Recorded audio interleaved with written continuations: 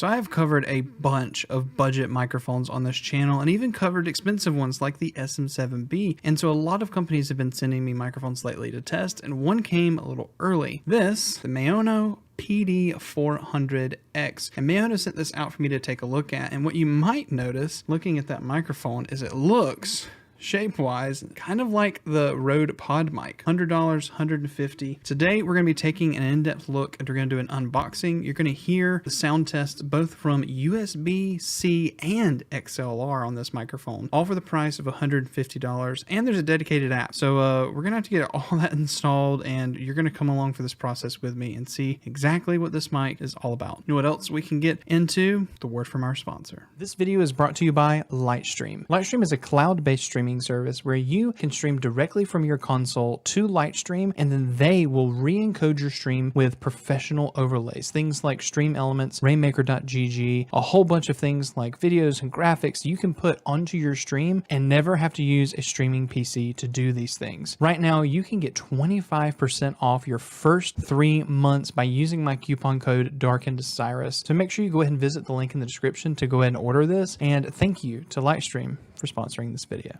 So we've actually covered a Maono product before. This is the Maono like $25 microphone. I just did a video comparing it to the SM7B, and for $25 they did a fantastic job. So I'm very curious to see how their dynamic microphone that's got USB-C and all that works. So it is a USB XLR microphone. It is a dynamic mic, and it is the PD400X. So let's go ahead and take some of this off. On the front it says Maono Professional Audio Innovation, and really nice unboxing experience so far. I like the color. You can't really accurately see the color from there. Here, I'll flip over to the cam so you can see, like, here's what the actual color looks like, so you can see the big difference there. But inside the box you're going to see they do have a user manual, and one of the things that's really cool that I like to go into these and see is the naturally tuned graph they have here. And so you might not know what this much means or any of this really means, but basically it looks like they've boosted the high ends like before it even comes out of box. So really cool to go ahead and see that this will probably sound decent straight out of box. So that's cool. All right, and then inside you're going to get a bass that comes with it. Oh my gosh, that's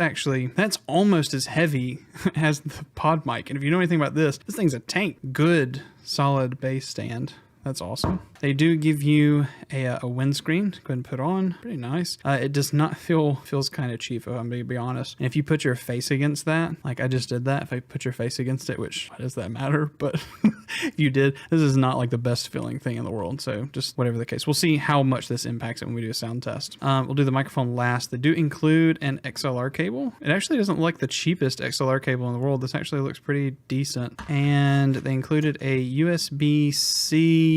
Oh, this is that cool cable. They included a USB-C to a USB-C with a USB-A adapter. Long story short, you can pull this apart and you get an adapter to go in between. That's cool.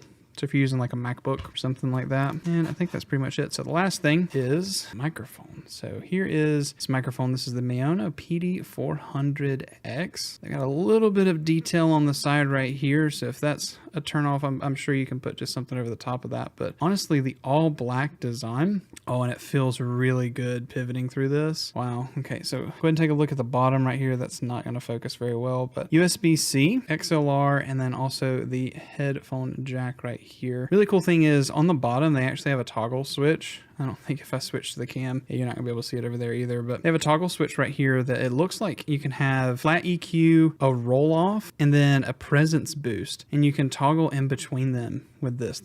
I didn't know that they would have that feature on here. That's pretty cool. That's like the SM7B. If I turn this over, you can see back they have some physical dip switches for stuff like that, and things like the Blue Sona mic has some things like this. So for 150 bucks you're getting some cool stuff. Plus you're getting if I read correctly, this will cycle between gain for the microphone, your headphone volume, and then some audio monitoring stuff just by tapping the button. And then there's an actual capacitive mute button tapping here. Sorry about the shaky table. Pretty cool. And with the bass stand that they include, it can be used straight out of box directly like this, or you can attach it to you know, another mic stand. It's kind of short on that, if I'm going to be honest. So I think I've got another stand just like this one. So for recording and doing testing purposes, I think I'm going to put it on this other stand because that's kind of short. And for a dynamic microphone, I mean, this is a good addition. I'm glad they put this in here. Cool bass. But I don't think it's going to be very useful if I'm going to be completely honest. So I'm going to put it on this stand. Oh, and this is like the, oh wow.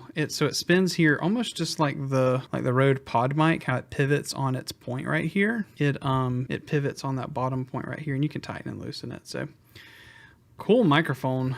Really big. I'm gonna go ahead and move them up so you can kind of see side by side to the SM7B. That's kind of about the, sorry, side by side, kind of like to the SM7B. This is what you're going to see. All right, so cool unboxing experience. I know you're curious about what I'm curious about. How does it sound? So let me plug this in and we'll do some sound samples and let you hear what it sounds like over USB as well as over XLR. And then we'll come back and do our final thoughts. And you've been listening to the SM7B right now, so you can compare the two if you want. So let's hear what this Maono PD400X sounds like. So here's the windsock, guys. Oh, this thing is atrocious. It does not want to go on. It's one of those get it on and never take it off kind of deals. Holy God. That looks like a toy, but I guess if it works, I mean, that looks like a toy. This looks dumb with this on here, but some people care about the effectiveness, and it looks like there's already a built-in one. Almost, it's crazy. Like looking at this, I'm not trying to draw like a whole bunch of comparisons, but it's almost, I mean, the framing, it's almost like these two came from the same manufacturer, but obviously they didn't, you know.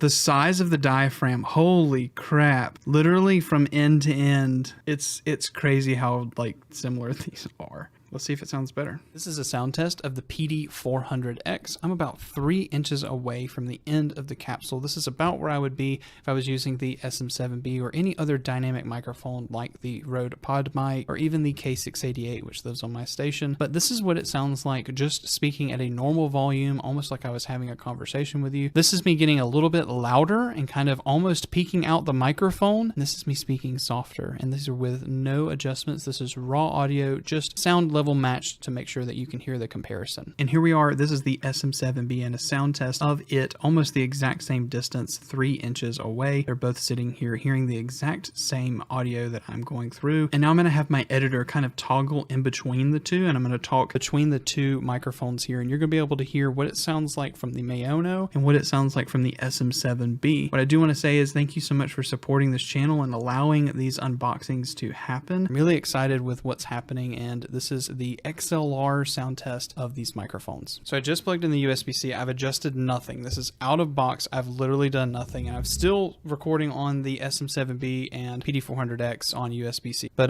looking at the top of this, I don't know how much you can see. Let me tilt this down. But when I speak into this, the actual LEDs that come around show me what the level is on the microphone. That's crazy. I'll have to get some B-roll. I'll put some B-roll up right here of you being able to see that. Testing 1, 2, 3. Testing 1, 2, 3. As you can see, it's just monitoring that all the way around. Touch to mute. Like, that's crazy. Oh, it feels so nice. But as you're talking into the mic, you're able to see like if you're clipping or not. There's an actual gain. Like, it shows you what's happening on the top for your input. All right, and so if I click this, it's on microphone volume. So I can actually turn down the gain of the mic. Testing 1, 2, testing 1, 2. I'm assuming that that's monitoring that I would hear when I plugged in. Nope. Wow. So a lot of real tactile clicks here, and there isn't like a top out, like where the knob stops, because you have that visual right here. Oh, and it just automatically goes back. Like if you don't touch anything, it goes back to monitoring and showing you how loud you are. Whoa. All right, let's click it twice, and then now it's on the headphone, and then you can turn down like what it would sound like if you were monitoring the headphone piece. Wow, that's crazy. And then obviously there's a mute button right here that you just tap on the top and it turns red. Nothing crazy over the top, it just mutes immediately. Obviously I'm talking on the SM7B right now, but wow. Wow. Okay, so there's an app. Let me download this app. Maono Link software. Okay, so there is subscribe to get software updates. I'm not worried about software updates. Download Windows, Mac, Android. Oh, there's an Android app from the Google Play Store. It did say on the box that this would work or with actual like phone devices and stuff because it's USB-C. So I'm just going to go ahead and download this and we're going to install this really quick. I'll be right back. Okay, so here I am. There's an instruction manual, but then there's just an install. Protected your PC. Run anyway. So obviously if you see that, make sure you click the appropriate thing. Curious to see what malware I'm installing on my computer. Good thing it's not my main computer, just my streaming like recording rig. All right, let's run it. All right, so it's showing the PD400X. Oh, I kind of like that brass. Do you see this? Like the one I've got is just like black. I kind of like that brass look. Okay, so let's go to settings first. Oh, it's just like basic stuff. So what do? Do I just click the microphone? Hardware syncing, please wait. You're kidding. Do you see this? Look, like advanced. What happens on advanced? Oh, there's just standard and advanced. Okay, so if you click on standard, mute mic, headphone volume, you can, do your monitor mix between your mic and you can do the distance. This reminds me of the software for the Shure MV7's software. Oh, and there's an app on the phone. So it's literally like the Shure MV7. So they're targeting that Shure MV7. Let me know in the comments. Do you want me to get a Shure MV7 and compare it to this? I've never owned an MV7. But now I kind of want to. Look at this.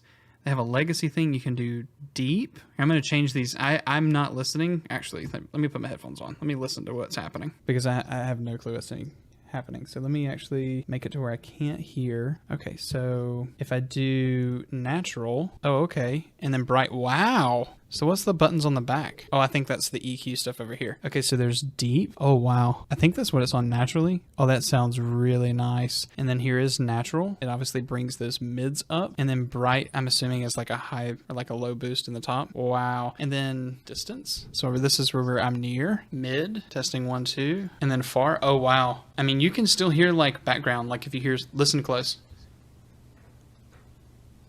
Like you can hear background sounds, but if you put it on near, yeah, even they're showing like really close to it. Mid's not bad though. Like I could feel comfortable with this. Wow. All right, let's go into advanced settings because we're advanced guys. All right, so they have the headset volume, monitor mix between your EQ and the actual PC, which is flat.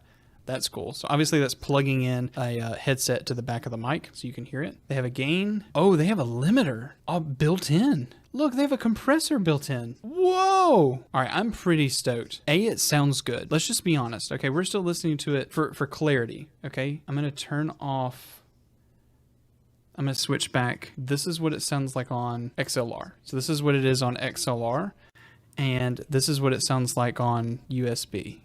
So you tell me what the difference is there. Okay, so you can turn on a limiter, a natural compressor. So it's giving you the threshold range. So if I bump that down, oh, yo, I'm gonna be honest. I did not expect to see this. They've got a threshold range, attack, all that stuff. This is important because it's gonna be like where your speaking volume is. You wanna put this just below it so it compresses up to it. And then how much that impacts the original sound. This would be like a wet mix. Wow. What about EQ? So flat, high pass filter, probably rolls off that 80 hertz. Presence boost, testing 1, 2, 3, testing 1, 2, 3. This is a presence boost. And then high pass with a presence boost. Is that changing? Oh, and it is. So on the back of the microphone, you don't even have to use this app except for like the filters, because if I touch the button on the back of the mic, it changes the EQ. So I'm at flat right now, high pass, presence boost, high pass, presence boost. Maono, this is sweet, bro. So my question is, obviously it saves on the mic. Wow. Maybe it doesn't save on the mic.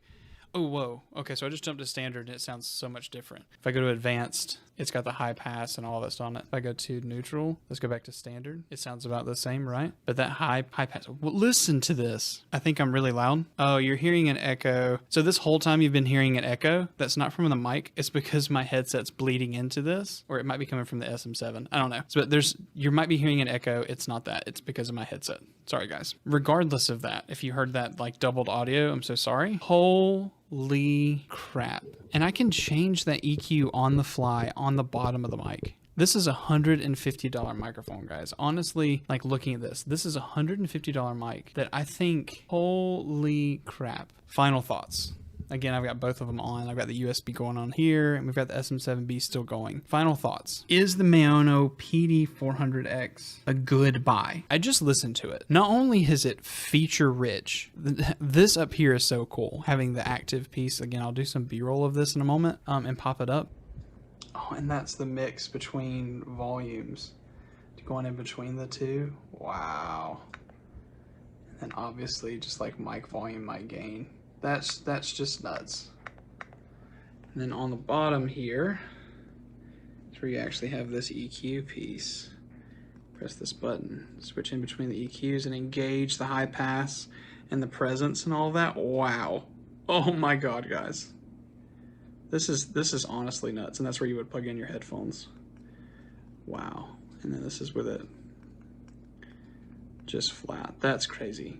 Crazy. And you can dual record. I was running XLR and USB. The options you get, and it sounds, you let me know. What do you think the sound is? Jump down in the comments. Do you like the sound of this? Think about it, you know, and if you want to look at some other reviews, I did a comparison where I went like a cheaper $60 microphone to the SM7B. Go listen to them. And I'll probably do a comparison video with this and a bunch more microphones. I'm honestly blown away. Maono, thank you for sending this mic over. I'm going to be honest, I was not expecting this because this is pretty cool. I'm pretty shook right now. I'm shooketh. Yeah, check this video out right here if you want to go ahead and see some other microphones and hear how they test. And I will probably do an updated review of this microphone among the suite of mics. I probably have like maybe 8 or 9 microphones that I'll probably put this in the mix in with a master video. Make sure you subscribe so you see that video. All right, check that one out. We'll see you over there. Awesome job, Maono. Great mic. If you had the opportunity to spend the price of an SM7B, the legendary, absolutely amazing microphone or tout SM7B,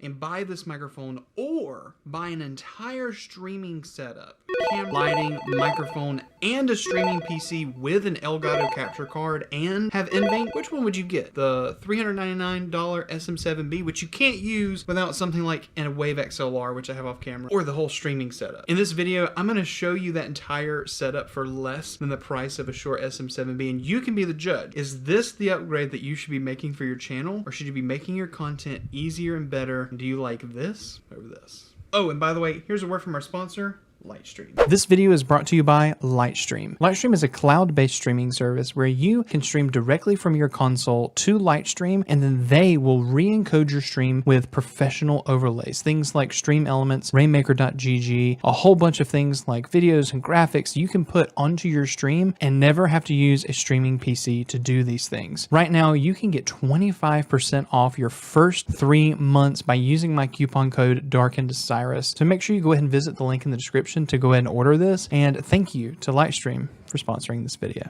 You might be asking yourself, why in the world are you doing this? Well, it all started with this microphone, the FIFINE AM8. They sent over this mic for review, and I'll go ahead and say it again. They didn't pay me for this review. They didn't see the reviews ahead of time. I'm not sponsored by them. They just sent the product and said, check it out. So I posted my honest review of it. You can go listen to it for yourself, see what you think. But on this review, I had someone comment down in the description, and I welcome comments. I want them. But here's what was said, and I'm not going to read it all. If you want to see it all, I documented it all. Obviously, you can go read the comments, but twitter.com/darkencyrus. I screenshot everything, and hopefully he hasn't deleted those comments because they'll stay up over on Twitter. Anyway, we'll pop a couple up right here. The guy who commented, his account is called Vids, V-I-D-S, and he says, I'm willing to bet that you're still going to use the SM7B no matter how many El Cheapo copycats come up. Prove me wrong. Again, prove me wrong, I dare you, is how he ends that first comment. Prove me wrong, I dare you. So anyway, I comment, you didn't watch the whole video, did you? You should go back and look at the streams. I don't use the SM7B. It's in the A-roll for my videos. Also have nothing to prove to you. Comment has me dead. And long story short, this basically goes on to the point where I say value of the SM7B doesn't make sense compared to so many other things. Pick up a cheaper mic, and you can get so much more for the cost and have a much better upgrade for your stream than just an SM7B that's worthless without something like a Wave XLR, which is like hiding back here in the background. So what did I do?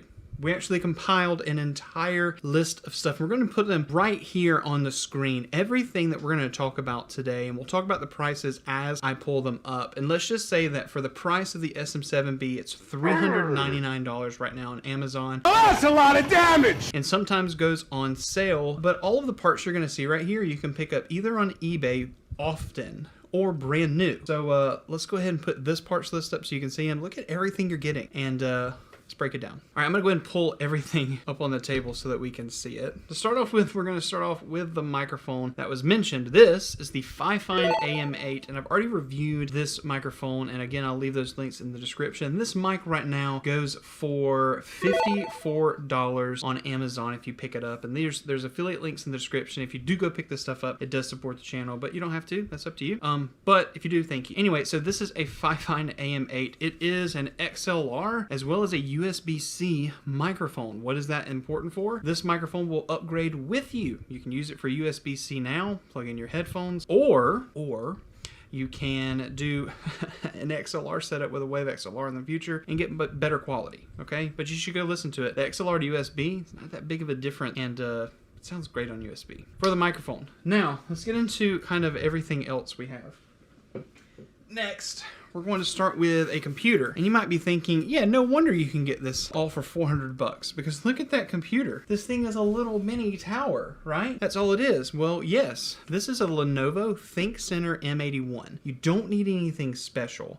And in this M81, you really just need the processor and enough spot to put everything. So what comes in the Lenovo ThinkCentre M81, and how much is it? So this one specifically you can get on eBay, and I'll pop up the list. This is pretty common. You can get them for about 50 bucks on eBay, and there's so many other options. I just have several of these that came from a school that they just kind of were giving away, and you could probably even do the same thing if you have something like that near you. I know that someone local to me sells old towers, the Dell towers, Dell Optiplexes for like 70 bucks. Basically same thing you're getting in this. Anyway, 50 bucks got me this tower. It's an i3-2120 with 8 gigabytes of RAM and a hard drive, nothing special. More than enough to do what we're doing for a streaming PC. So I'm gonna lay this down and we're gonna talk about the stuff we're putting inside of this. So I told you we're actually gonna have an Elgato capture card, and this right here is the Elgato HD60 Pro. This is a PCIe card, so it actually plugs into the computer. But on this side, you get an in and an out so that you can actually plug in your console. Oh my God! Wow! Or your PC if it's a streaming PC, and be able to run it out to the monitor. And this will plug into just a buy one slot in your computer. And this one actually has a spare buy one slot. So this will be our capture card. Not that it's going to stand up like that. So we'll just lay it down for right now. Oh, and so the HD60 Pro costs right now, you can get it on eBay for $90. They don't sell it brand new anymore, but I actually picked mine up locally on Facebook Marketplace for about 50 bucks. So, you know, your mileage may vary, but eBay where you can buy it, it's about 90 bucks for this capture card. For the graphics card, it has built-in graphics, but this little bitty baby graphics card, oh! Oh, look at the little baby. This is the NVIDIA Quadro P400. And you're probably going to say, what the stupid is an NVIDIA Quadro P400? Well, to prove the point, this is an enterprise card. And this card is actually based on the Pascal generation of NVIDIA cards. Things like this, NVIDIA GeForce GTX 1070. This card, which you can see right here, is a GTX 1070. This has a Pascal level encoder, which is the one prior to Turing, the latest encoder. But anyway, great, still has NVENC. Still get to use NVENC on this card if you had like a 1070. But these little baby computers can't support a big graphics card like this. However, this little low power graphics card has the exact same encoder on this little card that you do on this. You might think, well, is it going to perform less? Heck no. We did a video comparing this capture card in this exact system, same thing, and compared it to my 3080 Ti build that I had. And the results were crazy. Check out the link in the description for that, or I think we'll put the card, I think it goes in that corner. Go look at it. You'll be amazed. Spoiler alert, this was great, by the way. Anyway, so where do you pick up a Quadro P400? You can actually get these on Amazon for a higher price than what I'm about to tell you, but you can get these all day on eBay for $70, and they'll come with a bracket so that you can be able to put it inside your system. Wonderful. The only weird thing about these cards, if it focuses, is that it doesn't use a normal connector. It uses what's called mini DisplayPort. You might need to pick up a mini DisplayPort cable, $5 like converter to HDMI. So think about that. Sometimes they ship with some adapters too. Depends on who you buy it from. So these two things go in the system, and you're probably gonna be like, yeah, but Brandon, I don't want to install things in a system. Well, I'll show you how easy this install was. I'll do it to you. I'll do it with you right now as I'm talking to you. Take the graphics card, find the PCIe by 16 lane, slide it in here, grab the lane, make sure everything's all lined up, and push, push. Wow, the graphics card's installed. Let's install the PCIe bracket. Just put it right here,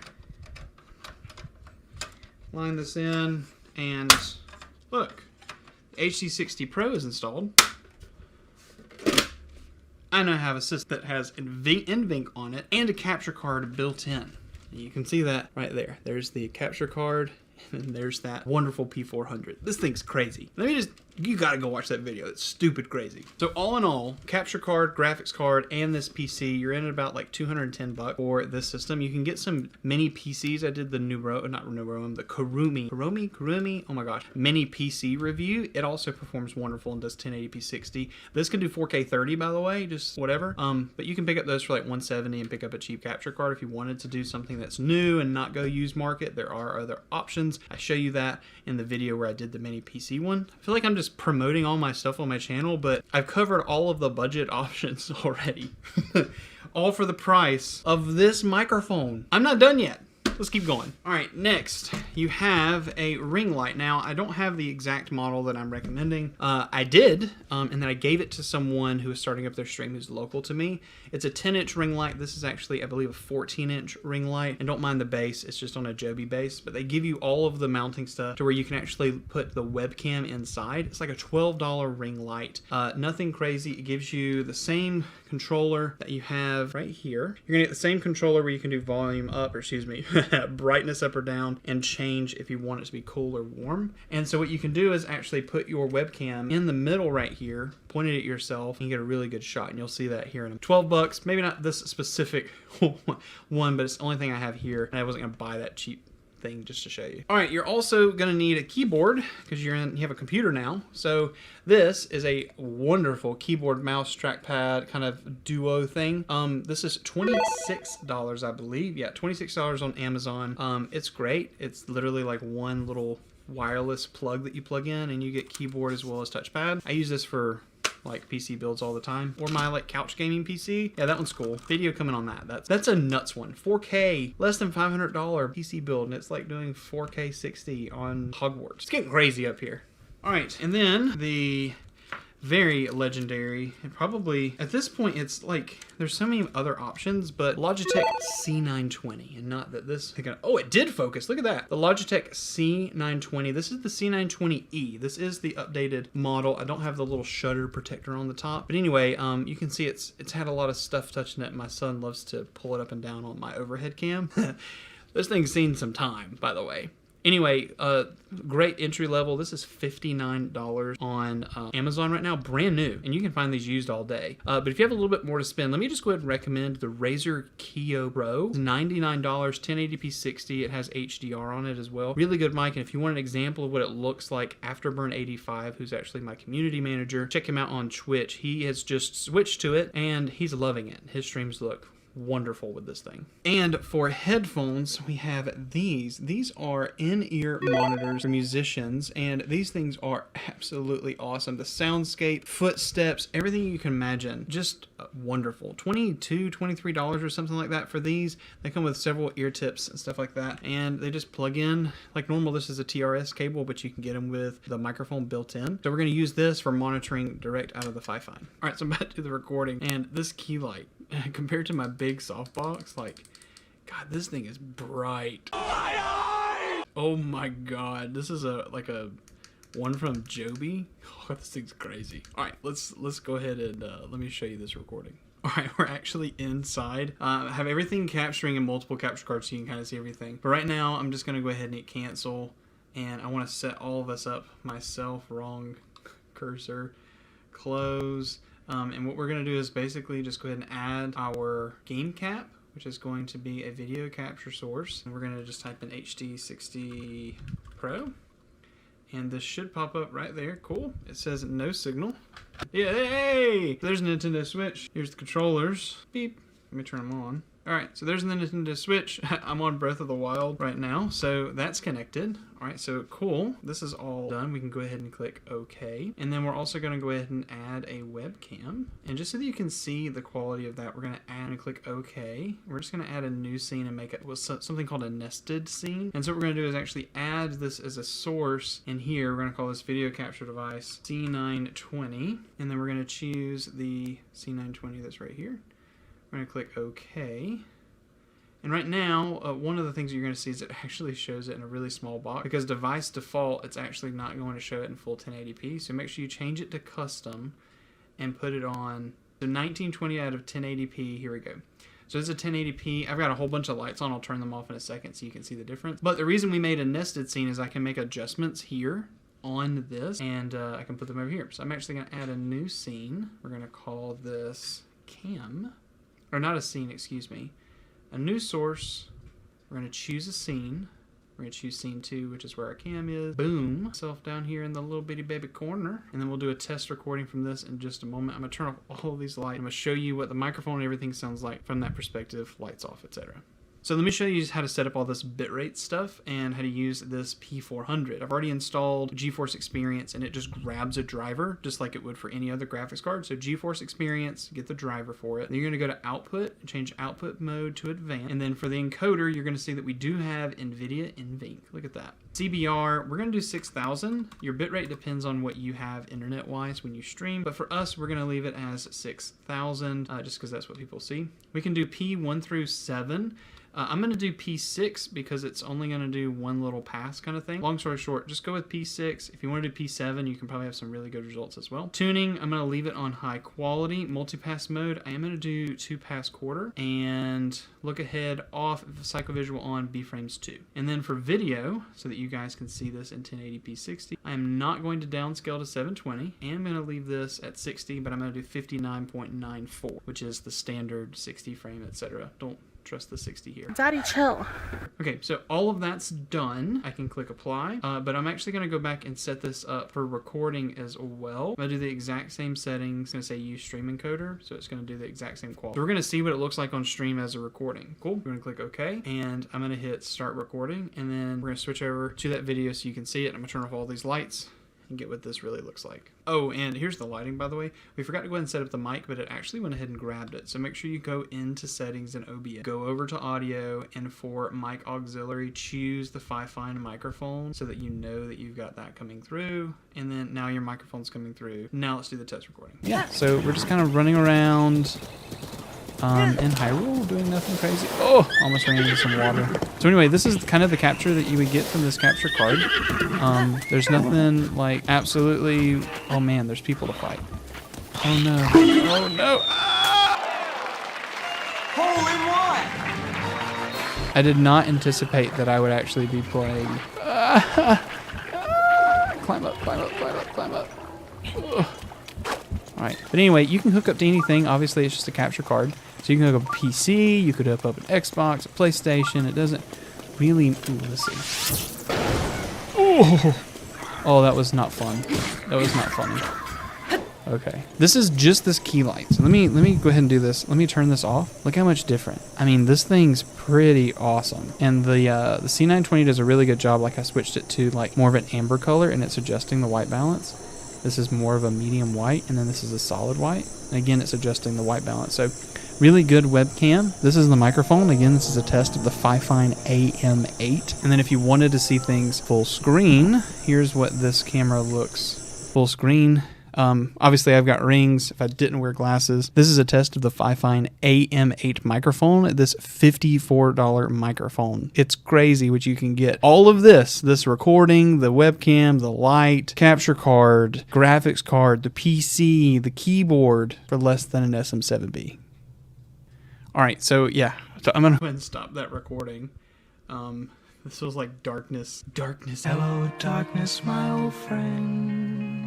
at night. I don't know why I'm doing that. The microphone's up here. Darkness at night. So let's ask that question again. The $399 Shure SM7B broadcast quality. Joe Rogan has one. Would you spend the $400 on this, or would you spend it on the other thing? Or if you had all of it, you know, you're looking to upgrade the mic. You do you, bro. But you have all of this as an option for the same price. We're talking about streaming PC, camera, a light to go with it, keyboard to control it all, capture card, NVENC graphics card, and the FIFINE AM8, which is the microphone in question. Which one would you choose, given the opportunity to upgrade? You got your $400 Twitch payout, your YouTube payout, and you're gonna be like, I'm gonna get that SM7B, and now I gotta spend $159 for a Wave XLR, by the way, if you want the Wave software. I think this one's a no-brainer. Comment down below. Was I a little too harsh? Was I a little crazy? Anyway, let me know what you think. If you pick up a PC like this or whatever, tag me over on Twitter if you build one. I would love to see it. And yeah, love you guys. Thank you. If you want to see that original FIFINE AM8 review, that'll be right here. Or the Project Quad, which is what I called this PC in the video. I'll put it right over here, just over the ring light. We'll see you over there. I'm just going to rub it a little bit. Bye-bye. Bye-bye. Are you a budget-minded gamer? I like money. Are you a person looking to upgrade your stream today without spending a bunch of money? And audio is what you're focusing on. Well, today might be the perfect video for you because FIFINE sent over the AM8 microphone.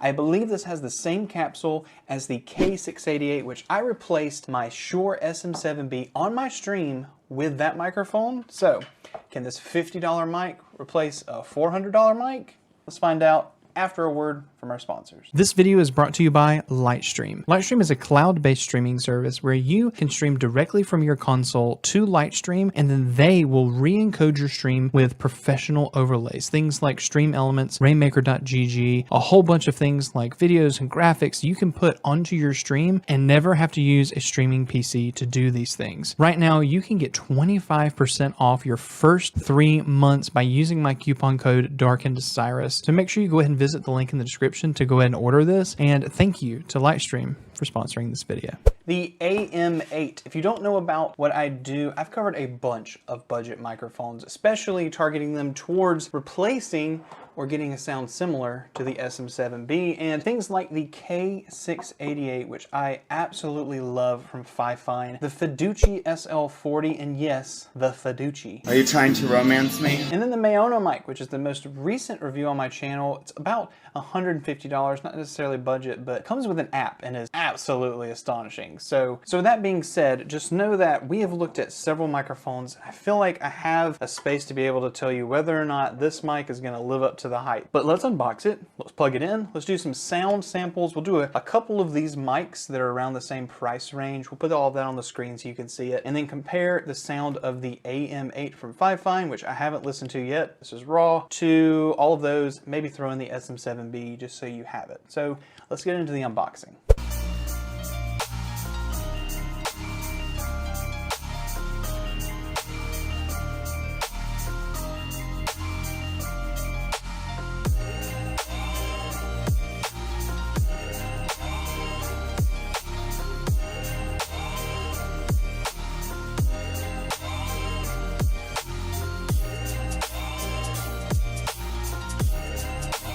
So here's the microphone right here for you to understand kind of the way it looks. Looking at the back side, passive touch mute, and then on the other side, buttons. And then for size comparison, here is the Shure SM7B, and then there is that microphone. So you can kind of see how big that mic is. It's nowhere near as long. That's what she said.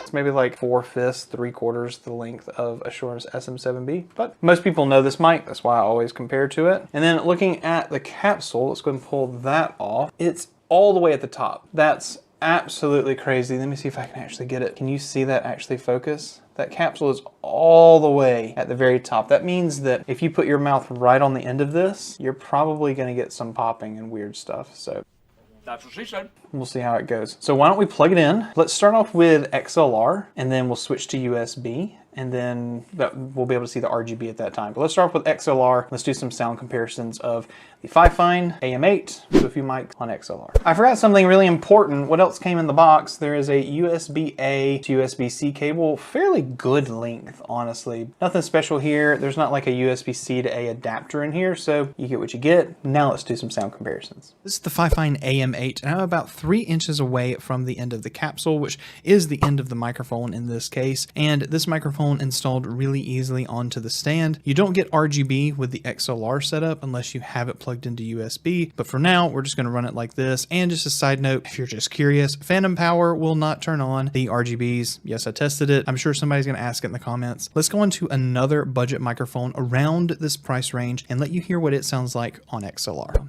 This is the FIFINE K688, and I'm speaking about the same distance, about 3 inches from the end of the microphone, and because this capsule is also at the very edge of the grill, basically 3 inches away from the diaphragm. And the K688 should be the direct comparison to the AM8 because I believe it has the exact same capsule, just a different look with very similar features, just no RGB, but looks a lot more like the SM7B. Let's go on to another microphone for this next comparison. This next microphone is the Fiduci SL40, coming in around $70. I think it comes in at $100 on Amazon most of the time on sale. This microphone has very similar features, USB-C, XLR, microphone volume, headphone volume, etc. on the microphone, but just a different perspective. This reminds me a little bit more of the MV7 in look, kind of like the Maono in the software. This one has the look of that MV7. And once again, this is the Fiduci SL40 for XLR sound test. And just for good measure, this is the Shure SM7B, the $400 microphone that a lot of people strive to have, but these microphones perform just as good most of the time. We're going to see what the AM8 sounds like in a moment. I haven't listened to it. You have. Tell me, jump down in the comments. What were your thoughts thinking of the AM8 compared to these microphones? Does it sound good? Close to the K688? Do you think it could compare, replace, etc.? What are your thoughts? $400 microphone? $50 to $100 microphone? With more features, by the way. This is the FIFINE AM8. Now we are at 100% gain, and I'm talking into the microphone about the same distance as for you to be able to hear. And what you will notice is now we have RGB on the microphone. Right now it's actually rolling through a rainbow effect, but you can actually touch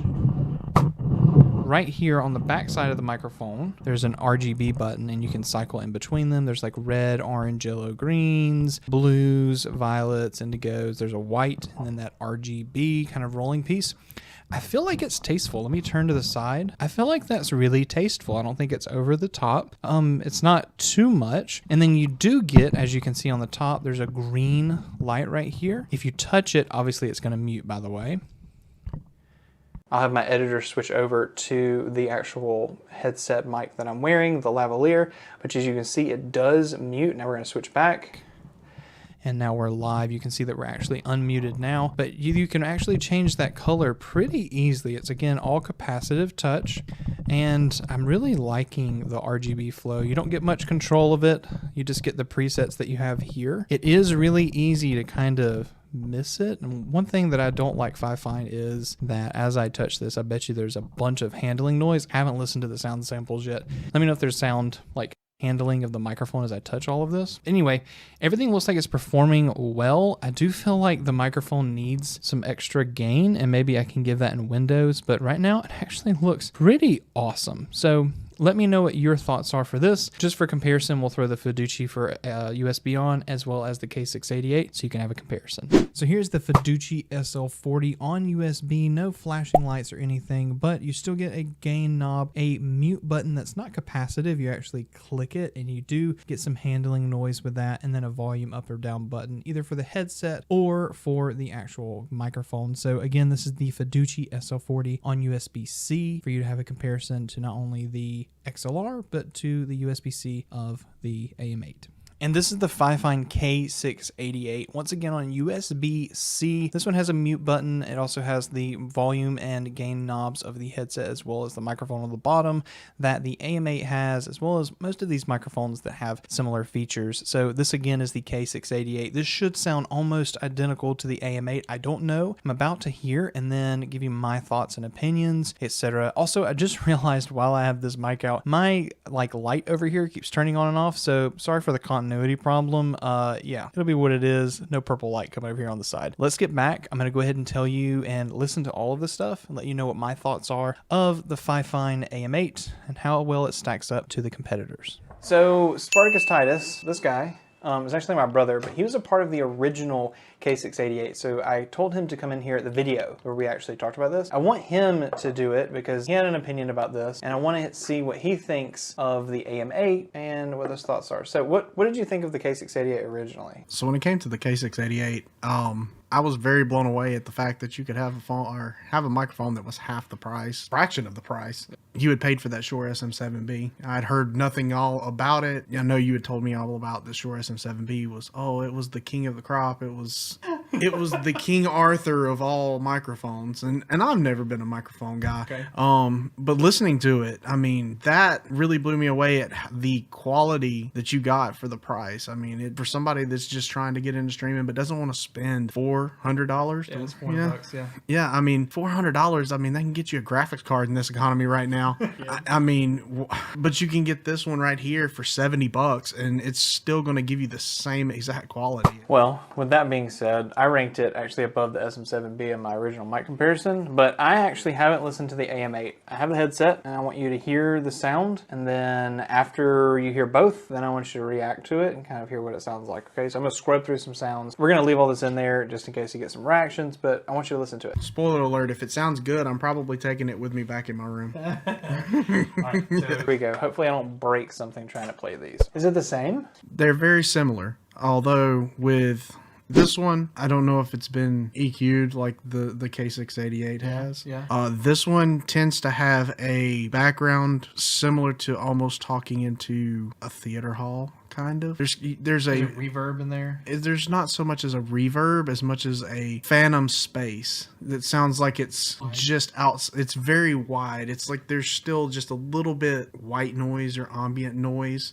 that kind of leaks in, but the K688 feels more compressed and it doesn't move past that, and you may hear that. Okay, so with this one, it has a little more bass to it. You catch a lot more of the bass tone of your voice. This one, I could actually hear the mic stand being pulled. Really? You could kind of hear it. It was reverbing through the metal. Oh, wow.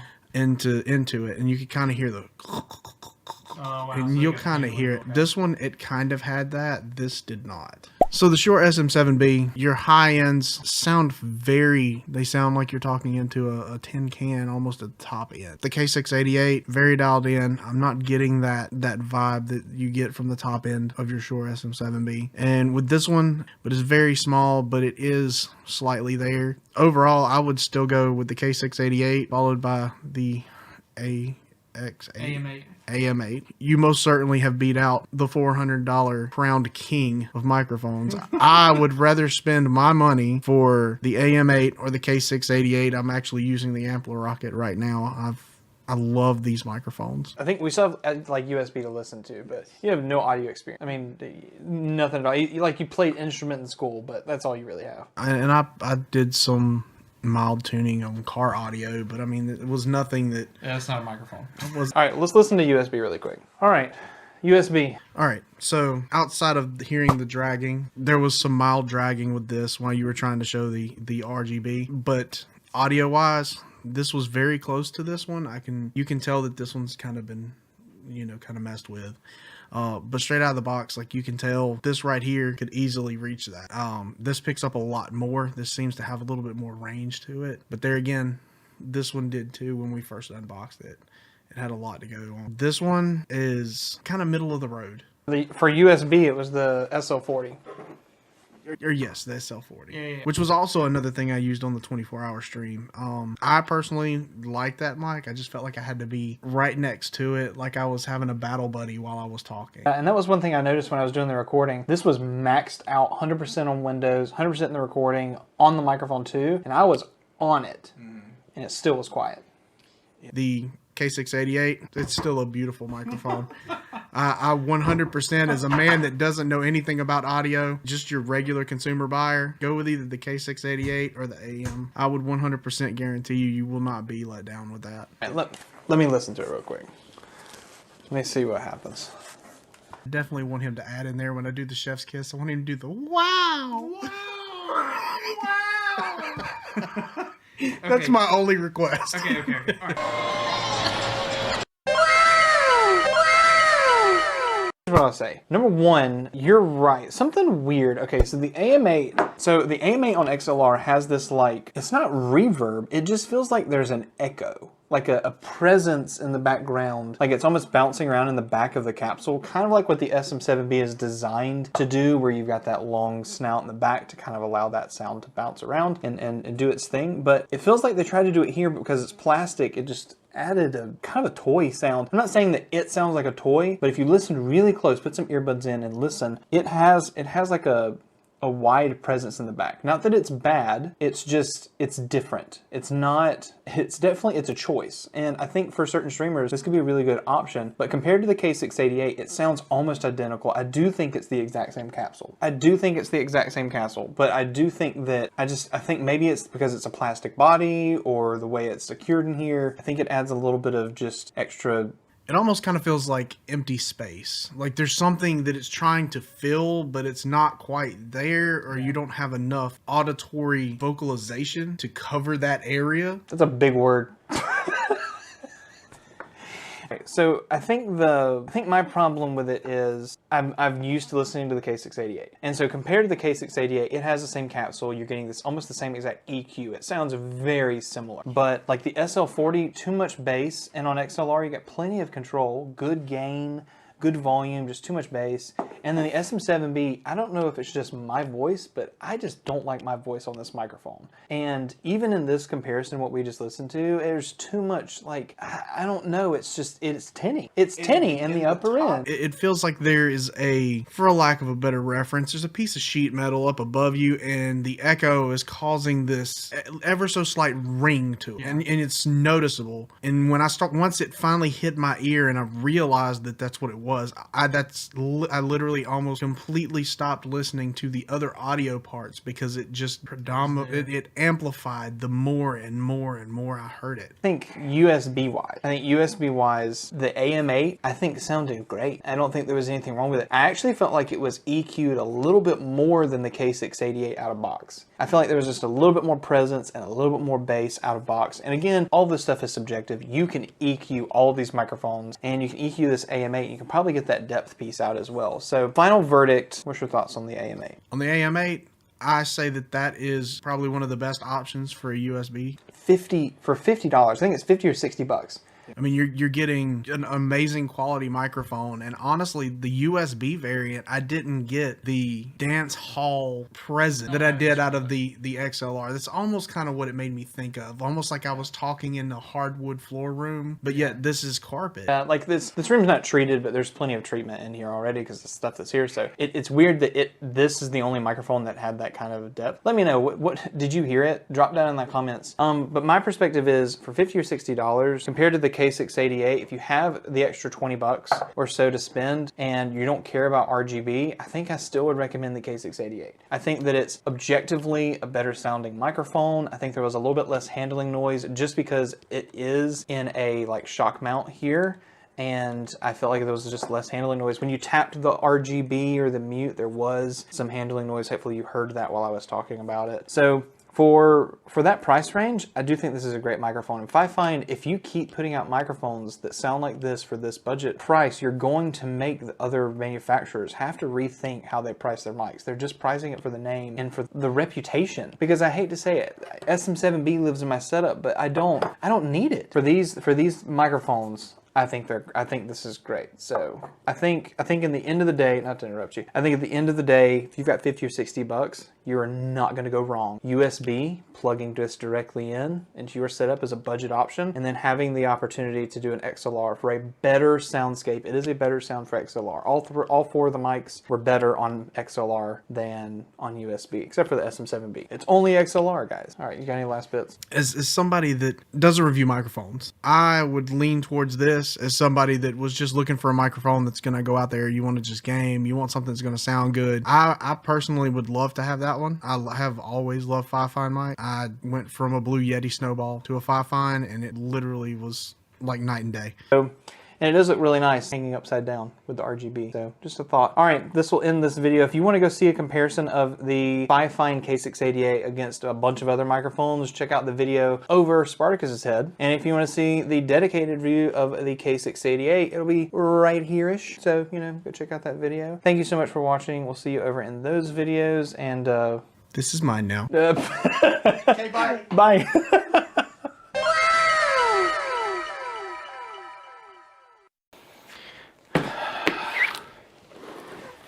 Another mic review, another opportunity to see whether a company can produce a microphone that you approve of, and also, does it dungeon my dragons? You need to leave. I love this shirt.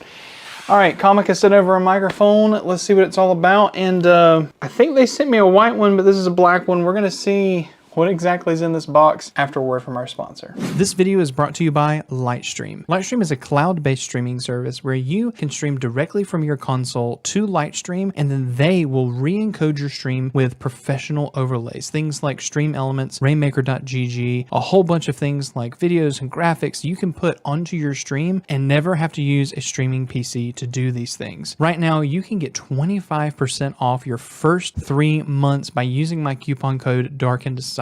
So make sure you go ahead and visit the link in the description to go ahead and order this. And thank you to Lightstream for sponsoring this video. All right, we're gonna go ahead and unbox this. I'm gonna pull the overhead over so that we can take a look at it. So let's rip this open and see what Comica is wanting me to take a look at. Here is the Comica STA-U2A as an RGB cardioid condenser USB microphone kit.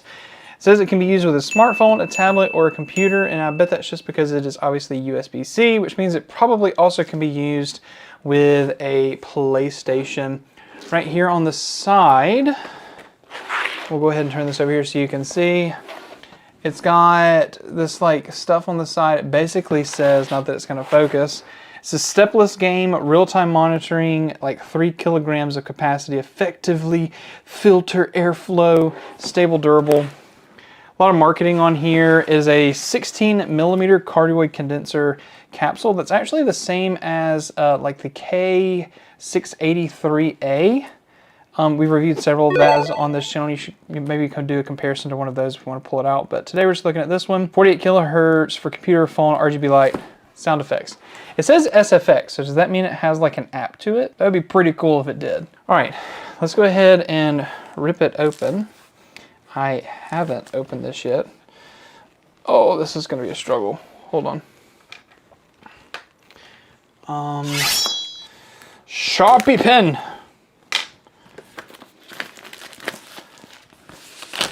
This actually just came literally in the mail today. And Comica said, hey, we really want you to take a look at this. And if you don't know Comica, Comica is actually a brand that puts out like shotgun mics for cameras and stuff like that.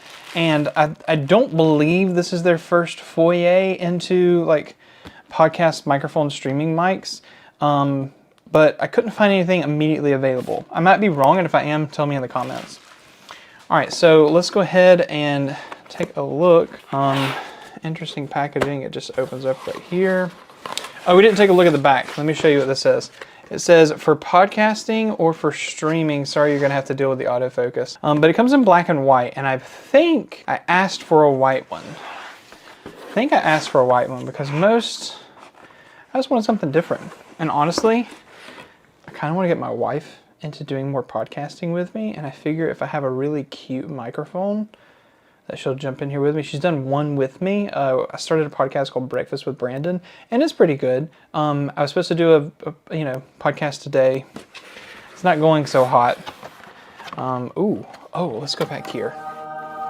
All right, let's open this up. Wow. I just want to say, this is really impressive. You can't really tell from maybe right here, but that's metal. What? Like this is especially like the wind guard. And so this is like metal. Not that that's even gonna focus. It's gonna try to focus on my face. But wow. Okay, let's get the rest of it out. Got a user manual, a QR code. Love good QR code. random styrofoam in the middle. Sorry, QR code. It looks like the mic is right here. Really nice tight packaging. We'll hold that there. All right, let's go ahead and do an open of this. Just weight-wise, feels nice. Oh, it's a metal body. Oh, wow. Oh, that is something. That is something. Take a look at that. Let's see if it'll focus on it instead of me. So here's the microphone up close. This thing is really nice. It is a metal body. USB-C, it looks like, on the end. And on the back, that's an RGB button, and then obviously pass-through monitoring with a headphone port so that you can monitor yourself directly, or you can actually pass your computer audio through the mic. Most have this. Really cool though. Let me put it right here so you can see it. It's got a capacitive mute, so it's just a touch to mute. But I don't know what this button is. I guess we'll have to figure out what that is together. But oh, nice resistance on the knobs, so you don't accidentally bump them. So this is gain knob. It says for gain right there, and then this is your headphone volume. Really nice. They top out and bottom out. Wow. I'm honestly really impressed. Sorry, you're gonna have to deal with the overhead. I'm really impressed just with the build quality. All right, let's get the rest of it out, shall we? All right, so let's go ahead and put the mic to the side. Put this to the side. But this isn't just the mic, it's the entire kit. Oh, wow. Okay, so it is a white, oh, they actually give you Velcro strips. That's cool. A shock mount, nice, even with different mountings on the inside, depending on what the actual microphone mount is. This is cool. So it comes with a shock mount. This is the USB-C cable. Well, I'm curious, because I have an M1 Mac, and oh, thank goodness. Okay, so USB-C on one end, USB-A, but it's one of these cool USB-A to C cables. So you're actually able to like plug it into a USB-C device or like a smartphone, especially if you've got like an Android phone or something like that. This will plug directly in. Cool. Awesome. I wish, nice metal base for the mic. It rests on the top of the table. Nothing, I don't think it's anything crazy special here. Metal bar, plastic top, metal insert. I wish this was white. All right, let's put this to the side. Let's get the arm out. It looks like a short arm, like a 14-inch. It's not like one of the big arms that I have, but it looks like a 14-inch arm, but it's white. A little bit of dirt and dust on it, but kind of cool. So plenty of stuff you can see here just for size comparison. Like here's my long Joby one. If I put this to that, I mean, it's a lot shorter, and this is I think a 16-inch Joby or 17-inch. So this is obviously a 14-inch mic arm. So let me get it set up, plugged in, and let's go ahead and see what she sounds like, and let's play around with it. So let's jump into that.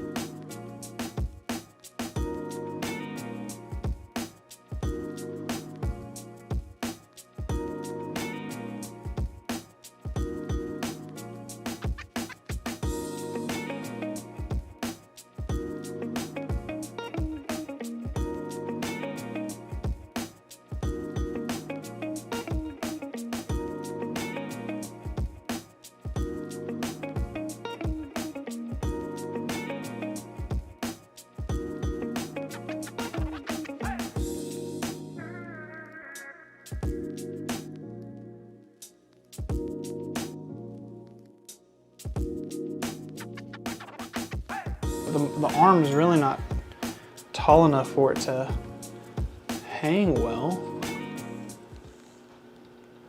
I've even cranked down on this thing and there's still plenty of spin. Am I doing something? I feel like I'm doing something wrong.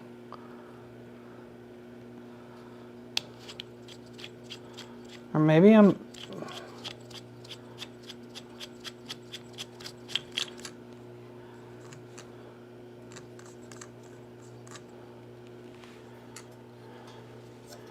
I don't think I'm doing something wrong. I think that either A, this is intended, or B, I don't understand, because I'm going by the instructions. How come it takes more than one squirrel to screw in a light bulb? I'm sure this is going to end up in the video at some point of me screwing around with this microphone.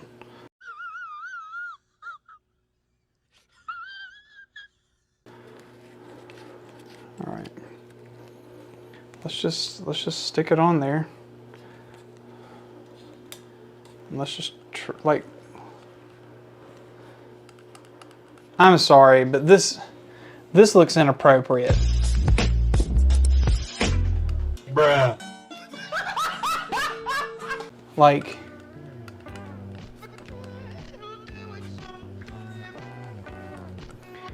I've followed the directions, I've unscrewed it. Does it dungeon my dragons?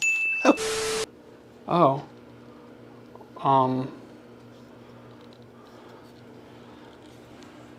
Okay, that was weird. Maybe it was just my unit. I don't know. I'm still gonna plug the thing in. But mine's screwed in, right? But then it was loose, and I mean it's still loose, but that's just the the point of the shock mount. But it was just freely spinning. Now it doesn't freely spin anymore. Like I was over here and it was just freely spinning, right? But I had to push down. So if you get this microphone and you get to the point where I was at and it just felt really wobbly, you got to push down, I guess, to lock the locking ring. However, it's not at all in the manual. So. What the heck? Maybe it's on the QR part. Anyway, I'm gonna go ahead and install this. It looks like this just like, oh. It's pretty cool, but on camera, that shock mount is so loose. All right, let's get some RGB on it. All right, so here's the Kamaka mic. I went ahead and just pulled it down here on this one. Right now it's got this really cool RGB just under, like literally just under this. It's really cool. There's an RGB button on the back of the device, I believe. And if I click it, oh, it does change. Right now it's on a purple and rotating white. I don't think you can see it really well. I'll pull up some B-roll and I'll lower some exposure so you can kind of see me cycling through the colors. But I'll just talk about, as we're looking at it. This is the first time I've seen it. So I'm gonna go ahead and filter in between. This is like a breathing, like orange. There's a color in the back and a little bit of color in the front. Oh, that's cool. It's kind of like breathing the colors around. Then you got RGB puke as it rolls. This one's interesting. Not sure what that is. And then we're just back to orange. So there's not many settings with this. I don't believe there's anything special. Oh, here's another user manual. Let's see if it had the little push thing to lock it in place. I don't think it did. It's just showing an adapter, 20 hertz to 20,000 millihertz. That's awesome. The monitoring port is TRS or TRRS. That's also really nice. Sorry, I'm not even looking at something. Looking at the manual, there's a couple of interesting things. I just looked, it is actually a TRS or TRRS. What that means is the microphone headphones that you would plug in. You can either do the 2 rings or the 1 ring. Excuse me, you can do 2 rings or 3 rings, TRS or TRRS.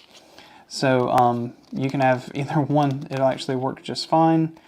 But it doesn't mention anything about the pushing it down part. Really interesting stuff. It's got a mute button. Oh, sound preset switch button. So that's what this button is right up under here. Touch to switch podcast, streaming, sing sound presets. The indicator shows in the blue, blue in podcast, green in streaming, and cyan in sing. So if I touch it, I guess the color on the actual microphone. Let me spin the mic around a little bit. So it's green is streaming mode. I wonder what the difference is. Cyan is singing mode. So I don't know what the difference is.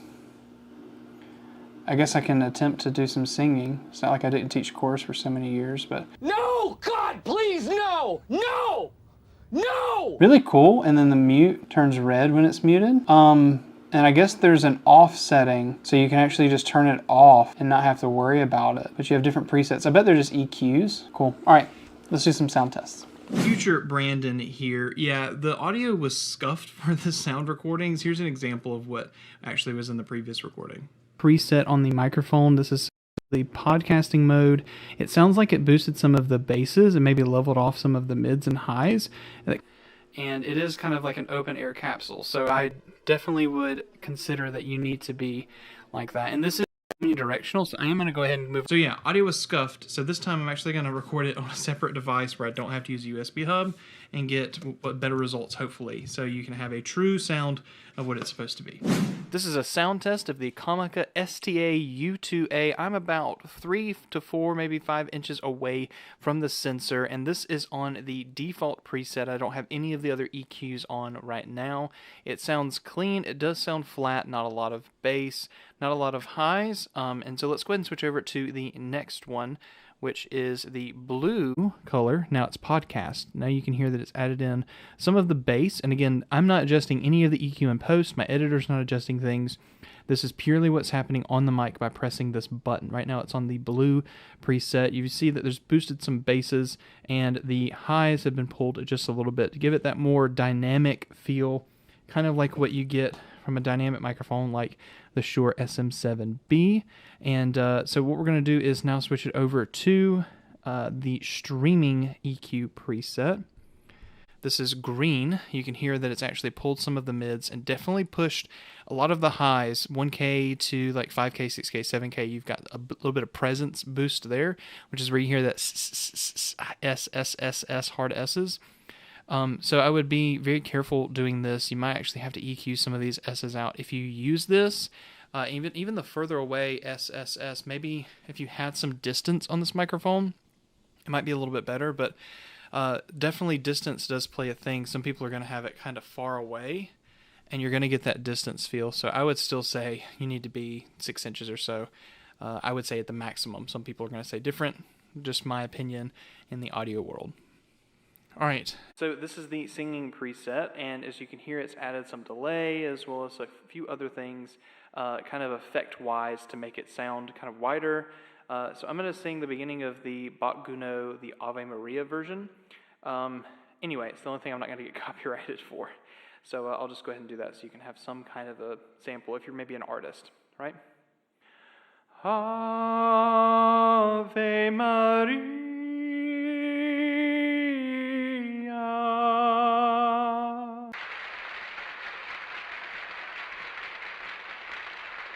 Just the opening line, that's all you get. Anyway, I'm sure there's a whole bunch of other things you can do with this. And then now if I press that button, we're back to standard preset. And we'll cycle them again. Standard. This is podcast. This is streaming. This is singing. And then back to standard. Now back to past me to give my final thoughts and everything with this microphone. Anyway, final thoughts. I do think that the mic arm is probably not the greatest. It's a really nice arm. It's just a little stiff, I'm going to be honest. The installation of the microphone was kind of not scuffed, but not the best. Maybe it was just my unit specifically. And Comica, if you are watching this video, maybe comment below and just let people know, like if that was a normal thing for it to have that like push to attach kind of piece, because it's not in your manuals. Like it wasn't there. Maybe it was on the QR code, but I can't be miffed to check it. But anyway, I love the modes. I do like the podcasting mode. It's clean. It's nice. I'll switch over to it so you can have it. I think the podcasting mode is nice and clean. It sounds good. It kind of makes me feel like I'm talking into a dynamic microphone. But condenser microphones are always nice. And so if you're trying to emulate a microphone like a dynamic mic, I mean, that's no reason to. And then this is like that streaming piece, and it's just really bright. I think it's a little too bright. Maybe if I wasn't so close, but those S's, excuse me, I just burped.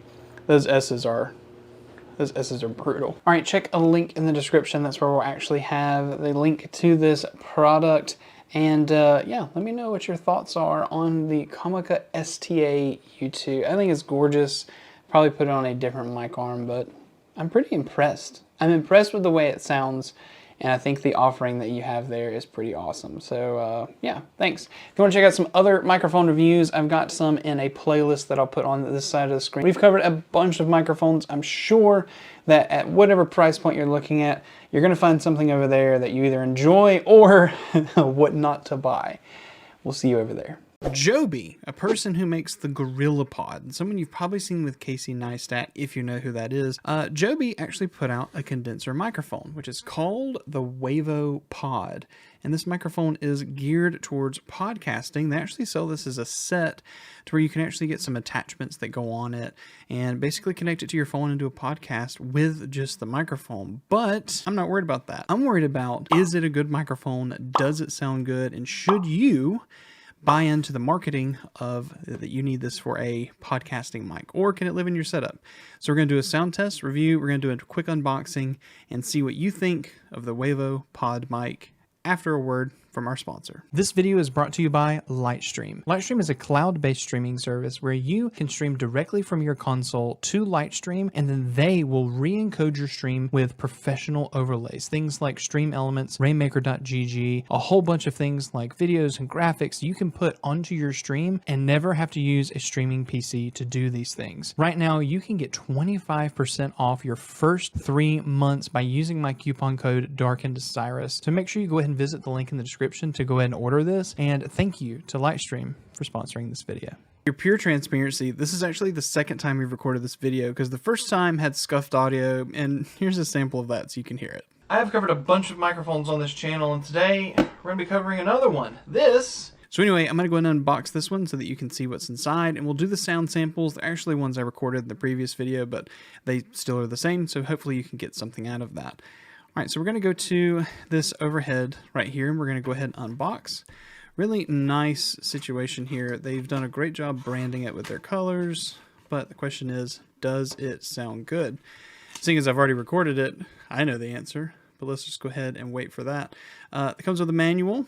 Really cool piece about this, they give you 2 USB cables as well as a few other kind of opportunities for you to use this microphone. It's really nice. Let's go ahead and get some foam out of here and pull the microphone out with all of the stuff inside. I think that was it. Box out of the way, all this out of the way, and I'll show you everything that we just got.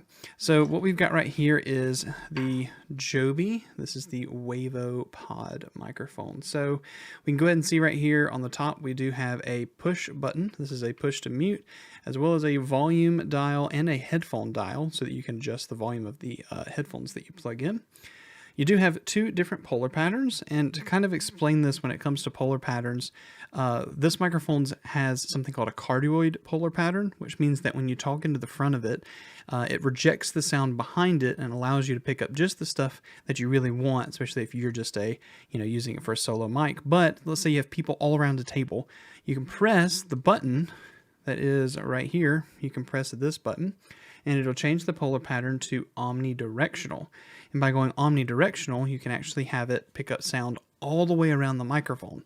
So it's a unique piece. A lot of microphones that are geared towards this have this. So just a thought, it is on here. So let's go and take a look at the rest of the microphone. On the very bottom, we do have a USB-C put right here, input, and then a headphone input right here. And then also it has this attachment right here. This is what you actually connect for a normal kind of like a microphone stand. This is just an adapter that they kind of provide you because they have a different thread not only on this, but it's the same thread.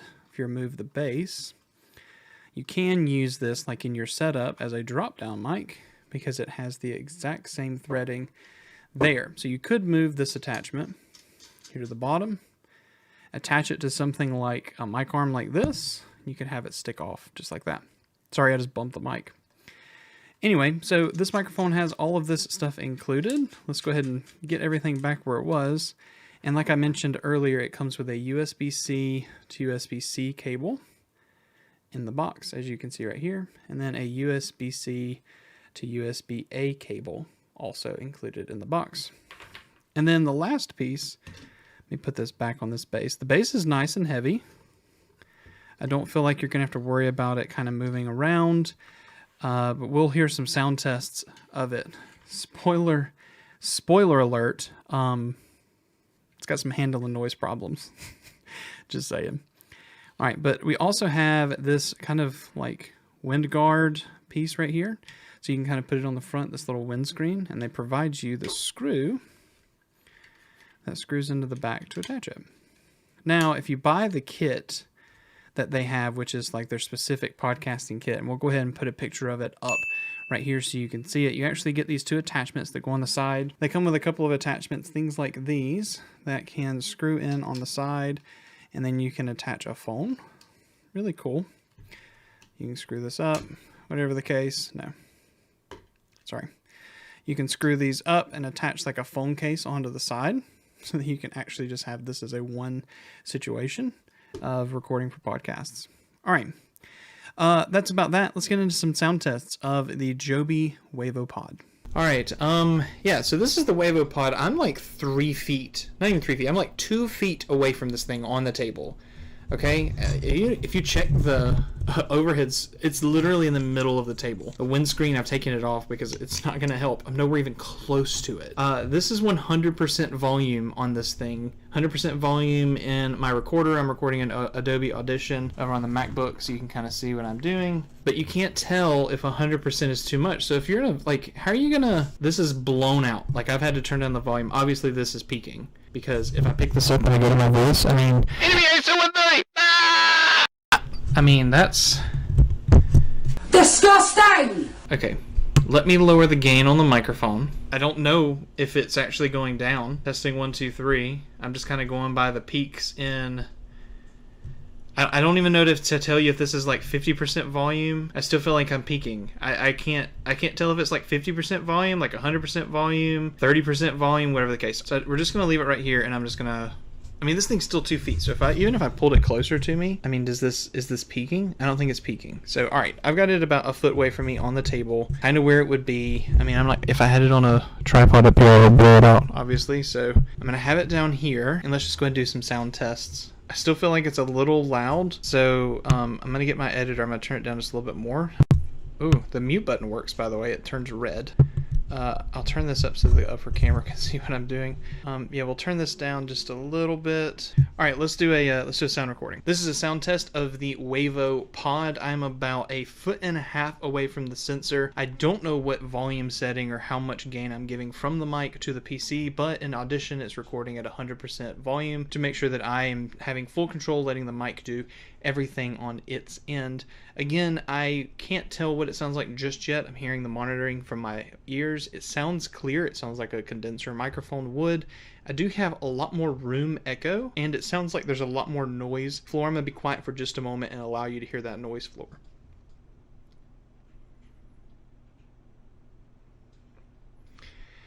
That's kind of that. So I'm going to go ahead and take the microphone, and it's right now it's on its cardioid polar pattern. If you don't know what that means, it means that it picks up sound from the front, and as it wraps around the microphone, it starts to reject sound. It means it's not picking up sound from there. So I'm going to go ahead and do a test of that. Oh, and speaking of that, do you hear, like, this is me touching it. Oh, yeah! Any handling noise, because it's all plastic. Anything. I'm not even touching, like, the frame. Any touching of this mic, don't touch it while you're recording. Anyone can hear that. Oh my god, okay. Alright, so here we go. I'm going to go ahead and take it, and I'm just going to turn it. This is testing 1, 2, 3, testing 1, 2, 3, testing 1, 2, 3, testing 1, 2, 3, 4, testing 1. I'm coming back around to the sound source, and obviously you're going to hear it's clear. Once again, I'm going to turn back around to the back so you can hear how it does a rejection of it actually using a cardioid pattern, where in the back it's trying to reject that sound. And then obviously it's going to have a better sound up front. Alright, all that handling noise, I'm sorry. We're going to touch the pattern button. So, showing it to camera. Right here is the pattern button. Press it once, it goes omnidirectional, which means now it's picking up sound from all over the microphone. So in theory, if I do that same test again and I twist it, Testing 1 2 3. Testing 1 2 3. Testing 1 2 3. Testing 1. Testing 1. Testing 1 2 3. Testing 1 2 3. As I go all the way around, it should sound similar. Testing 1 2 3. Testing 1 2 3. Testing 1 2 3. Testing 1 2 3. Testing 1. Testing 1. Testing 1. Testing 1. It definitely has. Oh my gosh. Testing 1 2 3. Testing 1 2 3. Okay, so omnidirectional is interesting because usually there's like 2-3 capsules that kind of help capture everything. There's one that points forward, back, and the one that's above. I just want you to hear this. This is me talking directly into the front of it, so this is one of the capsules. But as I turn it to the top of it, testing 1 2 3, there is a much different, to my ears right now, I prefer this sound over this sound. And I don't know if maybe it's just trying to reject some stuff, but even to the back compared to as it goes around, I kind of like the way it sounds. If I was to use this, I might use it omnidirectional and talk into the top just because of the way it sounds in my headset right now.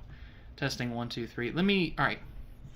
That's kind of what it is right now. I'm going to pause right here. I'm going to listen to this recording and then get back to you. So, what are my final thoughts on the Joby WaveoPod? If you were listening, you heard a lot of handling noise. Things like this plastic body just really amplifies anything you do if you touch it. So, yeah, it's not something that I would say you necessarily need to touch. It's a sit it down, don't touch it, go for it. Something else that I don't like is it doesn't top out in the dial or give any kind of visual of where you are on the gain spectrum. So I don't even know how loud or soft the microphone is. I just have to gauge whether or not it works. And there's not like an auto piece right there. And other than that, the omnidirectional as well as the cardioid is a really nice addition, but you can pick up a microphone like this. This is the FIFINE K690. It has a lot of the features that the Blue Yeti has, where you can actually get a bunch of different kind of pickup patterns for a cheaper price, even cheaper than this Joby WaveoPod. And the truth is, I think I would still recommend that over this. Less handling noise, I think a little bit better of a sound profile, but you don't get a lot of the kind of like pretty pieces here. It's just kind of like a black microphone. Chill, it still attaches to a tripod, etc. If you like this brand and you want to support this brand, go for Joby. I think it's awesome, but I think that for the cost, you can get a better microphone. And at that same case, something that doesn't have as much handling noise. I think that that's going to be a huge piece if you're doing a podcast and all you have is I need to adjust the volume a little bit and it's right in the middle.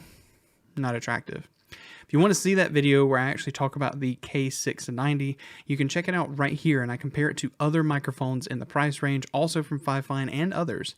So yeah, you should check that video out after this. We'll see you over there. Over the years, I've reviewed a bunch of microphones, and what you're actually looking at on the table is 7 dynamic microphones.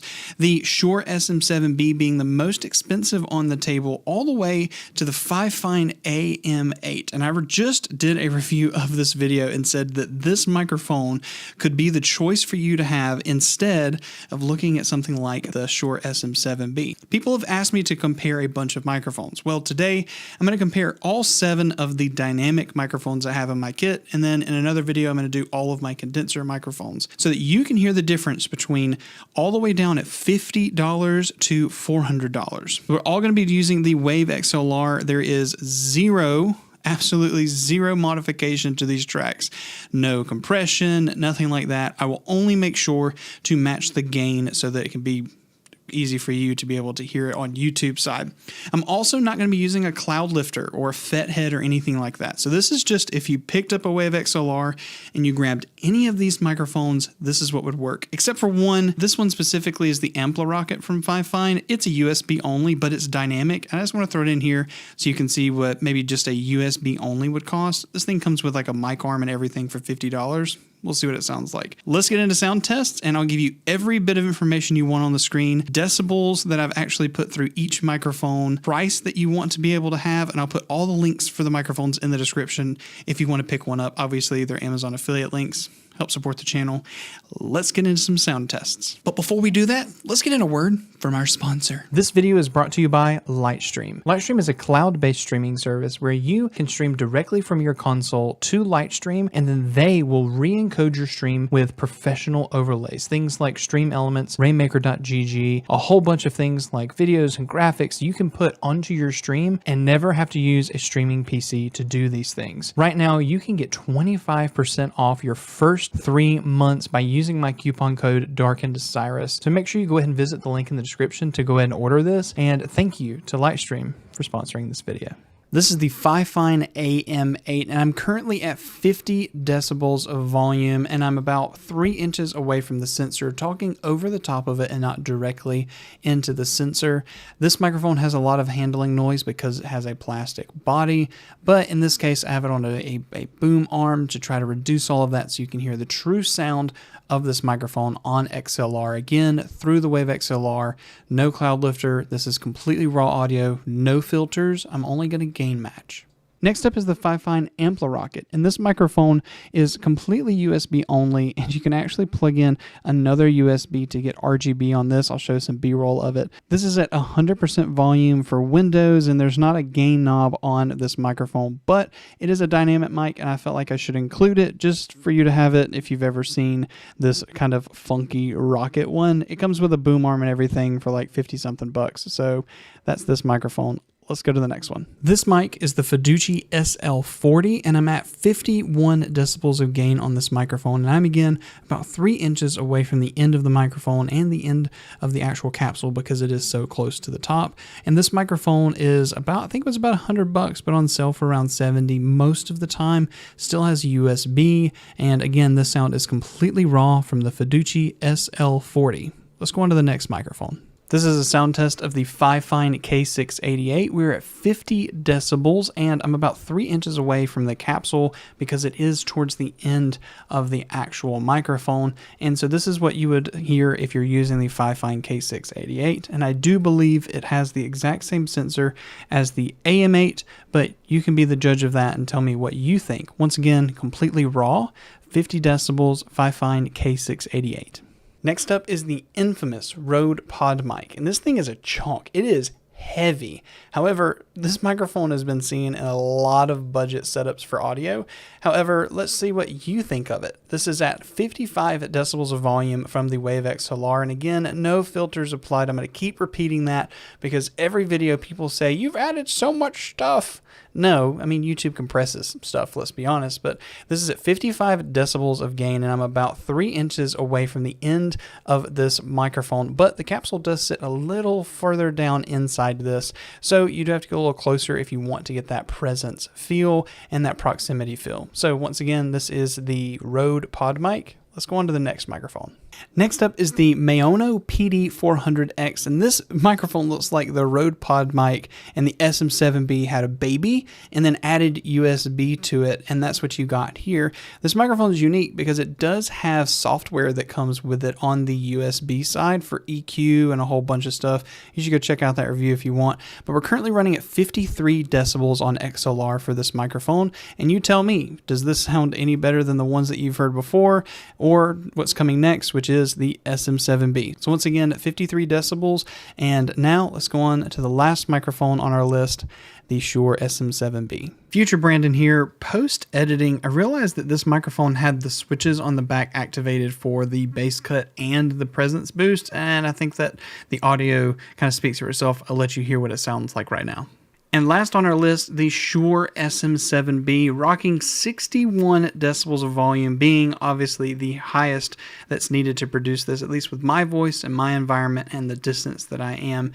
Also had the gain, what I feel like was just a little too high. We're actually running the SM7B at 58 decibels of gain right now at its current state. So this is the SM7B sound test, completely untouched. The dip switches are in the completely flat profile as it comes out of the box. If you wanted to hear what they are both controlled, you can just go back and listen to that small sample. All right. Now we're going to go back through all of the microphones from this list in reverse order, just so that we've walked all the way up to the SM7B. Let's go all the way back to the AM8 and then go for our final thoughts. Next up is the Maono PD400X. Next up is the infamous Rode Pod mic. This is a sound test of the FIFINE K688. This mic is the Fiduci SL40. Next up is the FIFINE Ampli-Rocket. This is the FIFINE AM8, and I'm currently at 50. So that wraps up our sound test of all of the microphones on the table. What were your thoughts? Please go down in the comments, and I want you to do two things. I want you to tell me what was your favorite microphone out of the entire bunch in then please don't just say the SM7B because it's the most expensive. Actually objectively listen. If it is, awesome. If it's not, give us the thing. What is your best? And then tell me what you think is the worst sounding microphone. And then maybe if you want to see a more in-depth video on any of these, I've probably covered all of them independently, but if you want to see another review on each of them, let me know and we can do it. Even if you want to see a couple of them compared directly. We just listened to XLR today. We're going to do another video where we talk about just the USB. Normally I give you my opinion on what I hear with all of these, but the truth is you're the real judge, the person who's going to be picking up these mics. So tell me down below what you think and what your thoughts are. Also, make sure if you got any value from hearing all of these microphones, give this video a thumbs up, and we'll see you in the next video. I'll put some other videos on the screen right here. Go click one of them. Thank you so much. It helps the algorithm. Bye-bye. I love you. Bye-bye. Algorithm. So Rode reached out to me and sent me a couple of things. The Rode PodMic USB, and then they sent me a long 20-foot cable of an XLR that's red. And as I love it, I don't need 20-foot cable for what I'm doing today, so we're not using it. But we are testing the Rode PodMic USB versus the Rode PodMic, and you're actually listening to either one of them, and right now you don't know which one you're listening to. All it says at the bottom is microphone 1 and microphone 2, and we're going to go back and forth between them just so that you can understand how this microphone compares to the original Rode PodMic. In its build quality and everything that offers, it's very similar plug and play, except one is black and one has a gray shroud. The Rode PodMic USB actually comes with this really cool kind of wind muff that goes on top, and what's really cool is it fits on both the Rode PodMic USB and the original Rode PodMic. And as you can see, if you put it there, it actually turns this one very close to the color. So if you have some of these and you upgrade to some of these, you can kind of maybe use these to kind of mask the look. But something that's also really cool that I didn't really pay attention to, this is the Maono PD400X. It's very much shaped very identical to the PodMic. It also fits on here just fine. Really cool. But yeah, it goes on both, and we'll do some sound tests with them in just a moment. I'll do one with the PodMic on as well as with the PodMic USB on. We're still not listening to these on USB yet. I'll plug them into USB in a second, but there's a quirk that I'm not really happy about. But that one quirk isn't really a deal breaker. That is actually that when you plug this XLR microphone that also has USB on it, which they send this absolutely massive USB-C cable. I mean, it's long. It's like a 10-foot cable. When you plug it into the USB, it actually turns off the XLR function. So you can't actually use XLR and USB at the same time. Like a lot of these other microphones, like this one, you can use both. A lot of the FIFINE mics I have, you can use both at the same time and do dual recording off of them, which could be a benefit. Some people really don't even care, but I found out while I was trying to test it. So knowing that, which microphone is the Rode PodMic USB and which one is the OG Rode PodMic? Microphone 1 is actually the Rode PodMic USB, and microphone 2 is the OG Rode PodMic. So hopefully that clears some of this up. Seeing as I have the wind muff, I'm going to stick it on the original Rode PodMic. Here's the appearance of it. It actually looks pretty cool. And I'm going to talk into the original Rode PodMic. This is a test of the original Rode PodMic with the wind filter on to see if it removes any of those plosives. I do like that it's aesthetically pleasing. It's got a Rode brand on it, and it keeps that same shape and style without being too gaudy. It's a little bit bigger than maybe the SM7B windscreen, but this microphone also just in itself is just a little bit bigger on its diameter. And here is the Rode PodMic USB, also using XLR right now with the wind muff on, again trying to remove plosives so that you can hear what the Rode PodMic is like and be able to allow you to hear what it would sound like with this really cool windscreen put on it. Now, you might be asking, what microphones do I want to test this against? I've actually taken the time to do a bunch of different tests, 8 different dynamic microphone, maybe it was 7 different microphone tests. And what I'm going to do is I'm just going to grab a snippet of that and put that in here. And it includes the original Rode PodMic in that list. So I'm going to put that right here so you can hear how this microphone and what you're hearing compares to all of the other microphones. So here's that. This is the FIFINE AM8, and I'm currently at 50 decibels of volume, and I'm about 3 inches away from the sensor, talking over the top of it and not directly into the sensor. This microphone has a lot of handling noise because it has a plastic body, but in this case I have it on a boom arm to try to reduce all of that so you can hear the true sound of this microphone on XLR. Again, through the Wave XLR, no cloud lifter. This is completely raw audio, no filters. I'm only going to gain match.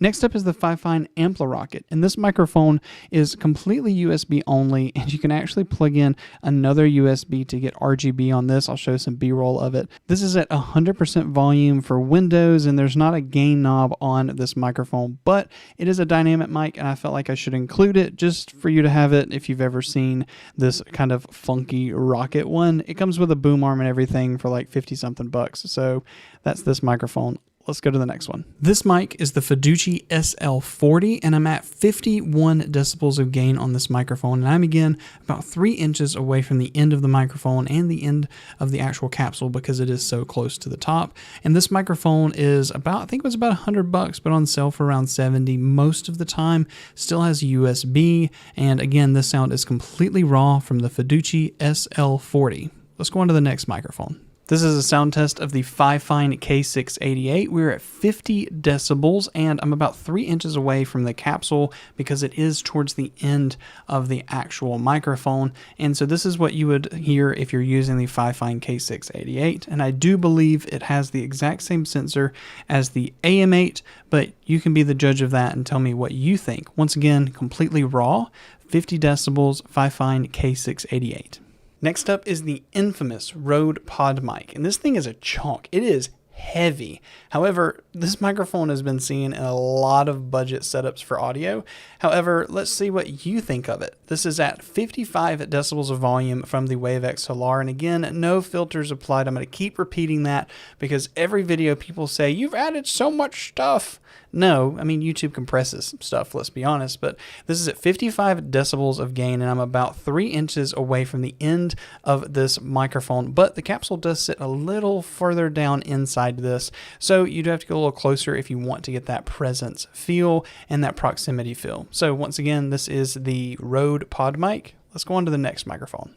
Next up is the Maono PD400X, and this microphone looks like the Rode Pod mic and the SM7B had a baby and then added USB to it, and that's what you got here. This microphone is unique because it does have software that comes with it on the USB side for EQ and a whole bunch of stuff.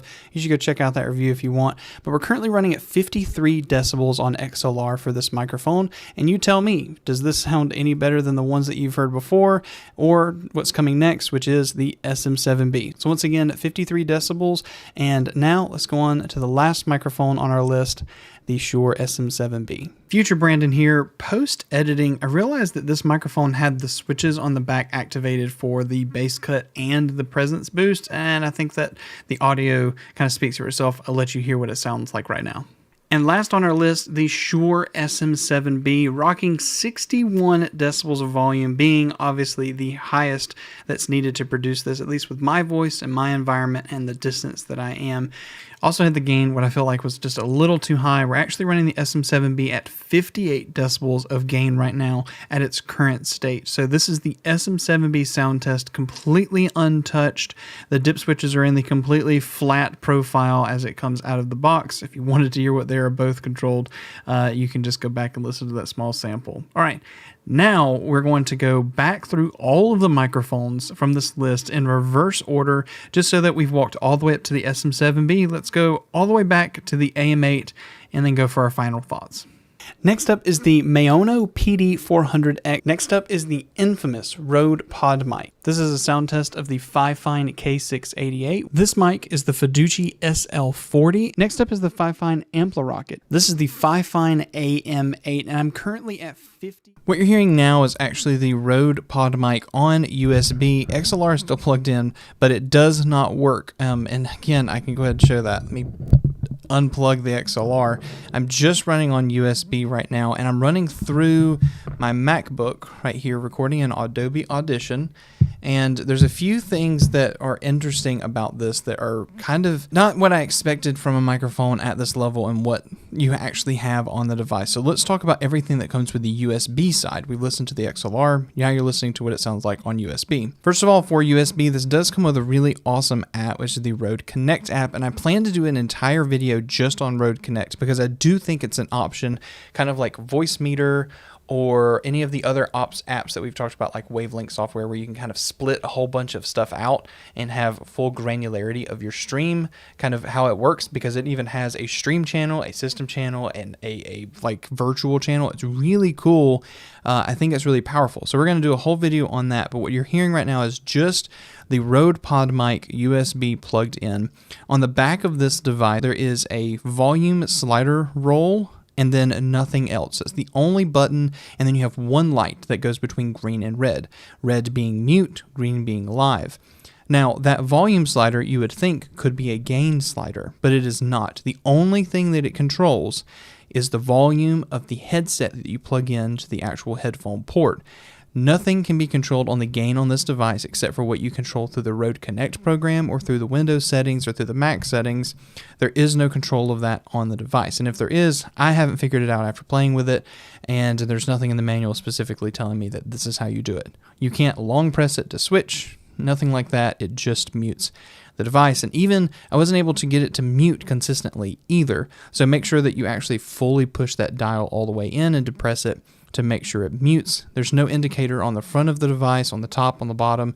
The only way you know it's muted is by looking at the back of the device. Now again, there are other microphones around this price point that do something even better. They show you where you're muted, whatever the case, but maybe not the Rode signature look. So what you're probably wondering is, what is my opinion on what this sounds like? Do I go with this and consider an upgrade to my original Rode PodMic? Should this be my first microphone as an investment? And should this be kind of revered as the PodMic, the podcasting mic to go for? I can't tell you exactly what purchase to make, but I'll give you my recommendations. I believe this microphone comes at $199 USD, and that's pretty big and substantial for what you're getting. Now, not only a really good XLR microphone, but you're getting the Rode brand name. It does have a very hefty body. It's literally like a tank. If somebody broke in my house, this is the thing that I'm throwing at people. But both of them are built like tanks. They can take a beating, and they do have a quite nice aesthetic onto streams as well as into videos. So there is a quality that comes with that. But for the feature set that you're getting, is it the best thing you can probably get for the money? Well, that's going to depend on you. I do think microphones like the Maono PD400X or even the FIFINE series, a lot of those microphones we covered, you can get similar sound with maybe a few more features, especially lights to tell you when you've muted on the front of the device somewhere. But as far as its quality and what it produces, I do think that it is a microphone that you can EQ just like the original Rode PodMic and get it to where you want. And I do think this is a great option to throw in a bag. Not only is it a USB cable to USB-C, USB-C to USB-C, but it's small enough and compact enough that this could go with you on the road, and it's going to be able to take a beating. So if I were to travel, like I'm going to TwitchCon later this year, this microphone is probably what would travel with me. It's not a plastic body, all metal body, and I can plug it in USB and get really good audio, take a small little mic stand like this, and have a great setup. And that'll wrap this video up. Make sure you check out the video on the screen right now. It's the other video where I covered 7 microphones that I kind of sampled earlier in this video. You should go check out that video. Fantastic comparison, and we'll see you in the next one.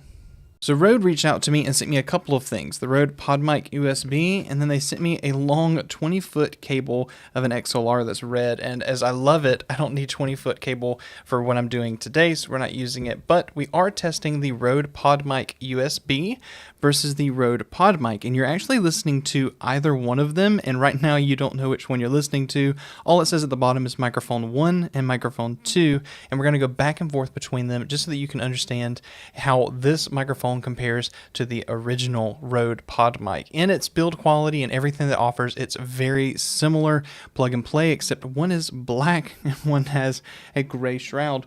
The Rode PodMic USB actually comes with this really cool kind of wind muff that goes on top. And what's really cool is it fits on both the Rode Pod mic USB and the original Rode Pod mic. And as you can see, if you put it there, it actually turns this one very close to the color.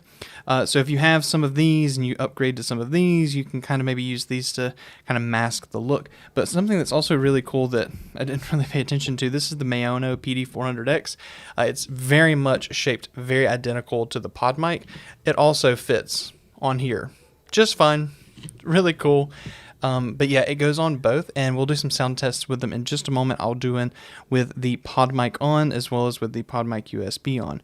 We're still not listening to these on USB yet. I'll plug them into USB in a second, but there's a quirk that I'm not really happy about. But that one quirk isn't really a deal breaker. That is actually that when you plug this XLR microphone that also has USB on it, which they send this absolutely massive USB-C cable. I mean, it's long. It's like a 10-foot cable. When you plug it into the USB, it actually turns off the XLR function. So you can't actually use XLR and USB at the same time.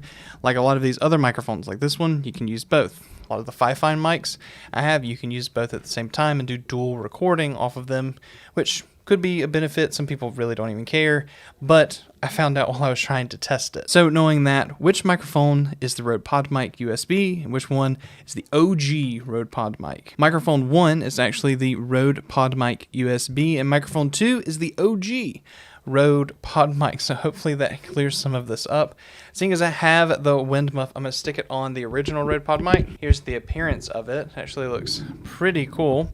And I'm going to talk into the original Rode Pod mic. This is a test of the original Rode Pod mic with the wind filter on to see if it removes any of those plosives. I do like that it's aesthetically pleasing. It's got a Rode brand on it, and it keeps that same shape and style without being too gaudy. It's a little bit bigger than maybe the SM7B windscreen, but this microphone also just in itself is just a little bit bigger on its diameter. And here is the Rode Pod mic USB, also using XLR right now with the wind muff on, again trying to remove plosives so that you can hear what the Rode Pod mic is like and be able to allow you to hear what it would sound like with this really cool windscreen put on it. Now, you might be asking, what microphones do I want to test this against?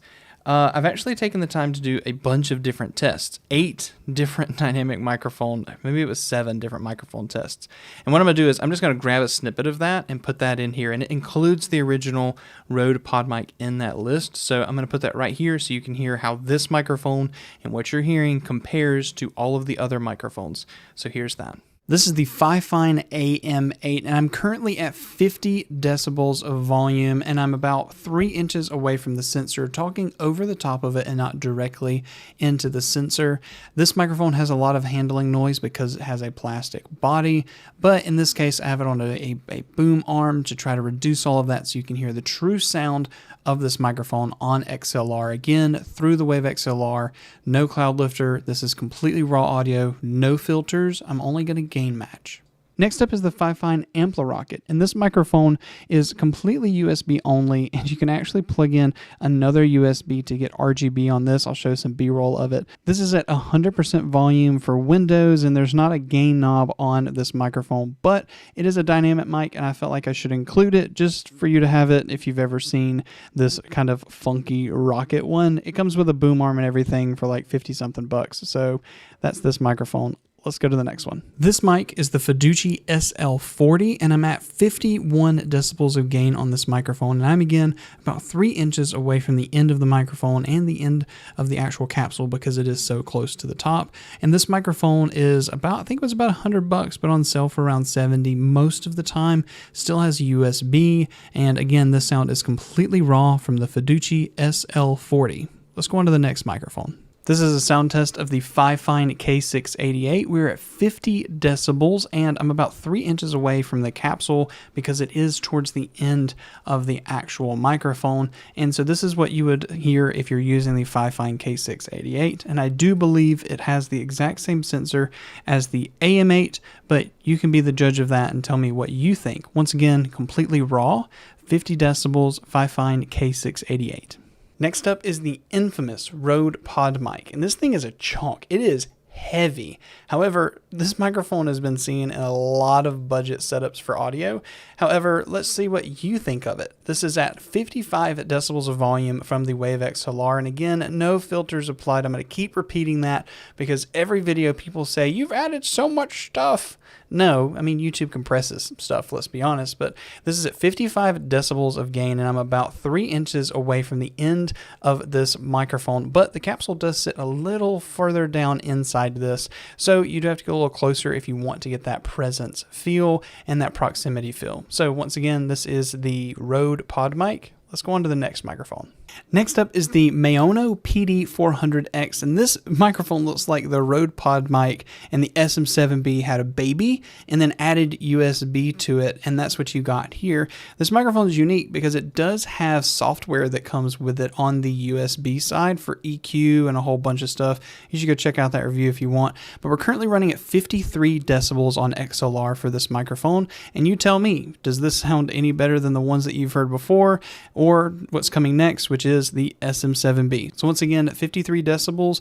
And now let's go on to the last microphone on our list, the Shure SM7B. Future Brandon here. Post editing, I realized that this microphone had the switches on the back activated for the bass cut and the presence boost. And I think that the audio kind of speaks for itself. I'll let you hear what it sounds like right now. And last on our list, the Shure SM7B, rocking 61 decibels of volume, being obviously the highest that's needed to produce this, at least with my voice and my environment and the distance that I am. Also had the gain, what I feel like was just a little too high. We're actually running the SM7B at 58 decibels of gain right now at its current state. So this is the SM7B sound test, completely untouched. The dip switches are in the completely flat profile as it comes out of the box. If you wanted to hear what they are both controlled, you can just go back and listen to that small sample. All right. Now we're going to go back through all of the microphones from this list in reverse order, just so that we've walked all the way up to the SM7B. Let's go all the way back to the AM8 and then go for our final thoughts. Next up is the Maono PD400X. Next up is the infamous Rode Pod mic. This is a sound test of the FIFINE K688. This mic is the Fiducie SL40. Next up is the FIFINE Amplirocket. This is the FIFINE AM8, and I'm currently at 50. What you're hearing now is actually the Rode Pod mic on USB. XLR is still plugged in, but it does not work. And again, I can go ahead and show that. Let me unplug the XLR. I'm just running on USB right now, and I'm running through my MacBook right here, recording in Adobe Audition. And there's a few things that are interesting about this that are kind of not what I expected from a microphone at this level and what you actually have on the device. So let's talk about everything that comes with the USB side. We listened to the XLR. Now you're listening to what it sounds like on USB. First of all, for USB, this does come with a really awesome app, which is the Rode Connect app. And I plan to do an entire video just on Rode Connect because I do think it's an option, kind of like Voice Meter or any of the other apps that we've talked about, like Wavelength software, where you can kind of split a whole bunch of stuff out and have full granularity of your stream, kind of how it works, because it even has a stream channel, a system channel, and a like virtual channel. It's really cool. I think it's really powerful. So we're going to do a whole video on that. But what you're hearing right now is just the Rode Pod mic USB plugged in. On the back of this device, there is a volume slider roll and then nothing else. It's the only button, and then you have one light that goes between green and red. Red being mute, green being live. Now, that volume slider you would think could be a gain slider, but it is not. The only thing that it controls is the volume of the headset that you plug into the actual headphone port.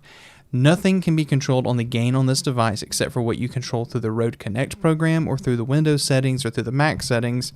There is no control of that on the device. And if there is, I haven't figured it out after playing with it, and there's nothing in the manual specifically telling me that this is how you do it. You can't long press it to switch, nothing like that. It just mutes the device. And even I wasn't able to get it to mute consistently either. So make sure that you actually fully push that dial all the way in and depress it to make sure it mutes. There's no indicator on the front of the device, on the top, on the bottom. The only way you know it's muted is by looking at the back of the device. Now again, there are other microphones around this price point that do something even better. They show you where you're muted, whatever the case, but maybe not the Rode signature look. So what you're probably wondering is, what is my opinion on what this sounds like? Do I go with this and consider an upgrade to my original Rode Pod mic? Should this be my first microphone as an investment?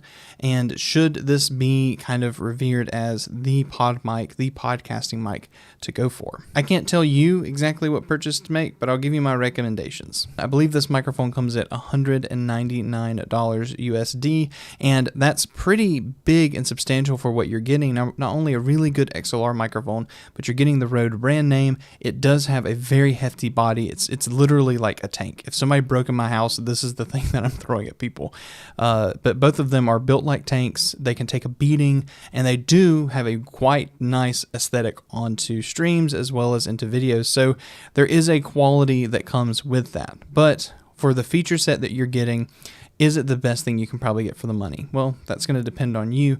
I do think microphones like the Maono PD400X or even the FIFINE series, a lot of those microphones we covered, you can get similar sound with maybe a few more features, especially lights to tell you when you've muted on the front of the device somewhere. But as far as its quality and what it produces, I do think that it is a microphone that you can EQ just like the original Rode Pod mic and get it to where you want. And I do think this is a great option to throw in a bag. Not only is it a USB cable to USB-C, USB-C to USB-C, but it's small enough and compact enough that this could go with you on the road, and it's going to be able to take a beating. So if I were to travel, like I'm going to TwitchCon later this year, this microphone is probably what would travel with me. It's not a plastic body, all metal body, and I can plug it in USB and get really good audio, take a small little mic stand like this, and have a great setup. And that'll wrap this video up. Make sure you check out the video on the screen right now. It's the other video where I covered 7 microphones that I kind of sampled earlier in this video. You should go check out that video. Fantastic comparison, and we'll see you in the next one. So Rode reached out to me and sent me a couple of things. The Rode PodMic USB, and then they sent me a long 20-foot cable of an XLR that's red. And as I love it, I don't need 20-foot cable for what I'm doing today, so we're not using it. But we are testing the Rode PodMic USB versus the Rode PodMic, and you're actually listening to either one of them, and right now you don't know which one you're listening to. All it says at the bottom is microphone 1 and microphone 2, and we're going to go back and forth between them just so that you can understand how this microphone compares to the original Rode PodMic. In its build quality and everything that offers, it's very similar, plug and play, except one is black and one has a gray shroud. The Rode PodMic USB actually comes with this really cool kind of wind muff that goes on top, and what's really cool is it fits on both the Rode PodMic USB and the original Rode PodMic. And as you can see, if you put it there, it actually turns this one very close to the color. So if you have some of these and you upgrade to some of these, you can kind of maybe use these to kind of mask the look. But something that's also really cool that I didn't really pay attention to, this is the Maono PD400X. It's very much shaped very identical to the PodMic. It also fits on here just fine. Really cool. But yeah, it goes on both, and we'll do some sound tests with them in just a moment. I'll do one with the PodMic on as well as with the PodMic USB on. We're still not listening to these on USB yet. I'll plug them into USB in a second, but there's a quirk that I'm not really happy about. But that one quirk isn't really a deal breaker. That is actually that when you plug this XLR microphone that also has USB on it, which they send this absolutely massive USB-C cable. I mean, it's long. It's like a 10-foot cable. When you plug it into the USB, it actually turns off the XLR function. So you can't actually use XLR and USB at the same time. Like a lot of these other microphones, like this one, you can use both. A lot of the FIFINE mics I have, you can use both at the same time and do dual recording off of them, which could be a benefit. Some people really don't even care, but I found out while I was trying to test it. So knowing that, which microphone is the Rode PodMic USB and which one is the OG Rode PodMic? Microphone 1 is actually the Rode PodMic USB, and microphone 2 is the OG Rode PodMic. So hopefully that clears some of this up. Seeing as I have the wind muff, I'm going to stick it on the original Rode Pod mic. Here's the appearance of it. It actually looks pretty cool. And I'm going to talk into the original Rode Pod mic. This is a test of the original Rode Pod mic with the wind filter on to see if it removes any of those plosives. I do like that it's aesthetically pleasing. It's got a Rode brand on it, and it keeps that same shape and style without being too gaudy. It's a little bit bigger than maybe the SM7B windscreen, but this microphone also just in itself is just a little bit bigger on its diameter. And here is the Rode Pod mic USB, also using XLR right now with the wind muff on, again trying to remove plosives so that you can hear what the Rode Pod mic is like and be able to allow you to hear what it would sound like with this really cool windscreen put on it. Now you might be asking, what microphones do I want to test this against? I've actually taken the time to do a bunch of different tests, 8 different dynamic microphone, maybe it was 7 different microphone tests. And what I'm going to do is I'm just going to grab a snippet of that and put that in here. And it includes the original Rode Pod mic in that list. So I'm going to put that right here so you can hear how this microphone and what you're hearing compares to all of the other microphones. So here's that. This is the FIFINE AM8, and I'm currently at 50 decibels of volume, and I'm about 3 inches away from the sensor, talking over the top of it and not directly into the sensor.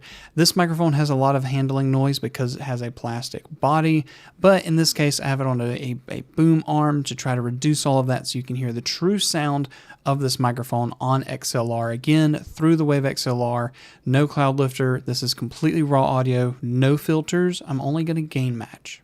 Next up is the FIFINE Ampli-Rocket, and this microphone is completely USB only, and you can actually plug in another USB to get RGB on this. I'll show some B-roll of it. This is at 100% volume for Windows, and there's not a gain knob on this microphone, but it is a dynamic mic, and I felt like I should include it just for you to have it if you've ever seen this kind of funky rocket one. It comes with a boom arm and everything for like 50 something bucks, so that's this microphone. Let's go to the next one. This mic is the Fiduci SL40, and I'm at 51 decibels of gain on this microphone, and I'm again about 3 inches away from the end of the microphone and the end of the actual capsule because it is so close to the top.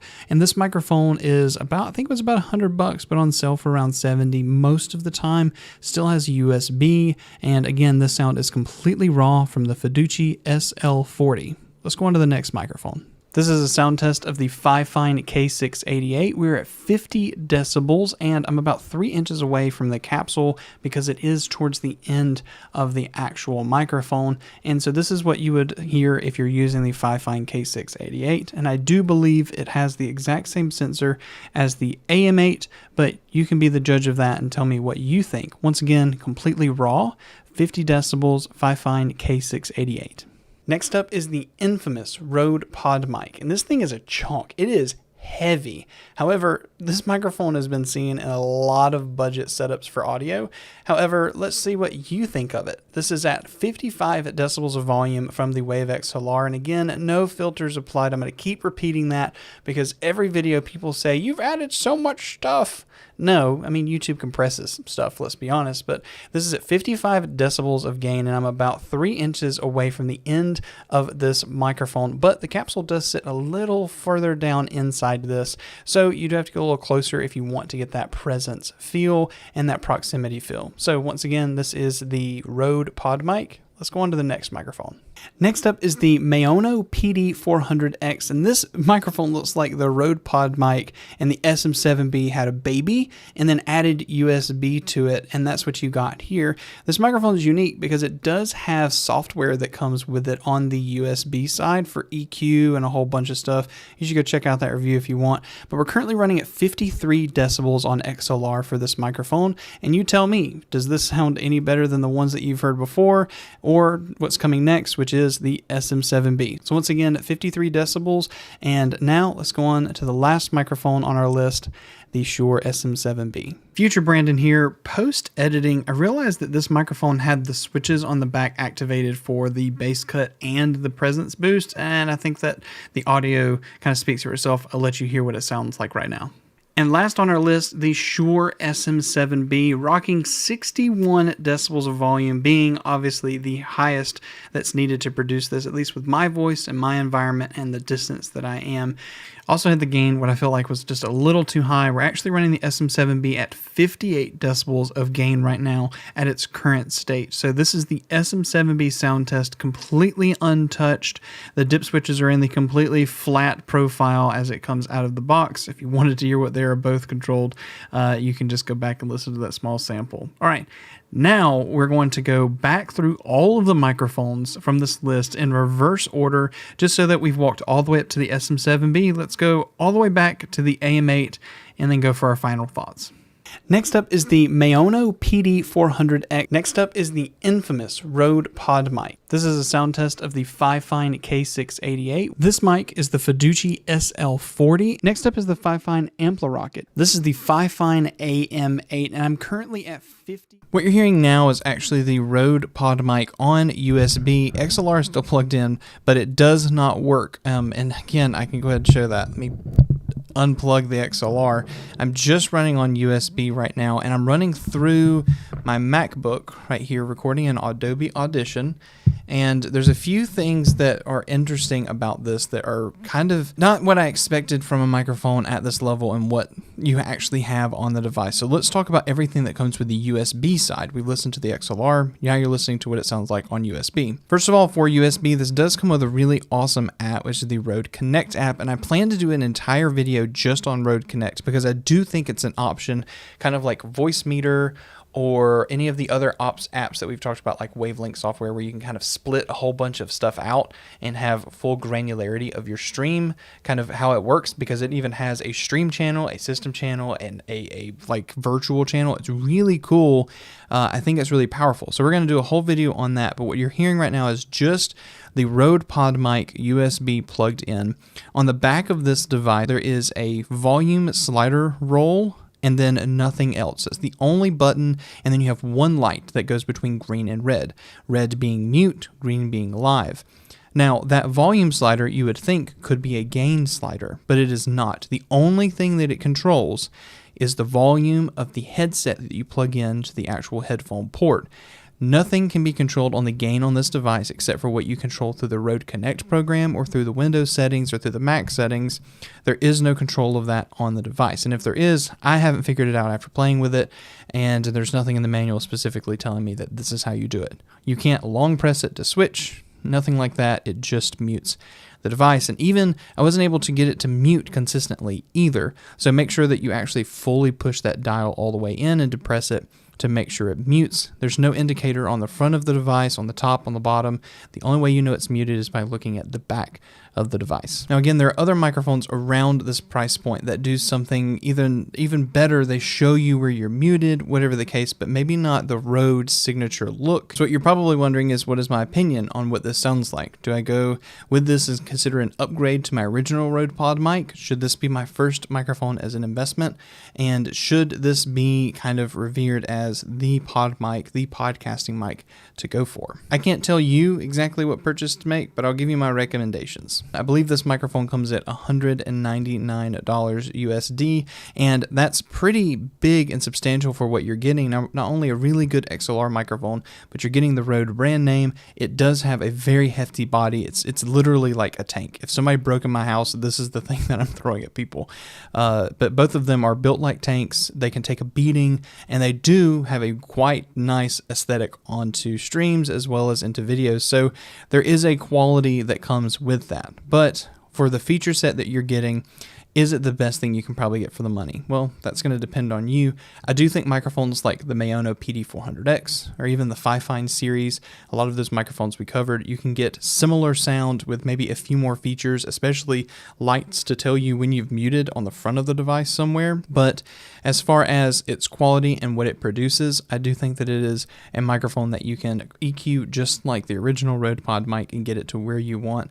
And I do think this is a great option to throw in a bag. Not only is it a USB cable to USB-C, USB-C to USB-C, but it's small enough and compact enough that this could go with you on the road, and it's going to be able to take a beating. So if I were to travel, like I'm going to TwitchCon later this year, this microphone is probably what would travel with me. It's not a plastic body, all metal body, and I can plug it in USB and get really good audio, take a small little mic stand like this, and have a great setup. And that'll wrap this video up. Make sure you check out the video on the screen right now. It's the other video where I covered 7 microphones that I kind of sampled earlier in this video.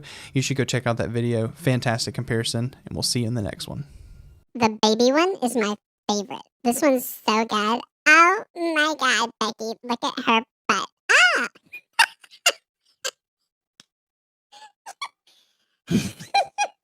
My anaconda won't know because she got buns, hon. Ah! FIFINE has sent over the Ampligame SC3 mixer, and this thing, for the price, let me just go ahead and say, this thing is $50 US, $50 US. We're going to talk about how good or bad or whatever it is that we get out of this XLR mixer. Connect your XLR microphone to your computer for $50 and get all of this. Let's talk about if it's any good. Let's get into it. Just for transparency, FIFINE did send this product for review, but no money changed hands, and they are not sponsoring this video, and they have no opportunity to influence or impact this video in any way. I have full control over it. But this video does have a sponsor, and it's Lightstream, and we'll talk about them later in the video. We're gonna go ahead and unbox this FIFINE Ampligame SC3 and go ahead and see what's all inside. I've got 2 camera angles. I've actually got this one set up over here. Hello, hello. By the way, I just got a brand new camera. This is the Sony FX30 with the Sigma 16. The lens didn't change, but 4K 30. What are your thoughts? We're recording in like a picture profile. We're S-Log 3 right now. It's pretty mint. Tell me if you like it down below. All right, let's go ahead and unbox this. If there's a glare, I'm sorry. But let's go ahead and get in here. There is a user manual, user guide that folds out into a whole bunch of stuff. Holy crap. Just look. There is so much, and it keeps going. Holy crap. Just from the front of it, I'm just gonna go ahead and tell you the things that I know it can do, okay? Not only can we connect microphones, computers, laptops, headset microphones, XLRs, it has phantom power for condenser mics. You can use this for 2 PC setups, connect multiple things to it. It's kind of crazy that you're able to get everything that this thing does, and hopefully we can get into most of it. But really what we're going to do is see how good the preamp is. We're going to connect it with the FIFINE K688 from them. We're going to see if it will power the Shure SM7B, if it has enough volume to be able to do that. And we're going to test it on Mac today because we know it's going to work on Windows, but will it work on Mac? And it actually has how to set it up on a Mac on here. So really curious, and we're going to see how this goes. Inside the rest of the box is basically just a whole bunch of stuff. That is cable. What do we got? This is a TRS to TRRS. That means that it has the 2 lines to the 3 lines. I bet this is for connecting a phone. Pretty sure this is the USB cable, right? Oh, that's good. So they gave us USB-C on one side. So if it's not gonna break focus on my face. USB-C on one side, and then they gave us a combo USB-C, USB-A cable, which is really good, especially for those of you who are Mac or want to be able to use a USB-C cable. This is really cool. And then we have the mixer itself. You can go ahead and see it over on this screen.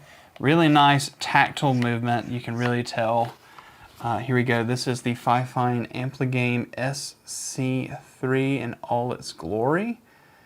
It is very much a plastic build. Very much feels plastic. I mean, you're paying $50, but it's not like cheap plastic. It does have kind of a hard feel to it.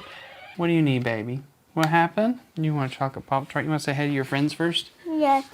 Okay. All right. Do you see yourself up there? You say hello. Hello, friends. Hello, friends. What do you think? What do you think of this right here? What color is this? What?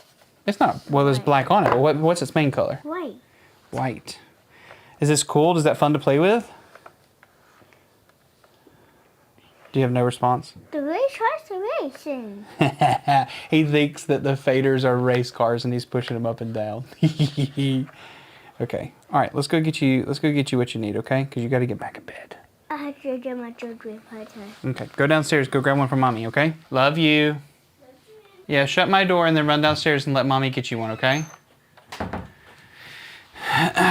God, I love that kid. Oh, All right, so what we can see is on the front of this device, we have right here, this is going to be your microphone. And then I'm just trying to figure it out too as well. So you have your microphone, your line in, your headphone, and then your line out to be able to actually send this out. That's why you can do 2 PC setups. You can run line ins and line outs to be able to connect things through this, be able to control it all wherever you need. It's really kind of a versatile product for $50. And if you're trying to get into using XLR and upgrading, it seems like the perfect alternative. I haven't listened to it yet. Let's do that. On the front, we also have other things. There's a 48-volt button right here. And then we also have something for like electric, changing your voice to different pitches. I'm interested because I see like A, B flat B, C, D flat D. This is really cool. Music days are coming back. Change your RGB color. There's different voices, male, female. They didn't put female on there, but it's enough letters to put monster. So there's a, they put a typo on there. Take a look. It says male, female.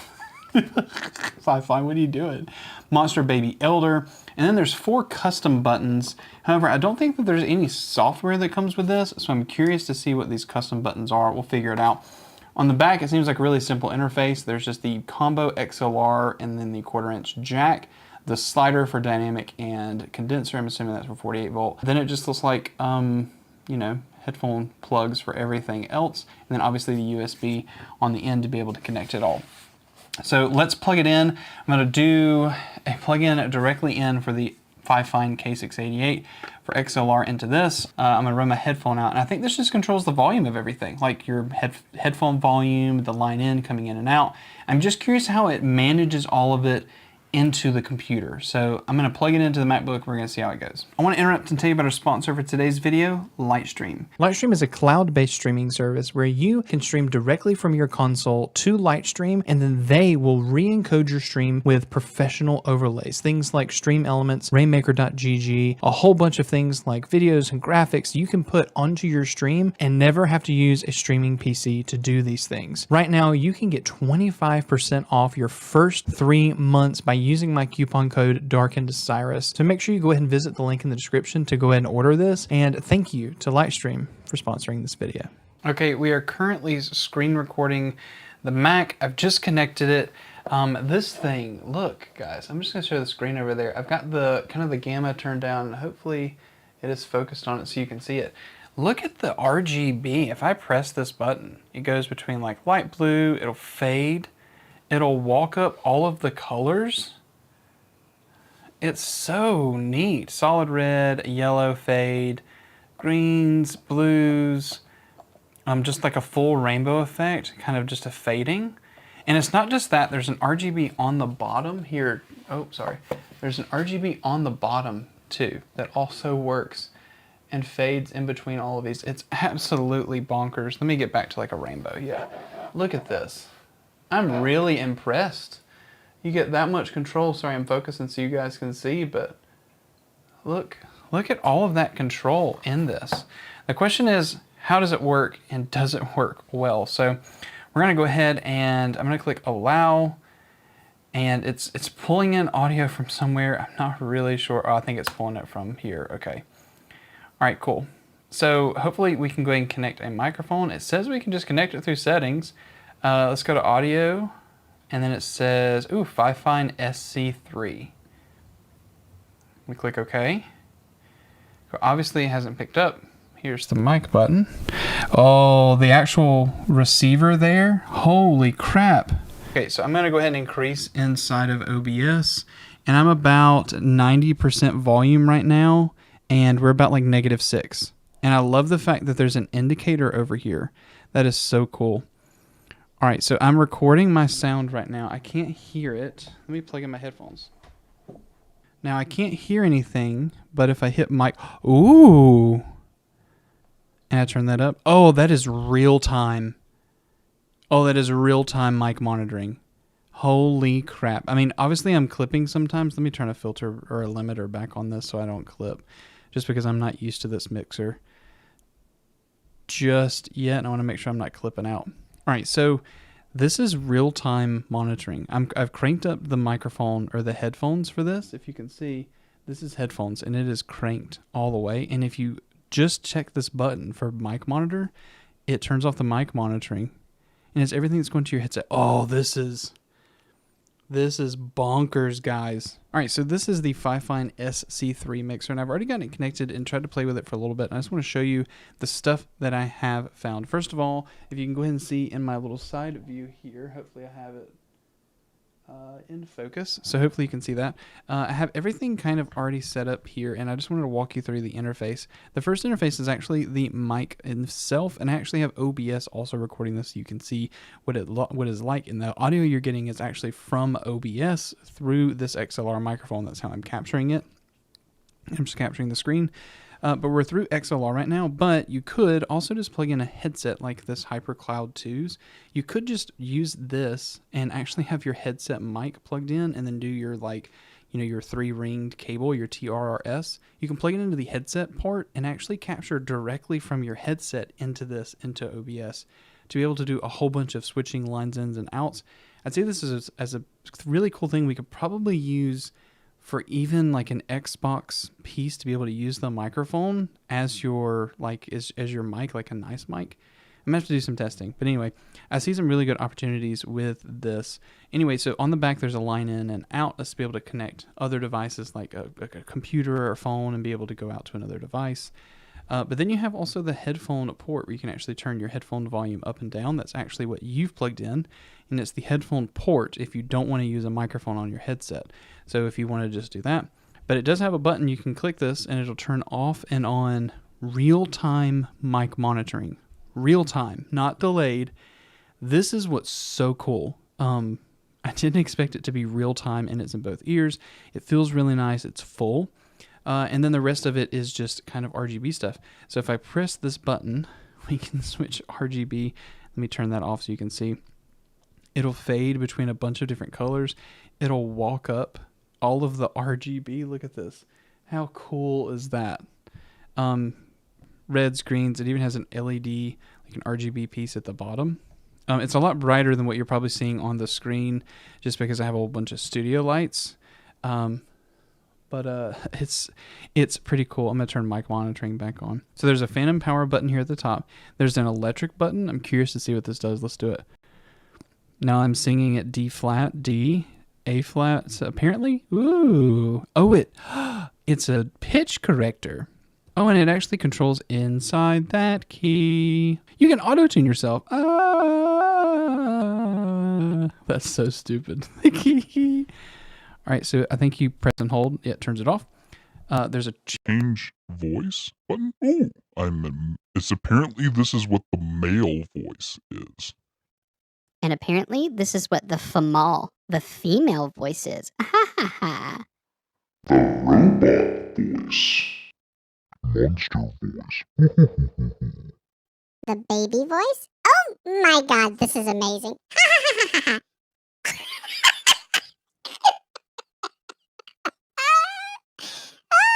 This one's good. Oh my god. And then there's the elder one. Ooh.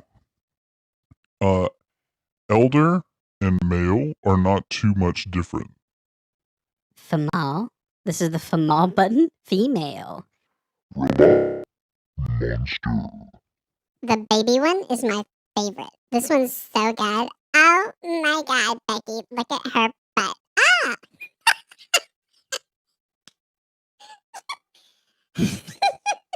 My anaconda don't know because she got buns, hon. Ah! What am I doing with my life? Oh my god.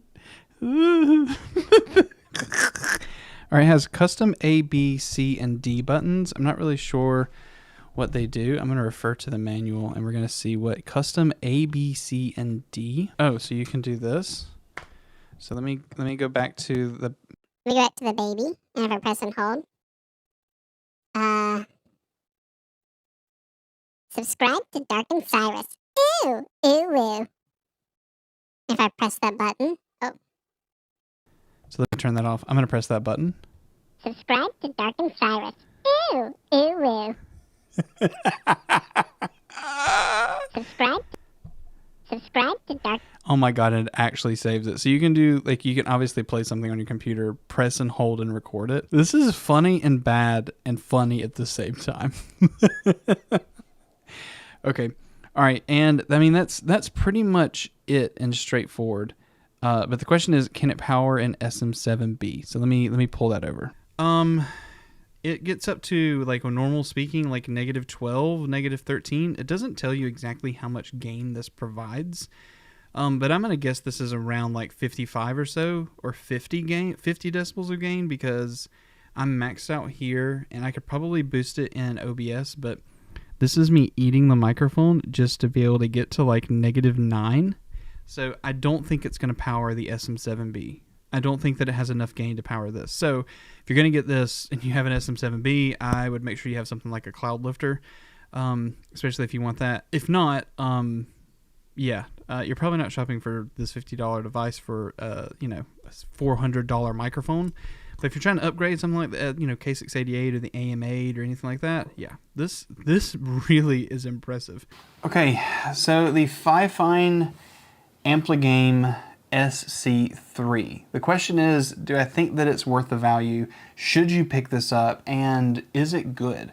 Here's my real answer. Number one, if you're someone who has like a cheap budget microphone, or you have something that, if you have a budget microphone like the K688, the Maono mic, any of the other FIFINE mics that have XLR, this is a really good way to upgrade to use XLR and to get some other really cool functions, like having the opportunity to do recorded playbacks on your custom buttons, to be able to do 48 volt if you ever needed it or wanted a condenser microphone, all these other voice things on the device plus RGB. And it does, look at the RGB. If I actually like make it to where you can see the colors, it is really nice, guys. And real-time mic monitoring, I'm really impressed. And again, I did all this testing with my MacBook connected to there, which means that it actually doesn't need software. And that's another thing. A lot of mixers need a software to be able to control stuff. This one's doesn't. It's literally just plug, you get the one microphone input, and then everything plays through that already. So you don't get a lot of the granular control with something like a Wavelink or like the Go XLR, but you got to remember, this is $50. FIFINE, I'm really impressed that you could package all of this. Also in this white body, I love it white, by the way. You can package it all for $50. It's plastic, but it feels like nice plastic. Combo jack. You can also plug in your headset and do your headset mic as well. So if you wanted to upgrade early before a microphone, you could. I really think this can have some really cool implications for like consoles, to be able to run your microphone through your console. So we're gonna do some testing and maybe a future video on that. Let me know down below if you want to see that. But for $50 US, FIFINE, I think you knocked it out of the park. If you want to see some other things by FIFINE, so maybe FIFINE mic reviews, etc., whatever the case, I'll put some on the screen right now. Anyway, thank you to FIFINE for sending this over for review, and yeah, we'll catch you in the next one. I plan to get a victory. It's Gabby. Hello, Gabby. Can I get in? Can I get in? Can I get in? Can I get in? Oh no, this is unfortunate. I'm not sure I quite understand your accent. Is there a favorable location that you would like to drop? Do you know who Slater Codish is? He's on TikTok and he trolls people in Warzone lobbies using a children's voice or whatever. Has a bunch of fun with it, making people think that he's a kid even though he's not. It's so fun and a lot of people have gotten on this craze, and I want to show you how you can do it using your PS4 and the FIFINE SC3. No PC, no voice mod, nothing, just one device, and you can even use your headset at home. I'm gonna show you this, and before you ask, because I know somebody's gonna get in the comments and say it, yes, this works on Xbox, but not with this exact setup. It requires kind of a special plug-in setup because Xbox doesn't like third-party stuff. I'll make another video specifically on that, so be on the lookout for that. This one's specifically for PS4, but if your Xbox people don't leave, this is pretty cool. Let me go ahead and show you. The product in question today is the FIFINE SC3. This thing is so cool, and I want to go ahead and show you how I've got it hooked up so that it will work and what you could do. Number one, I've already done a full review on it if you want to go check out how it works, etc. That was on July 1st of this year. Pretty cool, 2023. Nice, $50 for this. this. Anyway, so what you get on this is actually this change voice button. We'll go ahead and preview them in a second, but I want to show you what's on the back.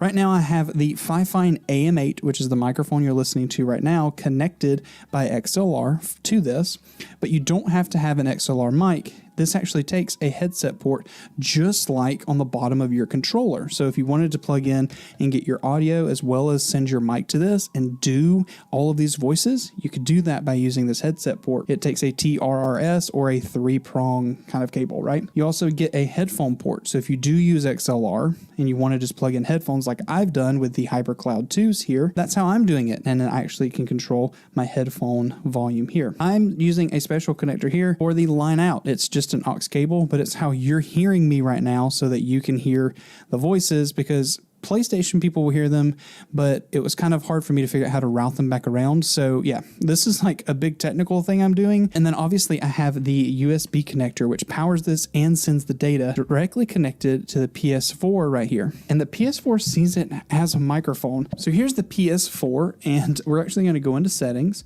and go down to devices, audio devices, and you can go ahead and see input device is the USB headset, the FIFINE SC3. It sees this just as a headset microphone. It's crazy that you get all of this stuff and it just sees it as a headset. What you do need to do, and I'll go ahead and say this, is you do need to go in here and adjust your microphone level. This is what my settings are at, and I'm really close with the FIFINE AM8, but whatever your microphone is, need to adjust this. And also for reference, just so that you see it, I have my microphone level all the way topped out at the very top to be able to achieve this result. So just know that that is the case. And then volume control for your headphones. Obviously you can adjust this however you want. You can put audio output to your audio for the, to your headphones, etc., whatever the case, right? Whatever you normally do on PlayStation, but just know it looks at it as a normal USB headset. I'm gonna go ahead and preview these voices right here. You go ahead and see you've got male, female, which is female, robot, monster, baby, and elder. And I'm gonna preview them for you. So I'm gonna go ahead and click this. This is the male voice, because apparently my voice isn't male enough. Ha ha ha ha ha ha. This is the female voice. Sounds closer to mine. This is the robot voice. The baby voice, which is what I plan to use. I'm speaking normal. I'm not adjusting anything. It's literally doing everything. Oh my god! And I do love the elder one. I think you could really make some people like, you could do some really cool fact stuff and make people love this voice. I think this is so cool. And then to change it back, you just press and hold the button and you go back to your original voice. So it's really easy to flop in and out, in and out, in and out. We're going to test this live. I've never tested this. We're going to jump straight into a Warzone match and go see if we can get any people to react to this voice. So let's go do that. Hopefully this isn't too loud. You guys can actually hit my mic, but I'm in here testing my microphone. Listen to this. Oh my God. Here, I'm gonna do test.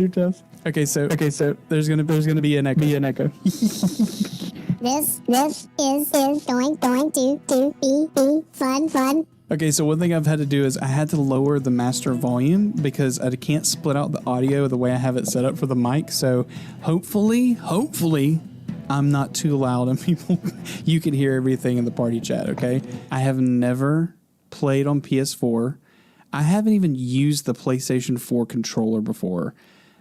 This is literally the first time I've actually booted up a game with it. It feels so weird. I'm used to being an Xbox player. By the way, is the controller that much different? It feels so much smaller. This is my first time playing this game. Hello? I think what do we do? Hello? Oh, I mute this guy. I actually got a weapon. A weapon! It's Gabby. Hello, Gabby. Can I get in? Oh, thank you. Oh my God, you're so amazing. I'm going to try a different voice this time. We're going to see how it goes. They didn't like that voice. I think the elder voice is exactly what we're looking for. Where are we dropping things?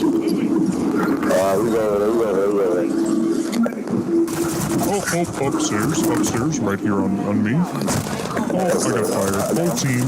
That was quite unfortunate. My head was hurting trying to figure that one out. I was going to do, let's play a little game. Oh god, that guy had so much echo. Holy crap. All right, let's try one more. It obviously works because I can hear what I was saying echoing back. All right, let's try one more time. We're gonna go back to the elder voice. I don't know how well this is gonna work. We're gonna wait for people to be able to join. How is everyone doing today? I'm doing good. What about yourself? I'm doing quite well. It's nice to have you on my squad tonight. I plan to get a victory. What about you? I plan on wiping these niggas out. Fortunately, I believe that I did not catch your last transmission. You plan on what again? I'm planning on wiping these boys out.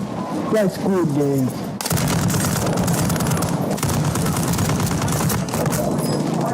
Oh no, this is unfortunate. I have taken the death. Unfortunately, I had to put the leaf down. Not sure I quite understand your accent. Unfortunately, I had to put the marijuana down. I couldn't focus. I just realized you said you had to put the marijuana down to focus. Oh, I went down. There's a guy right beside you. Unfortunately, we did not get the W. Better luck next time. Well, we might get it. I am totally going down. GG's, people. Gerald, he's coming for you. He's coming for you. He's in here, Gerald. He's in here, Gerald. Shut up. I want to run with you. Stop. Target down. I got a kill. I got a kill. I got a kill.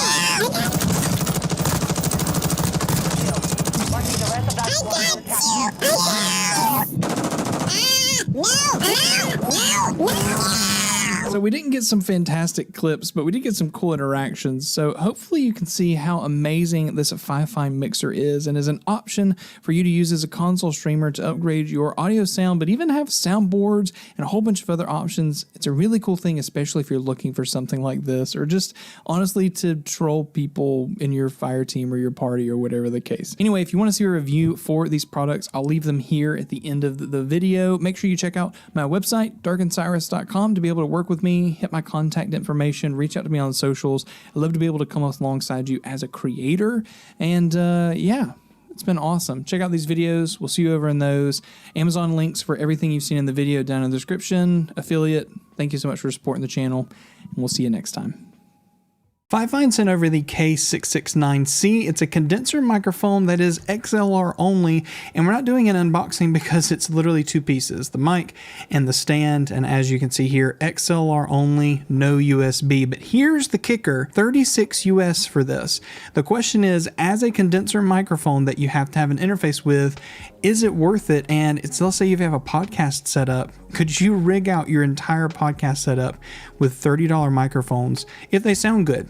Let's figure that out. And we're comparing them, by the way, to the Maono USB microphone right here. This is a $20 microphone now. It was $30 when I reviewed it. And we're doing it with also the FIFINE K690, which is their higher end USB condenser mic. That's kind of like the Blue Yeti with a bunch of different polar patterns. Anyway, we're plugging it into the FIFINE SC3, the Ampli game, but I also have this one to review. There's so many videos coming up on this channel. Please subscribe. Let's get into some sound tests. And for those of you who are going to say, oh my gosh, but YouTube compresses, we can't really hear what it sounds, I get you, okay? So I'm gonna record all of these and actually dump their audio, the WAV file, onto my website. So you can go and grab it and you can do the judging of yourself. You'll have the raw files to be able to see what it sounds like if that's what you want. But in my opinion, if you're getting these to be able to do this kind of content, this is the perfect example of what you're supposed to be looking for. So yeah. Let's get into some sound comparisons. So for all of these examples, we're actually going to be reading the beginning of The Art of War from Sun Tzu, just so that we have a consistent base. And what we're going to have is all of these microphones on their stand on the table. I could put them on the boom arm, but this is how they actually come. Let's do a bass. Let's go ahead and use the SM7B since you're hearing it. Then we'll get started with the condenser mics. Sun Tzu said, "The art of war is of vital importance to the state. It is a matter of life and death, a road either to safety or to ruin. Hence, it is a subject of inquiry which can on no account be neglected. The art of war, then, is governed by 5 constant factors to be taken into account in one's deliberations when seeking to determine the conditions obtaining in the field.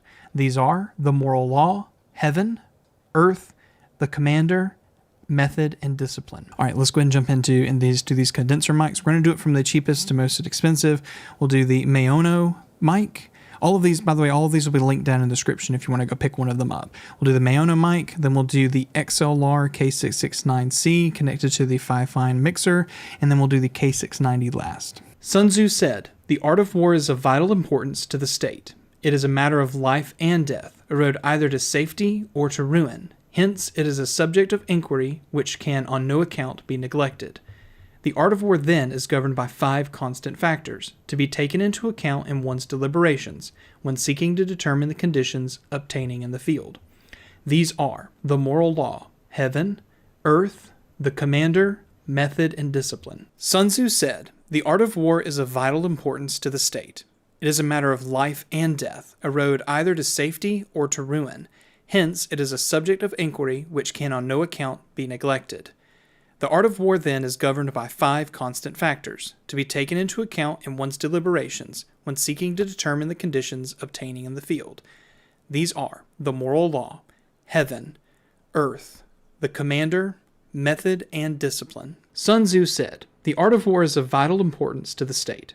It is a matter of life and death, a road either to safety or to ruin. Hence, it is a subject of inquiry which can on no account be neglected. The art of war then is governed by 5 constant factors, to be taken into account in one's deliberations when seeking to determine the conditions obtaining in the field.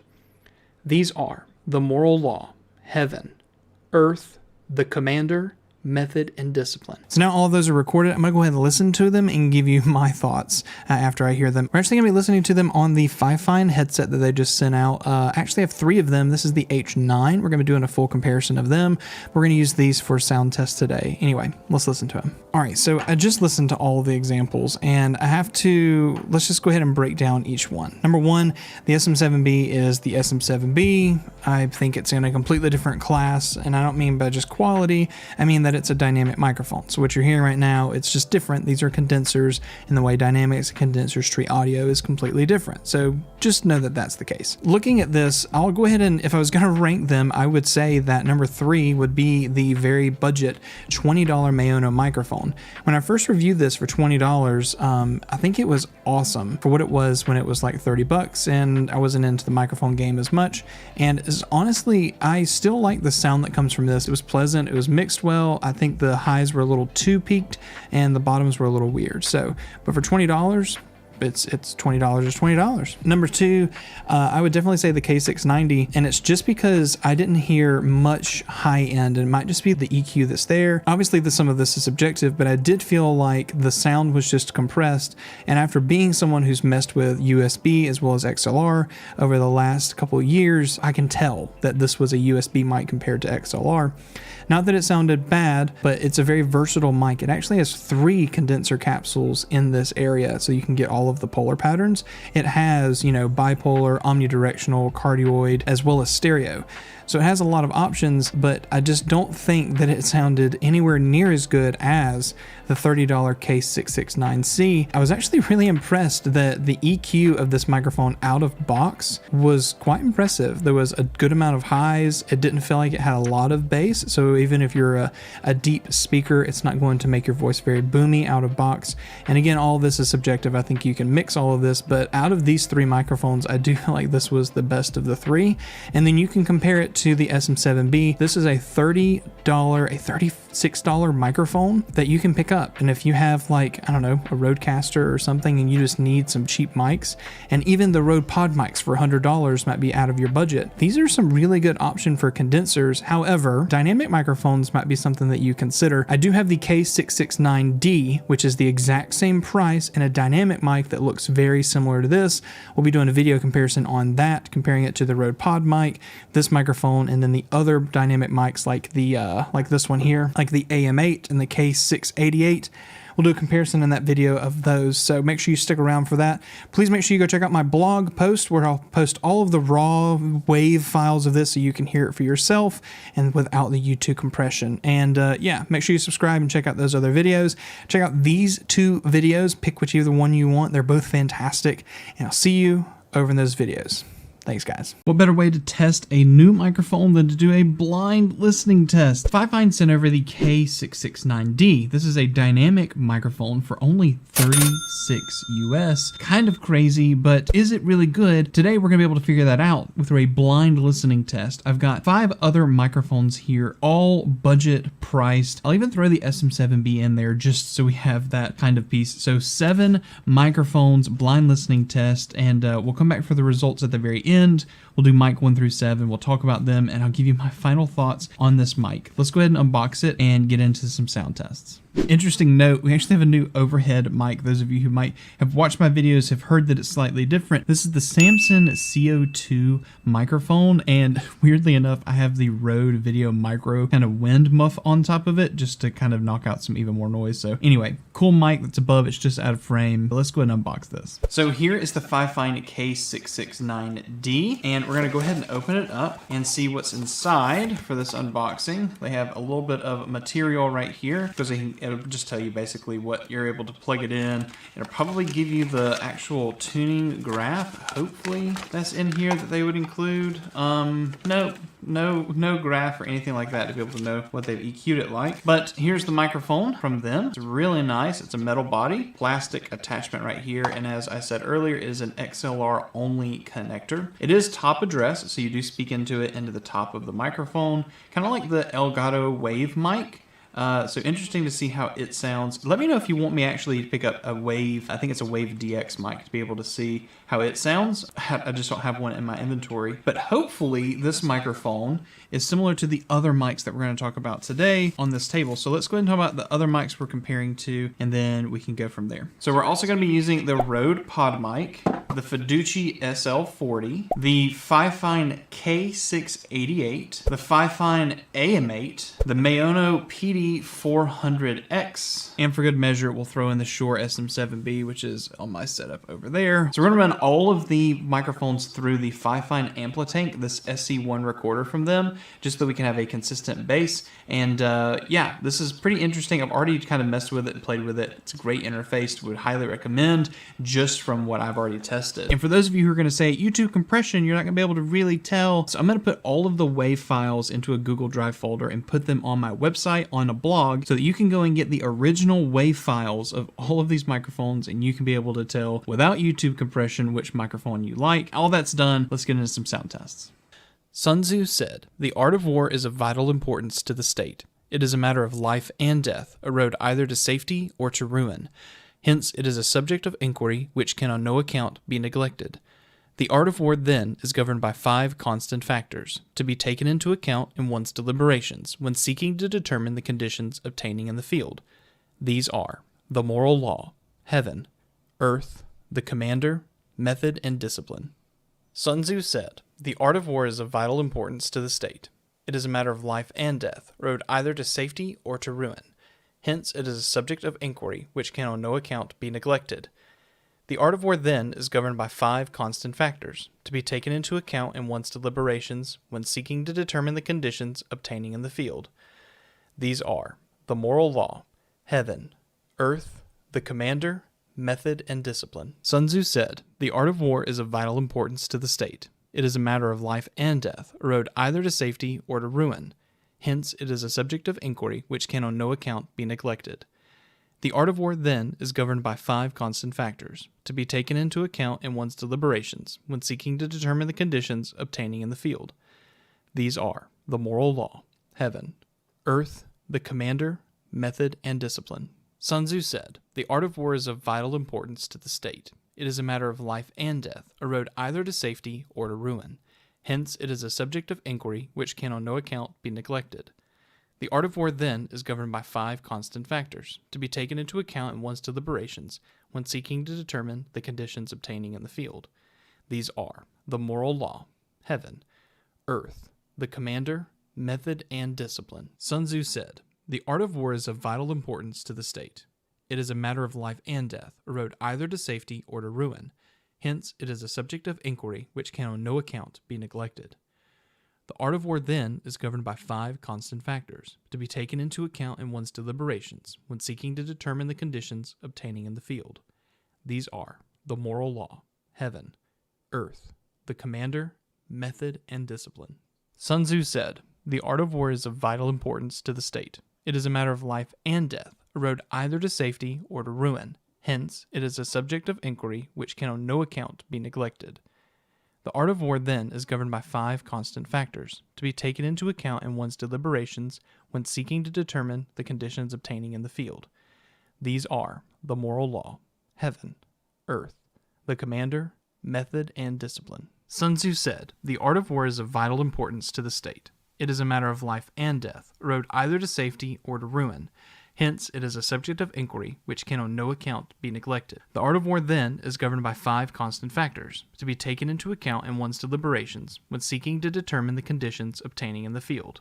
These are the moral law, heaven, earth, the commander, method, and discipline." So I just finished recording them all. Right now I'm going to go ahead and listen to them and then come back and tell you which mic was what, give you a small little snippet of each one, and let you be able to hear what it is, and we'll come back for final thoughts after. Make sure you go in the comments. Go ahead and put your guesses down in the comments. Which one do you think the K669D was, or which one do you think the Shure SM7B was, or give me all 7 if you're very ambitious, and hopefully you got them all right. So let's get into that. Oh man, so I just finished listening to them, and it's actually really difficult to be able to go between all of them and figure out which one is the best when budget microphones are getting really good these days. And let me just preface this before we get into it. My opinions are subjective to my voice and my ears, and what you feel is completely different. So if you disagree with me, please disagree in the comments, but tell us why, and give us your thoughts so that everyone can make an informed decision when it comes to these microphones. Let's get into the order. Mic number 1 was actually the K669D. Mic number 2 was the Rode Pod mic. Mic number 3 is the FIFINE AM8.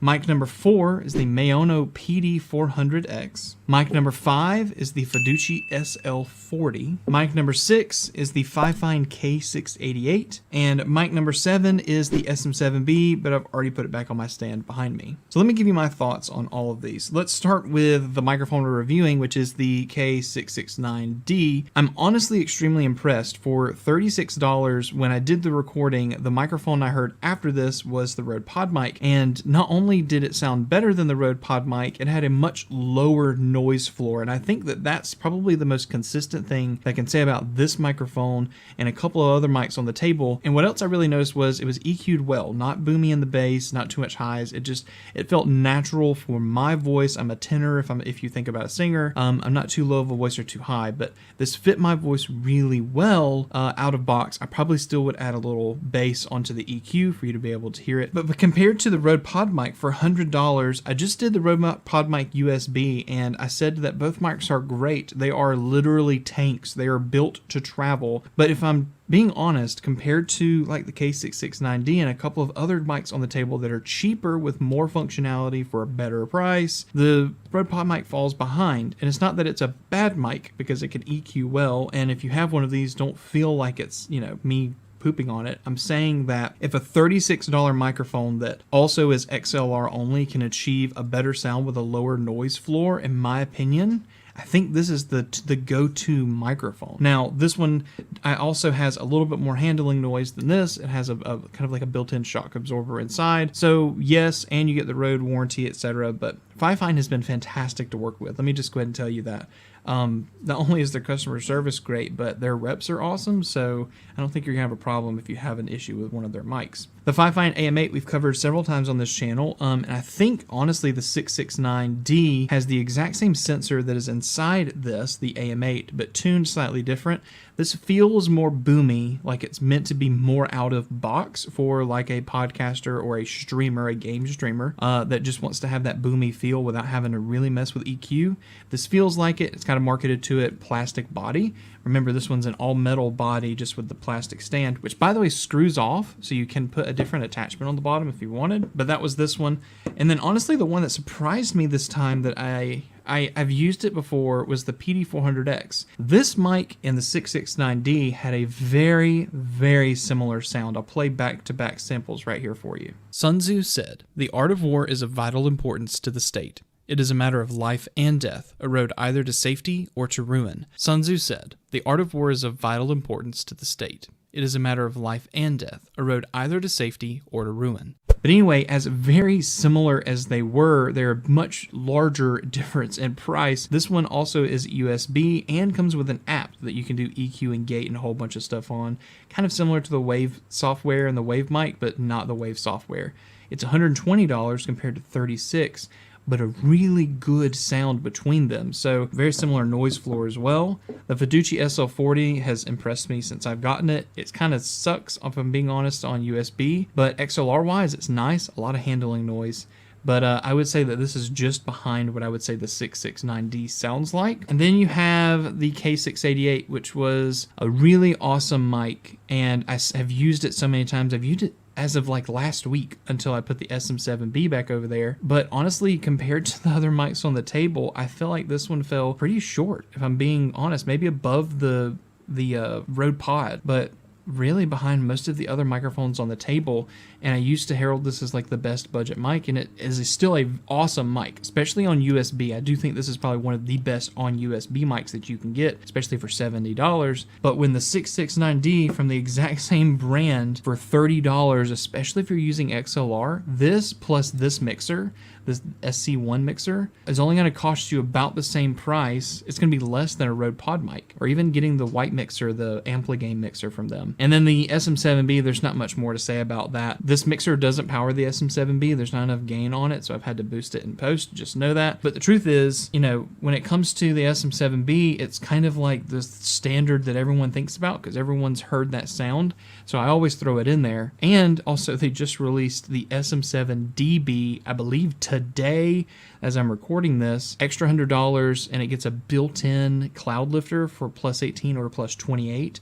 But the best part about it is, for that microphone, you can still plug it in passively and use it as a regular SM7B, or get the boost by using phantom power or 48 volts. So really cool. All right, that was my opinion. Honestly, out of all of these mics on the table, I would say the best two are probably the PD400X or the K669C, right behind it with the Fiducie SL40, AM8, K688, Rode Pod mic, and I'm not even going to rank the SM7B because it doesn't matter where I say it goes, everyone gets so mad. Is this a great buy? If you're a podcaster, if you're a game streamer, if you're someone who needs an XLR microphone and you need a dynamic mic, you honestly cannot go wrong with a $36 microphone. This is great. It's sleek, it's no frills, it's light, it's really good microphone. FIFINE, fantastic job with this. Highly recommend this. And I just reviewed the K669C, the condenser version. You can see they're very similar. This microphone, if you like condenser mics, this one's really impressive. You should go take a listen to that video. I'll put it up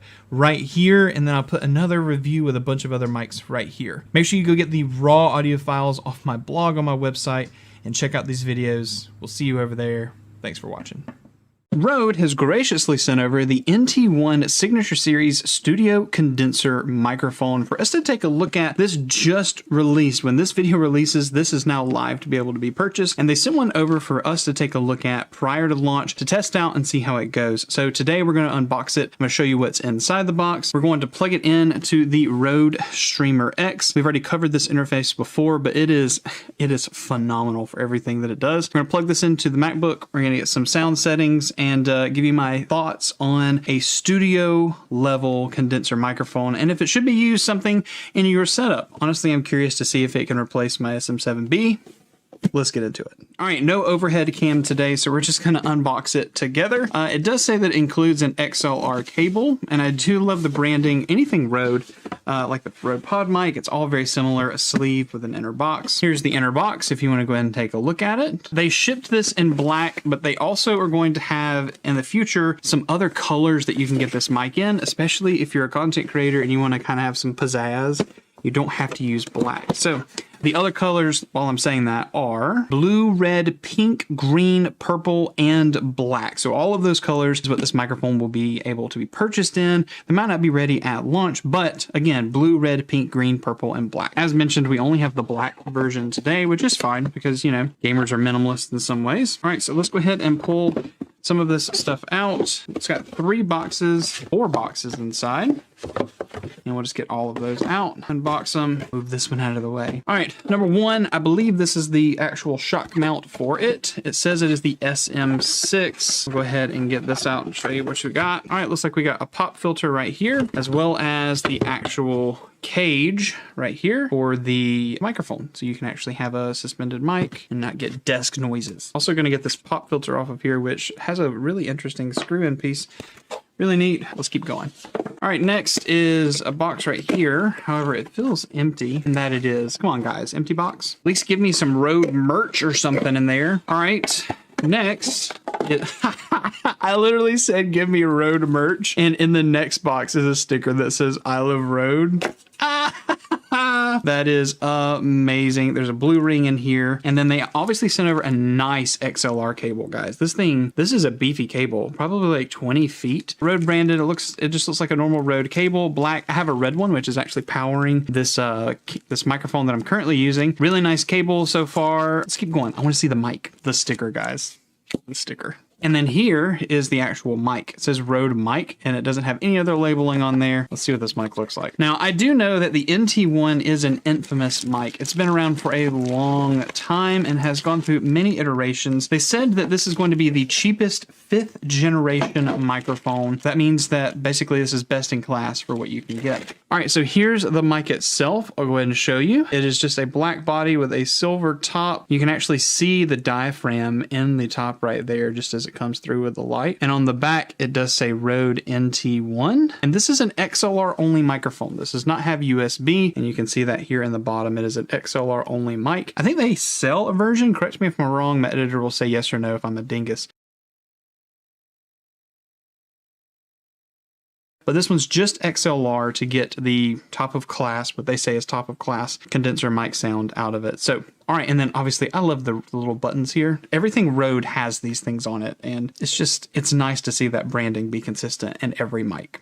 Now, I have so much. I have the pop filter, I have the actual cage right here, the shock mount, and the mic. I guess we have to build it. And as with anything Rode, if you've ever played with a Rode pod mic, it's heavy, which is a good thing and also a bad thing. So if you have a cheap mic arm, it might not fit well on the cheap mic arm. However, I do have a mic stand here, and I even have a boom mic arm for us to be able to test out sounds on to see how much desk noise you're going to get compared to how much you're going to get on a boom arm. And I guess we're just going to go ahead and continue to screw this on. All right, that will need to be adjusted. It looks like this one right here is probably for the pop filter itself, and this one will actually attach to the base. Now you might ask, hey Brandon, what if I don't like that pop filter and I don't want to use it? Well, don't use it. But this diaphragm, the actual covering over the diaphragm, it just has a protective metal top, and then it has some small like corrugated metal. Anyway, I don't think that it's going to provide a whole heck of a lot of protection from plosives, but if they're including it in the box and they're including a nice one in the box, it's probably because it needs it. It is a heavy mic, guys. And everything else so far, everything is metal, okay? So these pieces are metal, the handles are plastic. Obviously the shock mount is metal. You have these right here to be able to keep it from absorbing sound. Everything's metal, which is nice, and that's probably why it's heavy. So why don't we go ahead and put the shock mount on here that says Rode so beautifully on it. All right, that is attached. It definitely says Rode. It is front heavy. Like, if I barely touch this on this stand, it's going to tilt. That kind of freaks me out. Maybe I'll lower it down to kind of get its center of gravity a little bit lower. I'm going to tilt it back a little bit to redistribute some of the weight. All right, and there it is. There's the Rode NT1 Studio Condenser Mic. I'm ready to plug this into the Rode Streamer X, and let's go ahead and get the sound that you're going to get out of this mic. It does require 48 volts because it is a condenser microphone. I'm going to test it in a bunch of different ways. We're going to test it kind of up close like this. If I were to use it like streaming, I'm about 6 inches from the capsule. I'll do about 12 inches. 2 feet, and then I'm going to go right up on top of it. And then I am going to put it on the actual boom arm. I'll probably flip it upside down. Not that that's going to change anything. Let's get it plugged up. What you're listening to right now is the Rode Studio NT1, the Signature Series Studio Condenser Mic. That's a lot to say, but this is the Rode NT1 based on XLR, connected via the Rode Streamer X and running into Adobe Audition. We're recording in 32-bit right now, even though I think this only supports 24-bit internally. The project is at 32-bit, not that that changes changes anything. But what you do need to know is we're about a foot away from it right now. I've kind of tried to already gain match, but my editor will go ahead and push up and down the gain to make sure that it's actually at a level for video, but we're doing no post-processing at all. I've turned off all filters, all everything. This is raw audio that you're getting. All we're doing is gain matching so that it is good for video. Again, I'm about a foot away. And what I'm going to do is we're going to do some basic tests with this microphone. I'm going to go ahead and get closer to it. We're going to do some plosive tests. I'm actually going to turn the mic around. We'll take it off of the stand and we're going to put it onto a boom arm. And I'll talk about some things that I've already discovered using it. And then we're going to listen to the sound samples together and see what your thoughts are. All right, so this is a sound test of the Rode NT1, and I'm currently going to get a lot closer to this microphone. I'm speaking at a normal tone.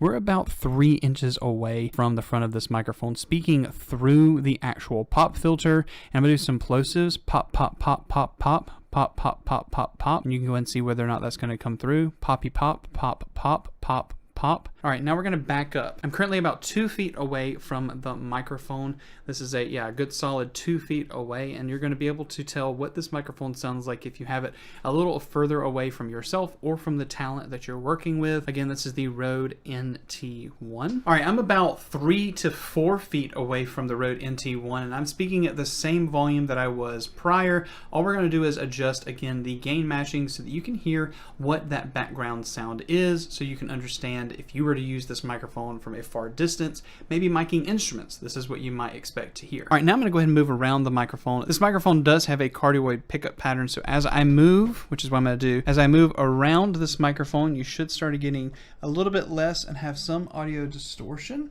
Now I'm going to go ahead and actually spin the mic. And here I am actually talking into the back of the microphone, no pop filter, into the very back. And I'm going to slowly work my way back around to the front of the mic. I'm going to spin it. And then here I am at the front of the microphone for you to be able to hear. Again, I'm about a foot, maybe about 8 inches away from the front of this microphone and the diaphragm of this mic. Next, we're going to go ahead and put it on the boom arm, and I'm going to be speaking off axis, not directly into it, but off to the actual side of it. We're going to have it up and out of the way, maybe flipped upside down, and then also down low to where it's actually coming in front of me, just like what a streamer or a content creator would be able to use. Let me set that up for you. All right, this is the Rode NT1. Again, I'm speaking off axis from it, and if I look directly at it, we're about 6 to 8 inches away. And again, I'm speaking to it at this distance. And honestly, as far as a condenser microphone goes, this is not something that you would really use maybe this close. Maybe you would if you're doing vocals or something, or if you're a really loud person or a player on a game. You might want to back this up a little bit. You can always put a compressor on, but you can use however you want to be able to do. And also, by the way, this entire raw audio that we're going to use from this, we're going to cut it up, and it's going to be on my actual blog, which is going to be on my website. So if you want to hear what the sound of this microphone is raw without YouTube compression, check the link in the description, go grab that download, and you'll be able to hear it for yourself on your amazing listening setup, you audiophile people. Have fun. All right, again, this is kind of where that is. What I'm going to do is I'm actually going to move it away from me. This is about a foot away from me. Obviously, if I was doing some kind of game streaming, I wouldn't be dead on to the camera, but if you're doing it and it's kind of off frame, this is kind of what you would expect for it to be, maybe about a foot away of you and kind of speaking off axis and just kind of moving around. You can kind of judge how that might be. I'm going to back up. I'm going to move forward. All right, and here's the actual microphone that just actually boomed in front of me, kind of down low underneath. You're probably going to get a little bit more of that chesty vibration from my voice right here, but here's the microphone just down low if I was using it as a boom and booming it directly in front of me. Now I'm going to do one more setup that a lot of streamers do. All right, now I've got it kind of up and out of the way. It's above my mouth, so you're getting probably a little bit more of that nasally sound from my voice. Nasally. Anyway, so I'm still about a foot away from this mic, but if I was to use this and I wanted it up and out of the way, this would probably be how I used it so that I could still get up here and kind of do some really fun, I don't know, seductive words to be able to say, you should go buy this microphone and use my affiliate code down in the description when you do to support the channel. Thank you, Rode, for sending this mic over for review. You're fantastic. Thank you. All right, I'm going to go ahead and pause this recording. We're going to listen to all of these samples. I'm going to come back and give you my final thoughts about this microphone. All right, I just finished listening to these and I definitely have opinions, but let me go ahead and preface this and say, this is the 5th generation of this microphone, of this capsule of everything about the NT1. This is the 5th generation, and even of that, this is the signature series. They just released the 5th generation, the actual original of this, back in, I believe it was February or March of 2023, and now this is the more updated version that I think is supposed to be cheaper. You'll have to check out the price down in the description. I don't think we discussed it ahead of time, but what I will say is, based upon what I heard, here are my thoughts. On this channel, we cover budget microphones a lot of times. Like, this is the FIFINE K669C. This is a $36 condenser microphone, kind of like the Rode as it being a condenser cardioid microphone. However, if you listen to any of those tracks, and I'll link that video down in the description, I'll even put the tag up here so you can go and actually check it out, where I did the review of that mic with other budget microphones. Listening to this one specifically, it is clean, it is clear. My voice, I don't think has ever sounded as natural as it does on a condenser microphone. I just love the way condenser mics sound with my voice regardless, which is why I'm recording with the Samson CO2 going directly into my FX30. But when it comes to streaming, a lot of people lean to dynamic mics like the SM7B because they want that noise rejection. But the truth is, man, there is nothing like a good, well-tuned condenser microphone for recording situations, and in this case it is wonderful. As far as streamers go and people who are watching this content and thinking, should I grab a condenser microphone and take a look at it, the truth is, hopefully you can hear based upon my voice, and if you can't, go listen to any of my other reviews and compare to those. From my perspective, I'm going to actually throw it into my setup and use it for 1 month, and I'm going to see whether or not I don't like how wide open sound it is and how I have mechanical keys on my actual keyboards and everything. But the truth is, we already have stuff for noise suppression, and even on my SM7B I run noise suppression. I don't know, I'm kind of going on a rant when it comes to that, but back to the initial thoughts. I felt like this microphone performs well. I'm only using 31 decibels of gain to power this microphone with the Rode Streamer X, and it has been flawless. It has been great, and I think that for the cost, if this was around the $200, maybe even $250 mark, that means it's around the PodMic USB price. And seeing as it's a Rode product and it's had multiple generations of this one for them to tune to this diaphragm to get this good a sound, I think it's worth putting the money behind it, especially if you're in a recording situation. This is going to be used for instruments, you're going to be using this for voiceovers, you're going to be using this for game streaming, and you want to really level up your stream but not have to use a dynamic microphone, because they do treat your voice a little differently. Roast me in the comments, audio files if you want, but your voice does sound different on both mics, and it's because of how those different capsules work. This is really wordy, but the truth is, this microphone definitely gets my seal of approval. I think it sounds great, and if cost wasn't a problem and I had to pick this over the SM7B, I don't know, I guess I'll have to come back and we'll do an actual dedicated review between this and the SM7B. Comment down below in the description, should I replace my SM7B with a condenser microphone? You let me know, and we'll do an update video later, probably next month. Guys, thank you so much. I hope you enjoyed this review. If you want to go pick up one of these, and I highly encourage you to do so because I love the sound of it, or you want to go pick up the Streamer X, use the affiliate links down in the description. This video is not sponsored by anyone. However, if you use those affiliate links, it's going to support the channel. I'm not begging you for money or whatever the case, but if you do, it'd be nice if you supported the channel, especially if you got value from this. If you did get value, please hit it with a thumbs up. All that YouTube stuff, check out these videos here. I'll put up the budget condenser mic video right here as well. There's even raw samples for that one as well that you can get from my website. I love you. You're great. Bye. How's it going, guys? My name is Brandon, and today we're actually taking a look at the Wavemic Arm LP, but we're looking at it with Hudson. Hudson, can I ask you a question? What do you call mic arms? What do you call these? These are booms. This is art. Yeah. What else is this? These are like cranes, right? Yep. For the longest time since I've had these in my setup, either on some mics, wherever, connect anywhere, he's always called them cranes. Dad? Yeah. How about to lift this? It's so heavy? Yeah. Well, good thing we have a crane. Well, anyway, today what we're going to be doing is unboxing the Wavemic Arm LP. Can you help me open this, please? Okay. All right, we're going to unbox it. We're going to set it up. There's not really an easy way to review a mic arm, so if it's Hudson approved, it's Hudson approved. All right, let's open this up, buddy. Ready? Okay. Let me find something to... What?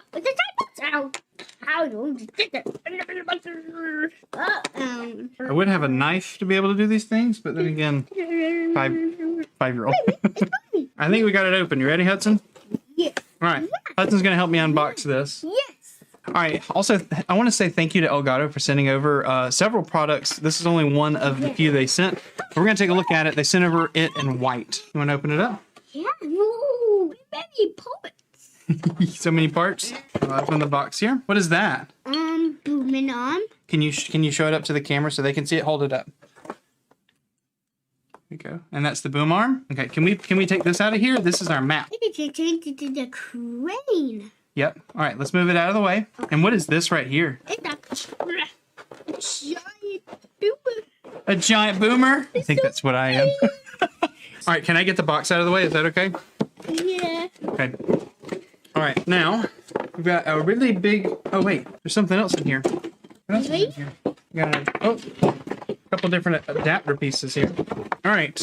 So while we get this thing set up, let's talk about the ones that I do have, because honestly, I think this is what's really important, is to understand like how many boom arms there are. First of all, the Wave Arm LP is about $99. Can you say 99? 99. What's after 99? It makes 100 feet. 100 things. So, but anyway, these are cheap. Like this one right here specifically is like 15 bucks. It has springs on the outside. What do you think of this one, Hudson? Mm-hmm. All right, can I stick it on the table? Yeah. All right, let's take a look at it, and I'm gonna let you move it around, okay? Can you grab this one and can you move this one around for me? Okay. Grab it and move it. Can you go whoop? Boop, boop, boop. Anyway, these are kind of cheaper. They're kind of thin metal. They do work, but you have to really crank down. They have these adjustment pieces, and you got to really crank them down for you to be able to use them. And heavier mics kind of really pull on them. Let me get one of my heaviest mics here. All right, these are the two of the heaviest mics I have. This, the Shure SM7B, and this is the Rode Pod mic. What do you think of this? Wait a minute, is that a cab? Is it a cab? Yeah, we can add the cab on here, right? Can you hold that? Can you tell me, Hudson, is this heavy or is it light? It's heavy, heavy, heavy. Woo. What about this one? Can you hold this one? Please don't drop this one. Is it heavy or is it light? Light. It's light? It's not too heavy? So anyway, that's this. But when you put these on, like for example, if I took the time back to attach this one, what you start to see is that it kind of moves around really easily. Anyway, you have these that are a little cheaper. The next set you have is this one. These have all of the springs that are internal, okay? And this actually came with a microphone kit, and I had a black one as well that was the extra long one, and this was about 50 bucks. I'll leave a link for all of these in the description. I love these because all of the springs are internal. What you got? Hook. A hook? That's a screwdriver. Wait a minute, that's not a screwdriver. It's a hook. Anyway, there's these. They have a little bit more spring in them, okay, and they're all internal. But all of these arms do the same thing. They actually go up and above. And if you ever looked at any kind of setup, a lot of people can't stand them being up and over and in front of people. So a lot of people are getting these low profile arms. All right, but then there's this one from Joby. Joby actually sent out two of these. Really tall. This is what I actually use. You see it in the background. I'll have my editor zoom in over there. You see it right there. It actually has the Rode NT1 Signature Series on it. You want to show friends your car wash? Hudson's building a car wash, and we want to build a car wash. Can you show your friends the bucket? Show them all the stuff that's inside. A whole lot of blocks. We build a bell car wash all by ourselves. All right, while you build that, I'm going to talk about this. Is that okay? So Joby sent a couple of these over. These are a little bit longer. They're almost like 20 inches or 19 inches tall on the arm. And these are great, and I love them. And I have two of them. So I keep usually one over here for mic reviews and one over there that I use for my main content. But yeah, these have been fantastic. And most of these have where they just come up and off the stand and they just spin in here. Really cool. This one's about $100 as well. And Elgato sent over this LP arm. And I know we haven't set it up yet because I wanted to talk about these arms. But what I will say is some of the things in your setup that make your life easier, like a mic arm or a stream deck or a camera that's attached somewhere or a car wash. These things make your life easier, which means that they're important for your setup, especially if they make creating content, streaming less of a hassle and kind of smooth things out. So I've never used an Elgato mic arm, so that's what we're going to do today. I do know that this ratchets up and down to be able to kind of move it around and tilt it to be able to use it, so that if it's kind of locked in one place against a wall, you can kind of ratchet this around and move it. What we're going to do is we're going to attach this to the table, and I'm really excited because I think I might replace my main arm with this. There's not much to really say about a mic arm. You just screw it on, attach it, and put a microphone on it. But all right, can we put this in here, please? Can you help me? This piece goes in this. Can you do that for me? Yeah. All right, help me out. Thank you. High five for helping me out. Good job. Okay. So can you tighten this up and stuff in here? So this comes up really easily. And they gave you an Allen wrench because on the back of this, I'll show you a picture of it in a second. There is an Allen spot to be able to tighten this up. So we're gonna go ahead and do that so that it kind of locks this in place. Oh yeah, that keeps it in place. All right, so this one here kind of just goes up and down. It has a tightening and loosening piece right here to kind of hold it. And then it has cable channels. And if I remember correctly, these are magnetic? Oh, they are. Oh, one of the things I remember when somebody reviewed these was that the magnets were not very strong. Hopefully you can hear that through the microphone. Yeah, I don't think a cable's coming out of that as easy. Maybe they've changed the setup. But yeah, that's strong. Anyway, so on the front, they've got a ball that you can undo. It spins all the way around. It goes up and down. And then they've got a lot of different attachments to be able to go onto the top here. So there's one, this one right here is actually for you to, oh, it's still focused on your face. I gotta cover your face for a second. It's still on my hand. Break the stuff. Daddy, turn to build a car wash. What do you need help with? Where's it go? You're gonna love this car wash when it's done. So anyway, you have a bunch of different attachments to be able to make it this threading. Not that anything is gonna focus, guys. Cover faces. There's this threading, which is the one that's a little bit longer. It's not as wide as a like a microphone bottom. And then there's this one, covering faces, that actually is for like normal mic head stuff. Anyway, you just attach them to here, which is what we're gonna do. And that's that. And now I can put a microphone on this. Now, I do have the Rode Pod mic, and I do have the Shure SM7B, but Elgato also sent over a couple mics. They sent over the Wave DX, and they sent over the Wave 3. We're not going to do the full review on these today, and I'm not even going to open them, but just know that we're going to be doing a video following up after this, where we're going to be doing a Wave DX review, a Wave 3 review, yeah, and talking about some of that stuff. So be on the lookout for these. I'm excited to see this. We're going to put it up against a bunch of other dynamic microphones for you to see how it performs. Right, Hudson? We'll just go ahead and attach this on here. I'm going to use the Rode Pod just since it's right here. This is most definitely the heaviest microphone that I have. All right, so this is the heaviest mic. I haven't tightened it up yet, and you can see it definitely pushes it down. But we have a nice tightening piece here at the bottom. Tighten that up. Wow, that holds it. Like I tried to push it up. I feel like I'm going to break it if I push it up. But pushing it down, a little bit of resistance, it'll lock it in place. So even for my heaviest mic, what's up?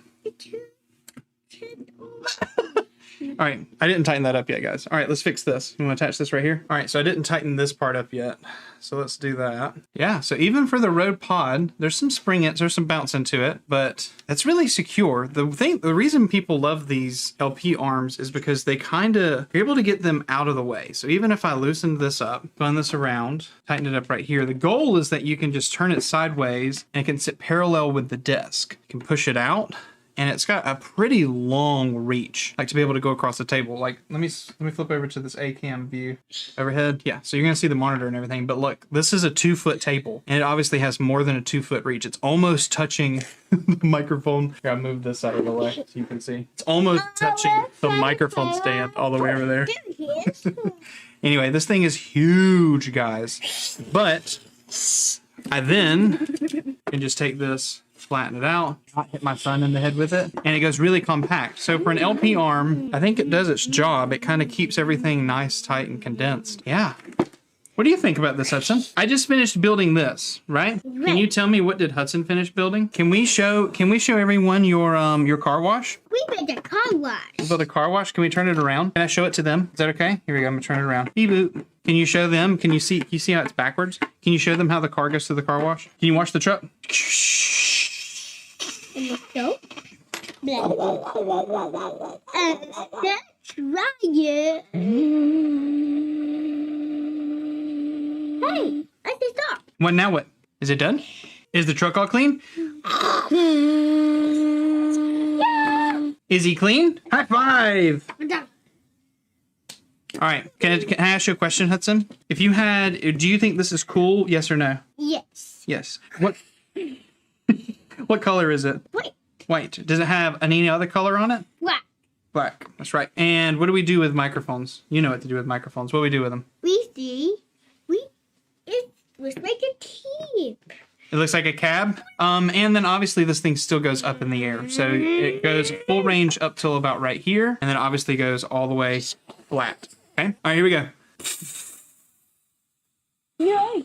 I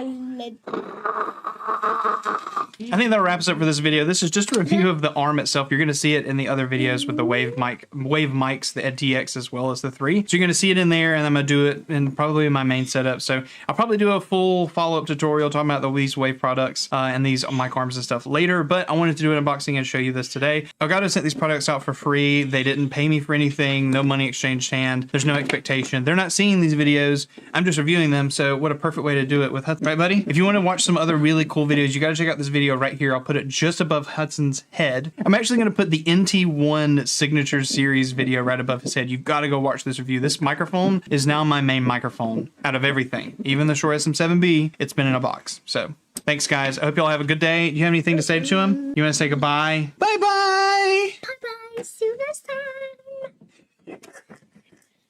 Thanks, guys. Elgato has sent over the Wave DX, their dynamic microphone that's under $100. I believe it's $89. It was even $69 or $79. Nice. For Black Friday. Anyway, this microphone is something that I've been wanting to try out, and Elgato finally got in contact with me and sent me one to do a review on. They also sent me a Wave XLR as well as a cable for us to be able to test out this product. As always, we are going to test it against some other microphones around the same price range and the SM7B, so you can hear the quality difference between this and that. Today we're going to be recording on the MacBook and going through the Wave XLR on all these microphones, so stick around, let's get this unboxed, and let me show you the Wave DX. Alright, so first things first, we're going to go ahead and do an unboxing. We have no overhead cam today, which is fine, but we're going to go ahead and get inside and see what comes in the box for the Wave DX. Okay, well, pops out. Looks like we've got a little bit of information here, and then the microphone. If I can actually get it out of the box, as you can see right here. Oh, that was a little stuck in there. Really cool packaging, as always, Elgato. They've branded all of their packaging. And let's see what we get. Oh, okay, this feels definitely a lot more premium than I was expecting. I feel like it's a lot of metal, yeah, but it's definitely got more weight to it than I expected. Maybe not as much as a Rode Pod mic, but similar, which is kind of crazy that they've got this much weight in this. One thing I do like, if you go ahead and look right here, you'll see it says speak in to this end. You have no idea how many creators I've looked at either on YouTube or on Twitch who are not speaking into their microphone the correct way. Every microphone is different where their pickup is, so you got to make sure that you actually do it in the correct location. Learn where you need to speak into your microphone, please. You're going to get the best results if you do. So here is the mic. As you can see, really nice mic, just black finish. I don't believe that this comes in white yet. However, they also sent me over the white wave arm, the LP arm that I just did a review for. I'll show you a little clip of it right here. It was pretty cute with my son. And I'm really excited because I think I might replace my main arm with this. There's not much to really say about a mic arm. You just screw it on, attach it, and put a microphone on it. But all right, can we put this in here, please? Can you help me? This piece goes in this. Can you do that for me? Yeah. All right, help me out.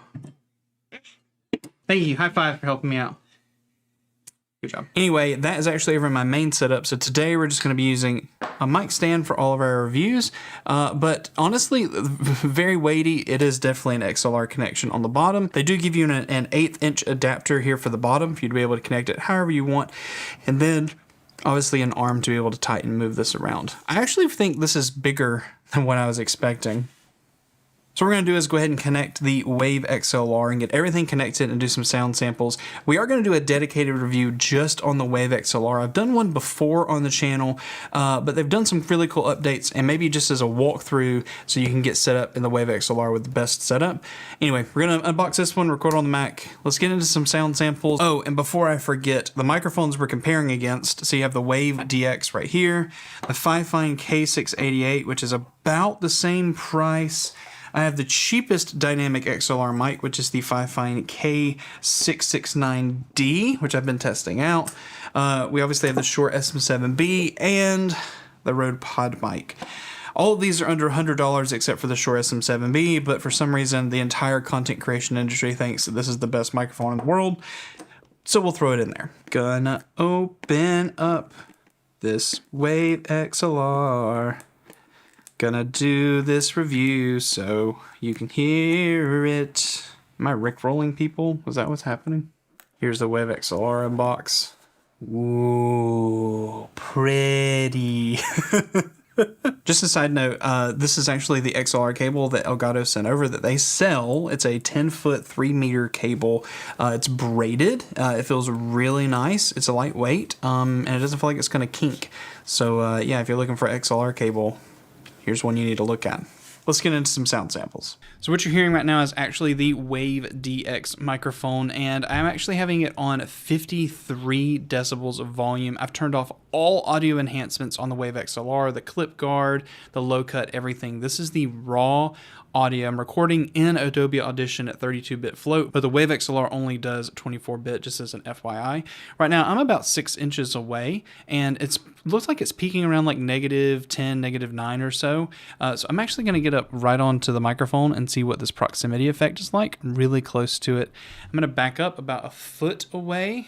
I'm about 2 feet away. And now I'm actually going to go around the microphone and hear what that rejection is like. I'm 90 degrees around on the side, coming back around, going back around on the other side. This is 90 degrees.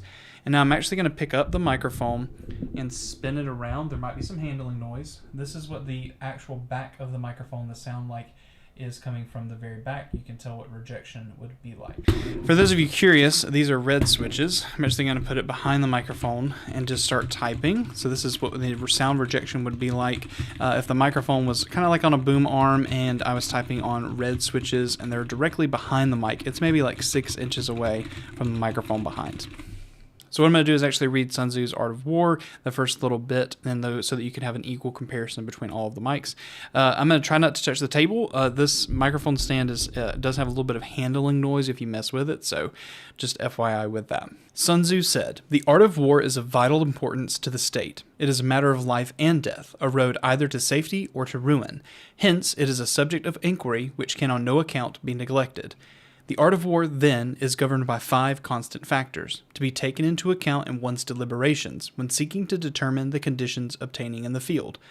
These are the moral law, heaven, earth, the commander, method, and discipline."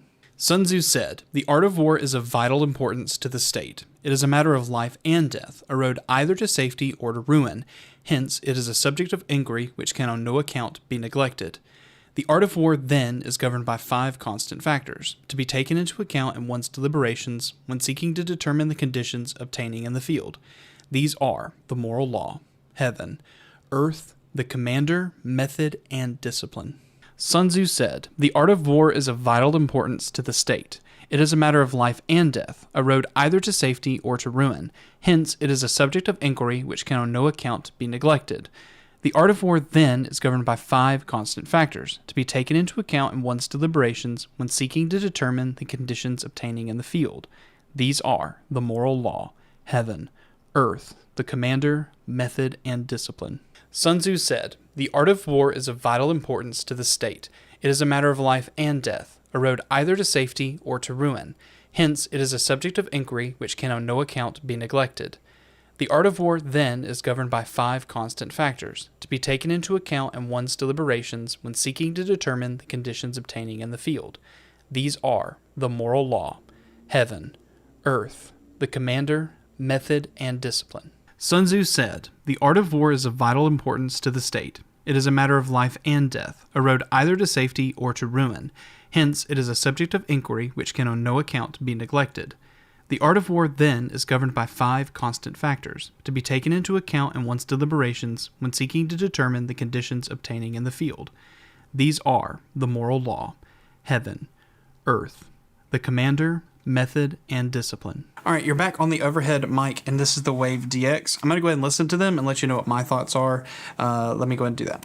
All right, let's talk about these microphones because I just listened to them several times, and I'm still getting mixed feelings. So let me tell you what I hear, and then you go back and tell me if that's correct. And honestly, again, all of this is subjective. This is my opinion. It's my voice. These are my thoughts. This does not mean that it has to be your thoughts. You listen to it and be the judge, but I'll give you my thoughts just so if you want them, whatever the case. The Wave DX actually has a really good sound to it, and I feel like it has a really nice natural flat sound. It doesn't over accentuate any kind of the sound spectrum. I feel like it really sits where you can really EQ it and do what you want with it. It's a nice microphone. One thing I will say about the Wave DX is there's a lot more room sound. What I mean by that is you could hear a lot more of the presence in the room. So things like on a condenser microphone where you want to have that full breadth of sound that you can really mess with. Dynamic microphones, you're trying to really cut down and use that sound rejection just because it's the type of the microphone, whatever the case. Roast me in the comments, audiophiles, that's fine. But anyway, you can hear a lot more of the sound of the room, which is great. But if you're trying to reject sound, I feel like that might be a problem, at least in comparison to the other microphones on the table. Kind of like the 669D, which is the cheapest microphone. I felt like it had a little bit clearer of a sound that didn't have all of the room sound, but really focused onto my voice. Now, that's not saying that that's a bad thing. Now, let me say that again. You probably heard sound rejection and my opinion on it. You're like, well, nope, that's a microphone I'll pass on. Again, I really feel like this microphone has a great sound. I do feel like it adds a lot more of the sound around it into it. I don't know if that's because it has all of the perforations almost all the way down. I don't really know all of that. I didn't design it, but I do know that there's a lot more room sounds with this microphone. Of all the ones on the table, I feel like this microphone does really well for its price point. And you be the judge. Does it sound good enough for you to be able to invest your money on? And in that same case with Elgato, you're getting Elgato customer service, which has always been great. I don't know if you've ever had to call Elgato, but yeah, I've called about a couple capture cards and even my Wave XLR and gotten really quick turnaround responses. Really nice stuff. I just said Go XLR, I meant the Wave XLR. Anyway, I'm really impressed with the microphone. I think if you have the money and you're in that budget range and you're looking for a XLR only microphone and that's all you need and you like the Elgato products, this is a really good product to look at that's around that $89 range. For a little cheaper, you could go with like the K688 and get USB as well as XLR, and you can hear what that sound is in comparison. I've covered this microphone several times. You can go look at its dedicated review if you'd like. And in comparison to like the SM7B, I'm going to be honest, I think I'm going to stop doing comparisons to this microphone because number one, I just don't use it that often in my setup anymore. And number two, there are so many other great products that you can probably take a look at and compare to. So this might be the retirement of the SM7B for my reviews. Let me know in the comments if I should continue to do that. Or honestly, I would love for Shure to send out the SM7DB to review that, but in my opinion, for the sound quality you're going to get after compression and streaming quality and video quality and all the compression that comes with it, I just don't see a $400 microphone being the investment you need to make. And with that, that'll bring us to the end of this video. If you enjoyed it, please hit it with a thumbs up. I really would appreciate it. It helps out the video and really pushes in the algorithm. Really appreciate you guys. You should check out this video and this video. Both of them are nuts. I'm sure you're going to find some awesome spots in those that are going to give you a lot of improvement on your stream and in your content and in your community. Thanks, guys. Y'all have a great day. Back in July, FIFINE sent over this, the FIFINE Amplagame SC3, and you guys loved this mixer, and for $50, it is a crazy good value. But what if I told you for $50, there's another option? The FIFINE Amplatank, the SC1. And this one is not geared more towards the creator, streamer kind of situation. No, this one's more geared towards the musicians. Those of you who are actually trying to find something that is a cheaper audio interface for you to plug in not only your microphone, but to also have an instrument input and those go into your computer and have direct monitoring. Oh, and so many things. Have balanced TRS out. I mean, it's really cool, guys. This is the mixer for you. So let me go ahead and show you this mixer. And by the way, you've been listening to it this entire time. This is the FIFINE K669C, their condenser microphone for less than 40 bucks. I think it's 36 bucks. And you're actually hearing it plugged in directly through this mixer, and it's on phantom power. Everything's connected. It's going great. Anyway, let me show you this mixer and everything it has to offer. So here's the mixer. You have a 1/4-inch XLR combo jack over on the right side. Right here you have the 48-volt phantom power button. You also have this button right here, which is where you're able to toggle between microphone and the instrument. Basically what it does is it takes your microphone and sets it to your left and right. So it takes the mono signal and doubles it. But if you toggle that and actually allow the instrument to come through, it will split it. On the right side will be your microphone and on your left side will be your instrument, or vice vice versa, depending on how it's set up. What's really cool about that is you can just pull it into your editing program and split the feed and be able to use mono off of this, and it just be a quick and plug and play USB mixer. You also get direct monitoring with a toggle to turn it on and off and a volume port. And on the back, you get a balanced TRS out and a USB-C and a Kensington piece. And this mixer is pretty cool because for the exact same price as the Ampligame, $50, you're not only getting a mixer that rivals something like the Focusrite, where you're able to get kind of a 1/4-inch jack as well as having a combo jack, but you're also getting in a much smaller package. On the top, you actually get some color indications of whether or not you're doing green or if you're going to peak the microphone. Anyway, you get that for input 1, input 2, and then actually your output gain, which is going to go to your TRS. And so it's really cool on how easy and compact and small this system is. I would go ahead and plug in something like the piano for you guys to be able to hear it, but I've never done anything music-wise on this channel, and I don't plan on necessarily doing it right now. But what I do want to say is if you're looking for a $50 mixer and you're looking to see whether or not it sounds good or not, this is the audio sound that you're going to get from it.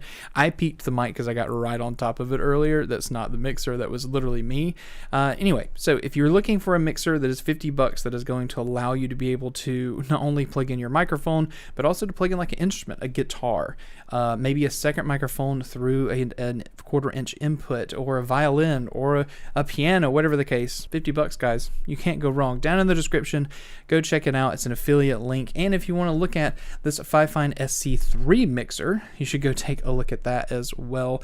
I'll leave that review right here, and another piece of equipment that you should probably check out right here. Thanks, guys, and thank you for FIFINE for sending over this mixer. No money changed hands or anything like that. They just wanted me to take a look at it and show you guys how cool it is. And honestly, it doesn't need a really long review because this mixer is pretty neat by itself. You should go check it out. $50. Check out these videos. We'll see you in the next one. This is the Elgato Wave 3, and this microphone is something that defined the streaming industry, not by just including the software for Wave onto the microphone, but just the quality of the mic. I've used it when I was at TwitchCon and played around with it, but the truth is they sent one out for me to review for the channel for you guys to hear, and yeah. That's what we're doing here today. We're not going to go too in-depth with the Wave software. I'm going to do a full dedicated review on the Wave XLR, which will go into that. But the truth is, we're going to be talking about how awesome the mic sounds. Just know that the value proposition is a lot higher because it comes with the software. I really just need to get like, I don't know, some kind of a knife or something.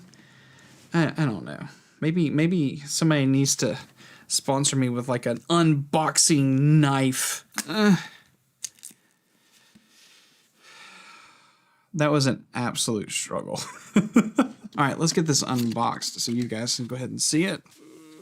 All right, cool. Inside the box, we get another box. Let's see, inside this box should be the Wave 3. We can get it open. I don't have an overhead cam right now.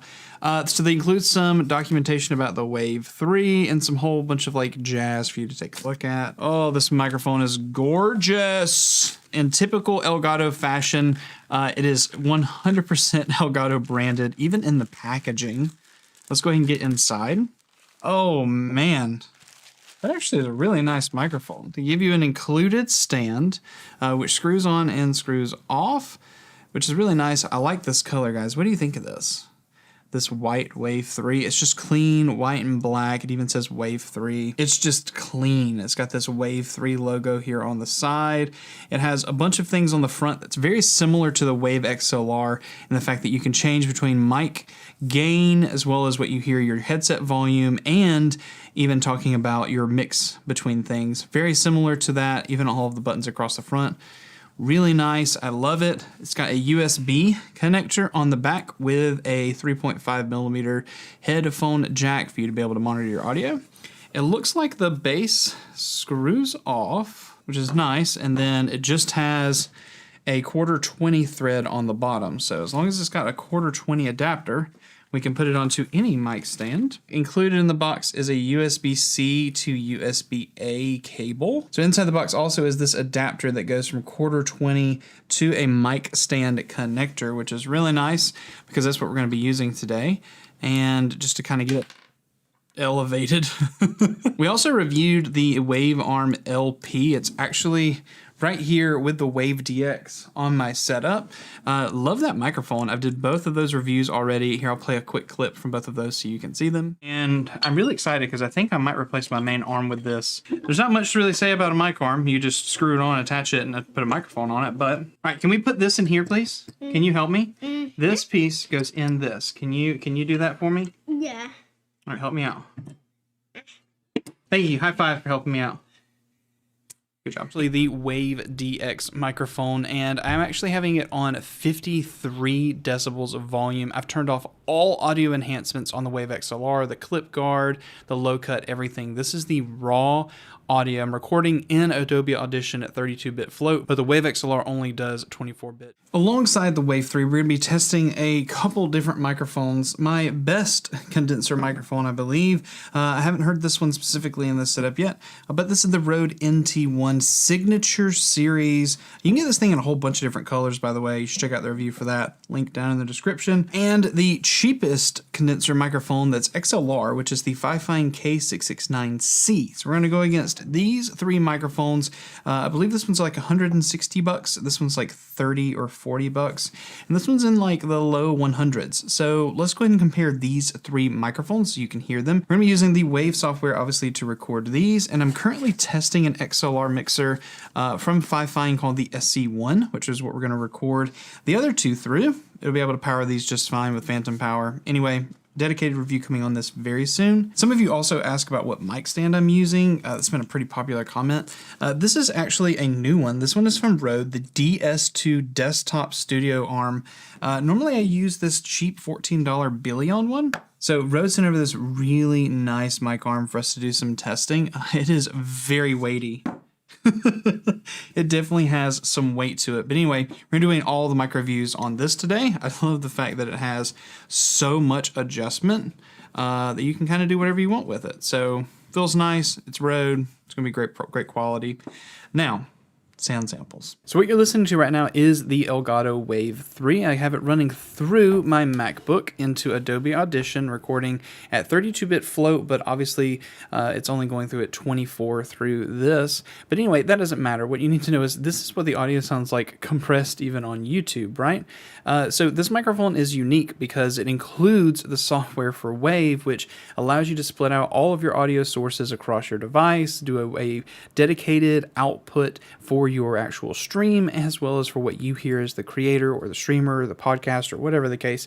It's really neat. But then you can control so much on this device. It actually has a touch to mute, which is capacitive, which means you just basically just barely touch it and it mutes, so you don't add a whole bunch of sound. So I'm just going to go ahead and do that right here. Muted it, and then I unmuted it. And what you'll see is I'll turn it around this way. Hopefully you'll be able to actually see it. Here, I'll pull it up to where you can actually see it. So really neat. I'm pretty excited about what this microphone can do, and I'm honestly curious to hear what it sounds like. Go ahead and comment down below before we even hear the Rode NT1 and the cheaper FIFINE mic. What do you think of the sound of the Wave 3? And it's been out long enough that you've probably heard it before to know what it sounds like. And to kind of understand it. I've got several people in my community who have one of these microphones and they love it. Echo 08 has one of these. Iceman UK85 has one of these. They love these microphones, and yeah. All right, let's go ahead and do this recording and this reading. Then I'll plug in the other two mics, and I'll come back after I've listened to the sound samples to let you hear kind of what those thoughts are. Sun Tzu said, "The art of war is of vital importance to the state. It is a matter of life and death, a road either to safety or to ruin. Hence, it is a subject of inquiry which can on no account be neglected. The art of war, then, is governed by 5 constant factors, to be taken into account in one's deliberations when seeking to determine the conditions obtaining in the field. These are the moral law, heaven, earth, the commander, method, and discipline." Sun Tzu said, "The art of war is of vital importance to the state. It is a matter of life and death, a road either to safety or to ruin. Hence, it is a subject of inquiry which can on no account be neglected. The art of war, then, is governed by 5 constant factors, to be taken into account in one's deliberations when seeking to determine the conditions obtaining in the field. These are the moral law, heaven, earth, the commander, method, and discipline. Sun Tzu said, "The art of war is of vital importance to the state. It is a matter of life and death, a road either to safety or to ruin. Hence, it is a subject of inquiry which can on no account be neglected. The art of war, then, is governed by 5 constant factors, to be taken into account in one's deliberations when seeking to determine the conditions obtaining in the field.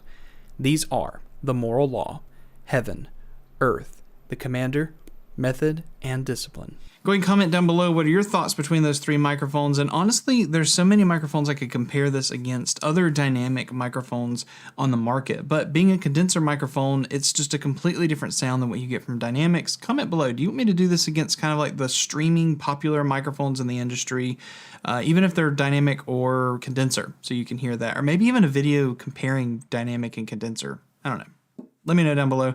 Let me listen to it. I'll give you my final thoughts. The Wave 3 is a really impressive microphone, not only in everything that it offers from the Wave software, but all the controls that you have on the front. And I know we didn't cover all of the features of this microphone, but the truth is most people are trying to figure out, should I buy this microphone because of the way it sounds? But as far as value proposition goes, for just over $100 to get, not only do you get the microphone, but you get the Wave software and to have all of the control, even here on the dial, being able to control your headset volume, as well as being able to control your mix between what you hear from direct monitoring as well as what you're going to get from your computer. There's so many things that are amazing for that you just get with the Wave software, splitting out audio, all of that. And on top of that, you get a great sounding condenser microphone. And that's my thought. I think it sounds great. I don't think that it sounds muddy. It is a USB microphone, and I compared today to 2 XLR microphones, and you can be the judge of whether or not you think they sound better or worse. I personally love the sound of this NT1 from Rode, and I think it's great, but honestly, that FIFINE K669C is also wonderful, and pair it with a cheap interface like this $50 FIFINE SC1 mixer, that's a really good option on being able to actually have a pretty budget stream going for cheaper than this Wave mic, but you know, you're not getting all that software stuff. I might be kind of confusing and bouncing all over the place, but let me say it this way. If you're in the market for a microphone that is going to give you not only the software solution for you to be able to have a great stream and be able to manage all of your audio, but you also need a microphone that looks good, has great customer service and warranty from Elgato, this is a no-brainer. The Wave 3 microphone is great. And they also have the Wave 1 microphone that doesn't have as many features, and I'll link all that down below for you to take a look at it. But Elgato, you really knocked it out of the park with this. And they do have this in black. You don't just have to get it in white. Let me know what you think down in the comments below if you think you would pick up the Wave 3 microphone. And if you do pick it up, please use the affiliate links down in the description. They do support the channel. They are Amazon affiliate links. Thank you so much. I appreciate it. Elgato, thank you for sending over the Wave mic for review. Obviously, this didn't have any kind of a bearing from Elgato. They just sent it out for review. No money changed hands, and it was just a product for me to take a look at. Thank you once again, and you should check out one of these 2 videos right here. I'm sure they will upgrade your stream just as much as something like the Wave 3 will. We'll see you in the next one. FIFINE sent over 3 gaming headsets for us to take a look at. The H9, the H6, and the H3. But what's funny is they're all under $40, and I think the H3 right now for like the Prime Day or wherever it's happening right now is only $30. All of them interact a little differently. Some of them are specific for consoles, some are specific for computers, but I think they work on both. All 3 of them can do basically consoles or PC. Anyway, so some have RGB, they all look a little different, but in this video, we're going to talk about my comfort level and how I feel with them. We're going to use them and play some Destiny on the PlayStation 4, and I'll give you some microphone tests for each one of these so you can kind of get what your kind of feel for what this mic is. And just for comparison, I'm going to compare them to the SteelSeries Arctis Wireless Pros, which are the ones that I use every single day. I have Wicked cushions on here, by the way. Shout out to Wicked cushions. These things are crazy good. If you don't have these for your headset, you should go look at them. Let's get into the review. This is the Amplagame H3, and we are unboxing this. Go ahead and see what we have inside. We have a user guide for us to be able to browse and peruse, but they're just kind of put in here. They look nice. They feel like they got a little bit of weight. You can definitely tell they're on the cheaper side just from the feel, but not a bad thing necessarily. Oh, and there's actually something in here. Oh, so there's the microphone. So it is a removable mic. Oh, a splitter cable. So you can actually take it from aux cord over to just mic and just audio. So if you want to use it for a PC, this is totally something you could do. All right, let's get the H3 out of the way. We'll go ahead and take a look at it, just kind of get a general feel. We're going to unbox all three of them right now. So, all right, so this is the H3. As you can go ahead and see, I think these have some RGB. Yes, they do have some RGB. They're just a looping RGB. There's no control for them, but they're just right here on this little smiley face, which if you've ever seen any of their Ampli-Game stuff, a lot of them have the smiley face. It actually is kind of cute. Condenser mic, omnidirectional, which means the mic picks up from everywhere. It's not too heavy, so this is kind of a metal right here. Feels like it. These really remind me of the Hyper Cloud 2s. Kind of interesting. Softer cushions. Doesn't feel like there's too much depth in them. I feel like your ear's probably going to rest against it. And then, like I said, there is a removable mic. So those of you looking to do that Xbox cheat where you can plug in a cable into this and use it as a microphone or your really expensive kind of microphone, you could probably do that. They seem durable. I haven't broken them yet. I'm twisting them pretty good. I should probably not do this too hard. These look closed. However, they do have some ports on the top right here. I'm not sure if I'm gonna be able to actually tilt it where you can actually see it in the light. They have some ports right here on the top for some air to be able to escape for the drivers. And all right, let's go ahead and put them on and let's see what we have. Okay. So yeah, so the depth of the cushion is not huge. My ear's definitely touching the driver. However, it's not uncomfortable, and I have a big head. Let me just say that. They're actually not that uncomfortable. The top is nice and soft. I'm actually kind of impressed with the feeling on these. I think I could do a solid gaming session with these. These actually feel very similar to the Hyper Cloud 2s, if I'm going to be honest. And that was my first gaming headset that I like really mained for over a year. All right, let's plug in this microphone. I think it just kind of goes in easy. It's bendable, it gets out of the way. One thing I wish that they had was maybe a pop filter, but when we do the mic test later, we'll see whether or not there's plosives, and I'll do a plosives test. Oh, something else that it does have is it does have an inline control right here, so it does have a volume rocker as well as a mute button for your microphone, and on the end it does have a TRRS, which is what you would plug into like your controller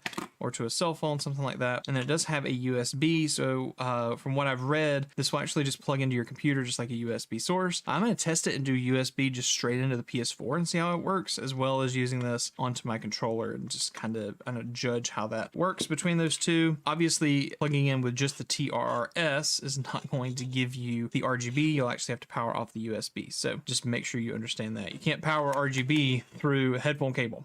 All right, that's one unboxed. This is the H3. Let's get the H6 done. This is the Ampli-Game H6 right here. Apparently this one also has RGB. It looks like it's only a USB headset, so let's go ahead and take a look at it. All these kind of have a different look to it, so even though it's increasing in numerical region, I think they all have a different kind of use case. We have an H6 manual right here for this headset. We'll leave that in the box, but let's go ahead and take a look at the headset. It looks like similar construction, the same kind of ratcheting feel here. I'm going to be honest, this doesn't feel as good as the H3. It's hanging up. Is the other side like that? Oh, it is. It hangs up a little bit. It does have a removable mic, which they give you, which I would assume is very similar. It looks similar. So if we put that in, that's what it is with the mic. This one has RGB as well, and it kind of has a rolling RGB, but this one has 7.1 digital. Not that the light's going to be able to pick it up, but it's basically a 7.1 digital button. Volume up and down, and then a mute switch right here. And the difference between this one and the H3 is I believe this one's USB only. So you're only going to be able to plug this into your PC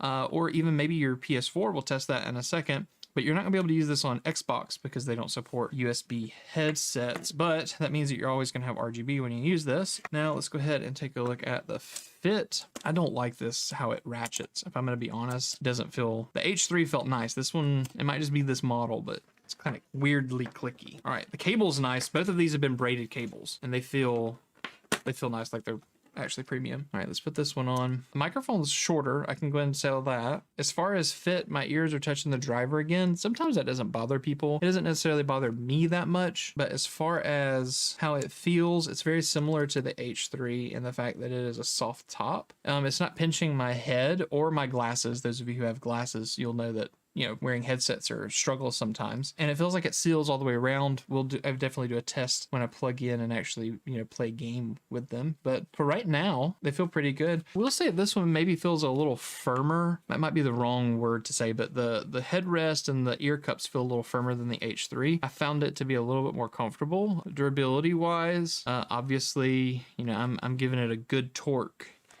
and nothing's broken, so it seems like it'll probably survive my 3-year-old. He's at daycare, so I can't hand him to him and see what's going to happen. I like said he was 3, he's 4, almost 5. What am I doing? I'm an old person now. Anyway, all right, so that's the H6. Cool headset. Maybe it doesn't feel as premium as the H3, and definitely is PC only, but you do get 7.1, so you can hear those footsteps. All right, the H9 is next. All right, up last is the H9, which is probably the closest resemblance to the HyperCloud 2s that I had, just based upon its shape. And I actually have used this headset once before when doing a review on another piece of hardware. And so I already kind of am familiar with maybe the headset, but not the whole piece. So let's go ahead and unbox it and see what we get inside. So we do get the headset, but there is some accessories. Oh, there is a user guide. For those of you curious, they do give you some documentation. Inside, just like the other, there's a removable headset, a removable microphone. Definitely a little different. Even resembles the HyperCloud 2 one. I keep referencing that because it's the closest thing I've used that's similar to it, because it also kind of goes in there and leaves this little piece. I'm gonna drop it all over the place, but like I said, this one's probably the one that resembles it the most, just from its form and fit. As far as usability, this one feels much better than that H6 did. Doesn't feel as good as the HyperClouds, but I don't think you're doing this a whole bunch.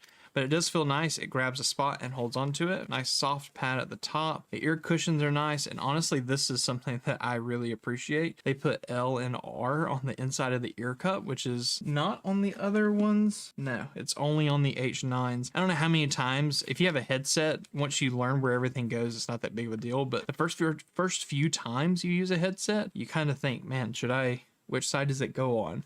But the L and the R looks like it's working, you know, doing what it should be. All right, so let's go ahead and spread it out and let's put it on, see what it feels like, and then I'll adjust it. Oh, and that should be a testament. I got a big head, and look how much area you have. So you could totally wear a hat underneath this and be able to have it all the way up.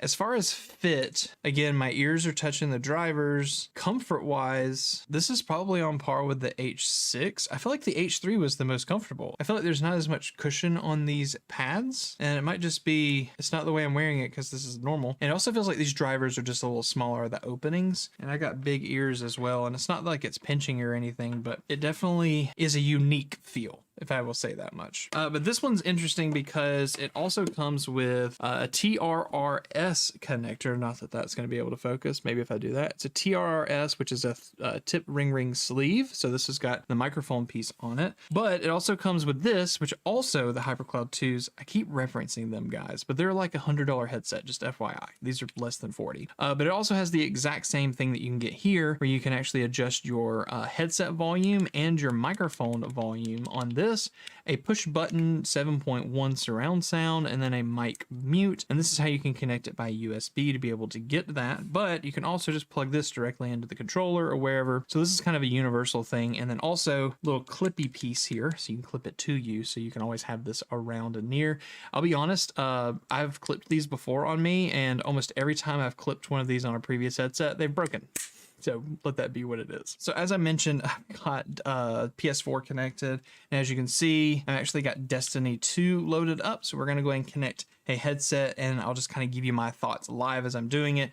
After I do this part and tell you about how it sounds, I'll go ahead and do the microphone piece so you can hear what the mic sound like. All right, we're gonna go H3 first. It's the one, oh, these of the three are the most comfortable. I do have to say that. All right, we're gonna go ahead and plug them in, flip them in. Volume is at max, and it's obviously working. I can hear everything. Let me full screen a projector so that I can be able to hear. Okay, so we've loaded in the game. Everything's connected. Right now, we're just using the aux cable, the TRRS, and I think we're just gonna go load into a destination. I've got these things maxed out on volume, and they're more than loud enough. Plenty of bass, plenty of highs. It definitely feels boomy.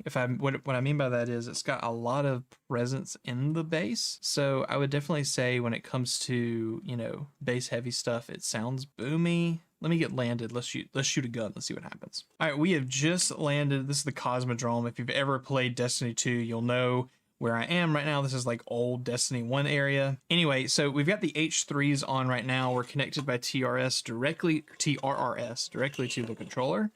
And as far as sound, there's a lot of bass, but it's not overwhelming. I have the sound. Ooh. Oh. The every time I boost, it's got boom. It's got a lot of presence there. It might be a little heavy on the bass end, which is kind of typical with cheaper headsets. They feel like if they kind of push the bass, they kind of increase the idea of the presence. All right, let's fire a gun. I mean, I'm feeling it. I feel like I'm feeling almost like there's a rumble. Like I said, I feel like they might be a little too bass heavy. If I could tune them personally, I would probably tune the bass out a little bit, but they sound nice. Before we go to the H6, let me plug it in USB and see what it sounds like. It doesn't work USB on the PS4, but you can go ahead and see what the RGB looks like at least. So this is the H3's RGB. So I was going to say I was going to do this later, but I'll go ahead and let you hear what the headset microphone sounds like. Here's the sample of what that sounds like right now. Sun Tzu said, "The art of war is of vital importance to the state. It is a matter of life and death, a road either to safety or to ruin. Hence it is a subject of inquiry which can on no account be neglected. The art of war, then, is governed by 5 constant factors, to be taken into account in one's deliberations when seeking to determine the conditions in the field. These are the moral law, heaven, earth, the commander, method, and discipline." So now we have the H6s connected. Here's what they are. They do have a rolling RGB. Now these I did plug into the PS4 and they connected instantly with no problem. And also here, I'll go ahead and show you on the actual PS4. Sorry, that was kind of weird.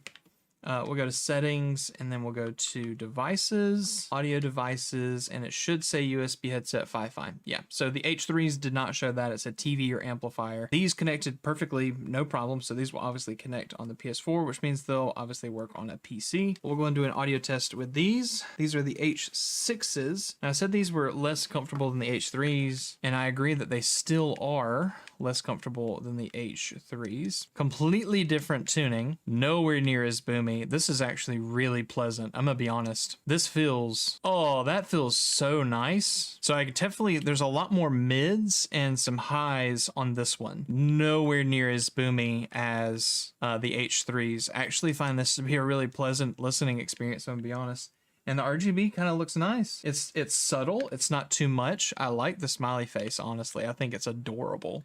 This is one of those that has the 7.1 button. So I was actually listening to it on 7.1. Oh, what is this? Okay, so this one's unique. I have to show you this. So here is the controller, right? It's got the 7.1 button. It's got a plus and a minus for you to be able to control sound, right? That actually is adjusting the volume, which is nice. But on the side, you have the mic mute, but this side, you have an EQ button. So I have the game playing right now. I'm gonna press it. Drastic change in EQ. You get 3 different EQ settings. You also get 7.1, which does work on the PS4, which is so cool. All right, so I'm gonna run around on no 7.1, the first EQ setting, and we're gonna kind of test that out. So this is 7.1 first EQ setting. It feels like it's just a balanced preset, kind of just flat. There's nothing really pushed on the highs, and that's kind of why I said it didn't feel boomy or anything. It felt kind of natural. All right, I'm gonna turn on 7.1. Oh my god, it opens up just like what you would expect if you were using 7.1. I will say what feels like should be in front of you feels like it's at the bottom of the headset. So maybe the spatial piece doesn't line up right. Let's switch setups. We're gonna turn 7.1 off. We're gonna go to the next EQ preset. Very, very bassy now. So the second preset is bass. This sounds very similar to the H3. We're gonna go to the last EQ setting. What is this one? Feels like a mid-high push. This would be your footsteps, trying to listen to your footsteps kind of a thing. A lot of mids, and the 7.1 definitely emphasizes those mids. Maybe it's just because I have it a little too loud, but I don't find this one as pleasant as the previous ones. Still sounds nice, but doesn't sound as pleasant. Another cool thing is this one has a red mute button for when you're muted on the mic. So if I unmute, it will turn off and then mute is on. The problem is that indicator, as cool as it is seeing it on the outside, I'm gonna be honest, FIFINE, you need that on the inside. So like these right here, which is my SteelSeries Arctis Wireless Pros, that's a lot to say. The light for the mute is on the top. So as the person who's using it, you can look down and see that it's red. So there's the visual indicator. Putting it on the outside, sure, somebody else is gonna realize that you're muted, but unless you're staring at a camera, like there's no indicator light anywhere else except for on the front. So I feel like that's kind of a cool addition that doesn't really help anyone. Maybe your stream would see it, but very interesting. Let's go ahead and do a sound test for the microphone for the H6, and here's what the microphone sounds like. Sun Tzu said, "The art of war is of vital importance to the state. It is a matter of life and death, a road either to safety or to ruin. Hence, it is a subject of inquiry which can on no account be neglected. The art of war, then, is governed by 5 constant factors, to be taken into account one's deliberations when seeking to determine the conditions obtaining in the field. These are the moral law, heaven, earth, the commander, method, and discipline."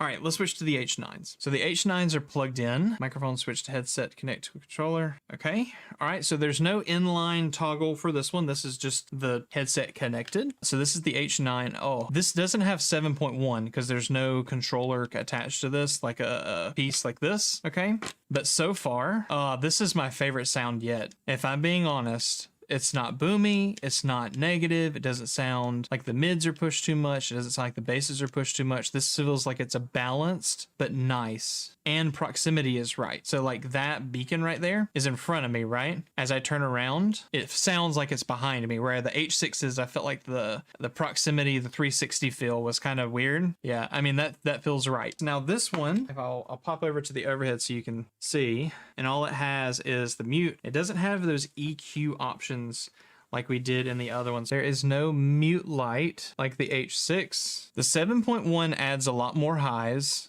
to give you that like presence feel, and I might have it just a little too loud, so it just kind of... Okay, the volume rocker doesn't work on PS4, by the way. Oh, and now that the volume is down with 7.1 on, this feels really good. It's a lot more highs. We're talking about like the 1K to like 6K has been pushed and like really like driven. The 7.1 is nice if you're trying to listen for footsteps and things, but I think the best sound with this is without it. At least in Destiny, in my situation, in my ears, this is it. This sounds so good. I have the 7.1 off right now, and again, I feel like this is probably the best feel of this. All right, and then no RGB with this one. Actually, this feels really comfy. I'm going to be honest after wearing it for a little bit. I think the H3 is the most comfy ones, and here is what the microphone sounds like for the H9. Sun Tzu said, "The art of war is of vital importance to the state. It is a matter of life and death, a road either to safety or to ruin. Hence, it is a subject of inquiry which can on no account be neglected. The art of war, then, is governed by 5 constant factors, to be taken into account in one's deliberations when seeking to determine the conditions obtaining in the field. These are the moral law, heaven, earth, the commander, method, and discipline." So, of the headsets on the table, let me give you my final thoughts, because this is kind of a long video. We reviewed 3 different products, and we're just going off my subjective hearing here. Let me just go ahead. There's not credentials, but let me just tell you, I've been a musician for over 20 years, taught public school music. I know audio. I taught in the schools for over 10 years. I've taught private lessons. I've done audio mixing. I literally mess with microphones and everything constantly. So trust me when I say I think I know a little bit about audio. However, just because what I know, my ears are different from everybody else's, and what some people like, some people don't. So just understand that everything is subjective and every driver is tuned differently. So let's break them down and let me tell you about each one. Probably the best one on the table, I would say, is the H9. And it's just because it not only fits well, it's not as good as I would say the H3 fit, but it does fit great. I actually really love the LR. It has a nice feel when you're wearing it, and I have a big head and there's plenty of space even to put a hat on above that and pull it down, and for glasses it's not uncomfortable. As far as sound wise, I didn't like the 7.1. I felt like it added way too many mids, but the truth is I feel like the natural sound of this headset, even on just the cable as well as going through the actual PS4 or the computer, this probably had the best out-of-box tune that you can get on the headset of these 3. I think the second one I would say is the H6, and this is probably the most least feature rich that you have in some ways, but also the most options that you have for sound. The H6 has that ability to change between 3 different EQs, and I really liked 2 of those EQs. One of them was way too like high in presence, and it was the top of the EQ ones. The 7.1 kind of shifted the sounds kind of in a weird place. What was supposed to be behind me felt below me. Very weird, and I know that maybe that's, again, just my unit, but it just felt a little funky. But as far as using it on a console, yes, it'll plug directly into a PS4. It won't work on a PS5, and it will obviously work on your PC just fine, as well as the H9 will work on your PS4, also on a PC, but you can also just plug it into your controller, so you can use it on Xbox as well as PS. So this was probably the most feature rich to be able to use it in every application. This one probably has the most options as far as sound, but you're not able to use it on an Xbox or anything like that. So, and then we have the H3, and as much as I really like the way this felt, it just didn't have the best audio between the 3, the natural tune, the many options, and probably very, very bass heavy. I feel like if you love bass, you're gonna love this headset. I'm just not a person who necessarily loves having a whole bunch of boom bass. So as far as that, this is probably what I would say is not, you know, the worst of the 3. And then also the options that you get with this, let me talk about those. So you do get the Y splitter. So you're able to plug this into a PC and be able to use, if it needs it, where it splits off the microphone as well as the audio. And then also this is really useful for doing some other things. There's a really cool thing that you can do with this Y splitter, and I'll go ahead and link a video from a channel that I've featured on my channel a couple of times. This is Pew's Review. He's fantastic. I love him. James is fantastic. He does a lot of videos about how to be able to use like a desktop microphone, something like the FIFINE AM8 or the K688 with an Xbox. I'll go ahead and link one of his videos down in the description. You totally should go check it out if you're trying to use a microphone on your Xbox. But you can use something like a splitter, and it comes with this, and this could be an option for you to be able to do that. But as far as features, you don't get PC data transfer. So when I was trying to plug in the USB cable into the actual console to be able to get data transfer as well as get the RGB, it doesn't do that. And after reading the manual, it's not meant to. So it's just for supplying the RGB. So you're only using the USB to power the RGB. You do get the TRS connector, which plugs into your controller, and then you can also use this to split it out for PC. But that USB cable doesn't actually use for any kind of data. It's just to power the RGB. So, long video, but 3 headsets. I want to know what your thoughts are down in the comments. I know that I can't give you sound samples from these. I'm not Linus Tech Tips with their really cool big head thing to test out headset. But what I will say is, go ahead and let me know what you think about the microphones down in the comments. And yeah, go ahead and check out this video right here from some other FIFINE products that you totally should check out if you're looking for a microphone. And then you've got to watch this video. Oh my gosh, my son literally unboxed a product and ate a booger on camera. It's great. We'll see you in one of those. Thanks, guys, and y'all have a great day. Rode sent out the Rode Streamer X, which is the all-in-one interface for XLR, HDMI capture, audio routing. They have everything that you could imagine on one piece. This one has it. I haven't personally opened it. Today we're going to unbox it. We're going to put it in a different situation. I'm actually going to record a live podcast tonight, and I'm using this for my microphone for the podcast.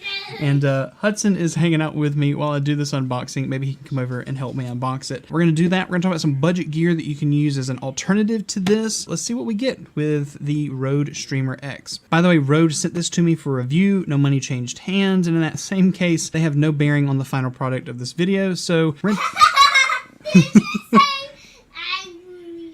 did I say angry? Ugh! You want to come help open this box with me? Yeah. All right, let's get this unboxed. Can you say hello, friends? Hi, friends. Okay, so we're gonna open this box. Okay, so let's take it out of the box. We're gonna switch over here to this camera so people can see. All right, can you show them how to unbox it? Watch this. Ooh. So it slides out. Yep. Pull it. And push. Oh, you pushed it. All right, we can put this aside. All right, so how are we to open it now? We'll open it. Let's lay it down, shall we? Yep. All right, so here's the box, guys. All right. So. All right, go ahead and tell them what you're doing. We're opening a box. Opening a box. Yep. Okay, maybe this lifts up. Lifts up. Yeah. Oh, all right. Now hold on before we open it. Let's take a look. Let's see. We've got a whole bunch of like instructions right here. Isn't this cool, right? What does this say? What does this say up here? Take your stream to the next what? Level. Good job. All right. Looks like a power brick. And then we have a tuber. a what? A music. A musical. Yeah, we can see. So this is the Rode Streamer X, right? All right, so can we show them? How many buttons do we have on this, Hudson? 1, 2, 3, 4, 5, 6, 7, 8. And we have how many dials? 2. 2 dials, okay. And then on the back, we have all of this stuff back here. We got connections. We got XLR stuff, a bunch of stuff to plug in. Yeah. Oh, and we plugged in the charger. Good job. And then we've got phantom power here and a bunch of stuff. You have anything else you want to say about this? What do you think? You want to tell the friends up there? What do you think of this? Ta-da! All right, and then in the box, it looks like we have another USB cable. We have another USB cable in the box. All right, and then it looks like back here, we also have the rest of the power cables. So once it's all plugged together, it looks like it comes with a power brick. You can connect this for power, and this is what actually powers the unit. I'll go back over here to the overhead view so that you can go ahead and see if I can actually get it onto the thing right here and get it to focus. As you can see right here, we have a 5-volt power over on the end. We have 1 and 2 PC because this can connect to 2 separate PCs for a 2 PC setup. HDMI in and through. We have a headphone port, a headphone with a headset port, the XLR combo with a 1/4-inch jack, and then you have a phantom power button here with a Kensington lock also on the bottom. We'll talk about some specs of this. I do believe, if I remember correctly, yes. So video pass-through modes, we can actually pass through up to 60 FPS for 4K, up to 144 for like 1440p, and up to 240 frames per second for 1080p, and then for capture 4K 30, 1440p 60, and then 1080p 120. So what we're going to do now is I'm actually going to do some testing off video just to get everything connected, and next time you see me, I'm actually going to be probably in completely different clothes because it'll be the next day. I'm going to go ahead and pop up some of the video clip from tonight where I'm actually using this for the live broadcast, and I'll come back with my final thoughts. We'll talk about some budget alternatives to be able to do something with this, but just up front, it feels great, it looks great, the pads feel nice. I'm really excited to see how revolutionary this is, and I think honestly, if it's awesome, I think it's going to live in my go bag, especially when I go to TwitchCon here in a few weeks. I think it'll probably be in my bag for streaming because I can do everything, and it'll probably take me a mic with me. All right. That's everything. Let me show you this clip from tonight. So how's it going? My name is Brandon. Welcome to Darkened Cyrus. And we are actually taking the time to meet with some really awesome people and talk about a local gaming store, but it's not just gaming. And that's part of the title that we have here. It's not just gaming, it's so much more than that. And so today we're talking about their business. We're going to be talking to some community members who love this business and some initiatives they're doing to not only help them grow, but to keep them around, bringing wonderful things not only to their patrons, but to this just area in itself. So first of all, thank you and welcome. Thank you, man. Thanks. Okay, awesome. So they are all here to have some fun and have a conversation. We all have microphones on the table, and hopefully you'll be able to hear everyone say in chat. If you don't, I'm watching chat. They're not seeing it. Please make sure you ask questions. I'll direct them towards them. But I'm going to start off with a really easy one.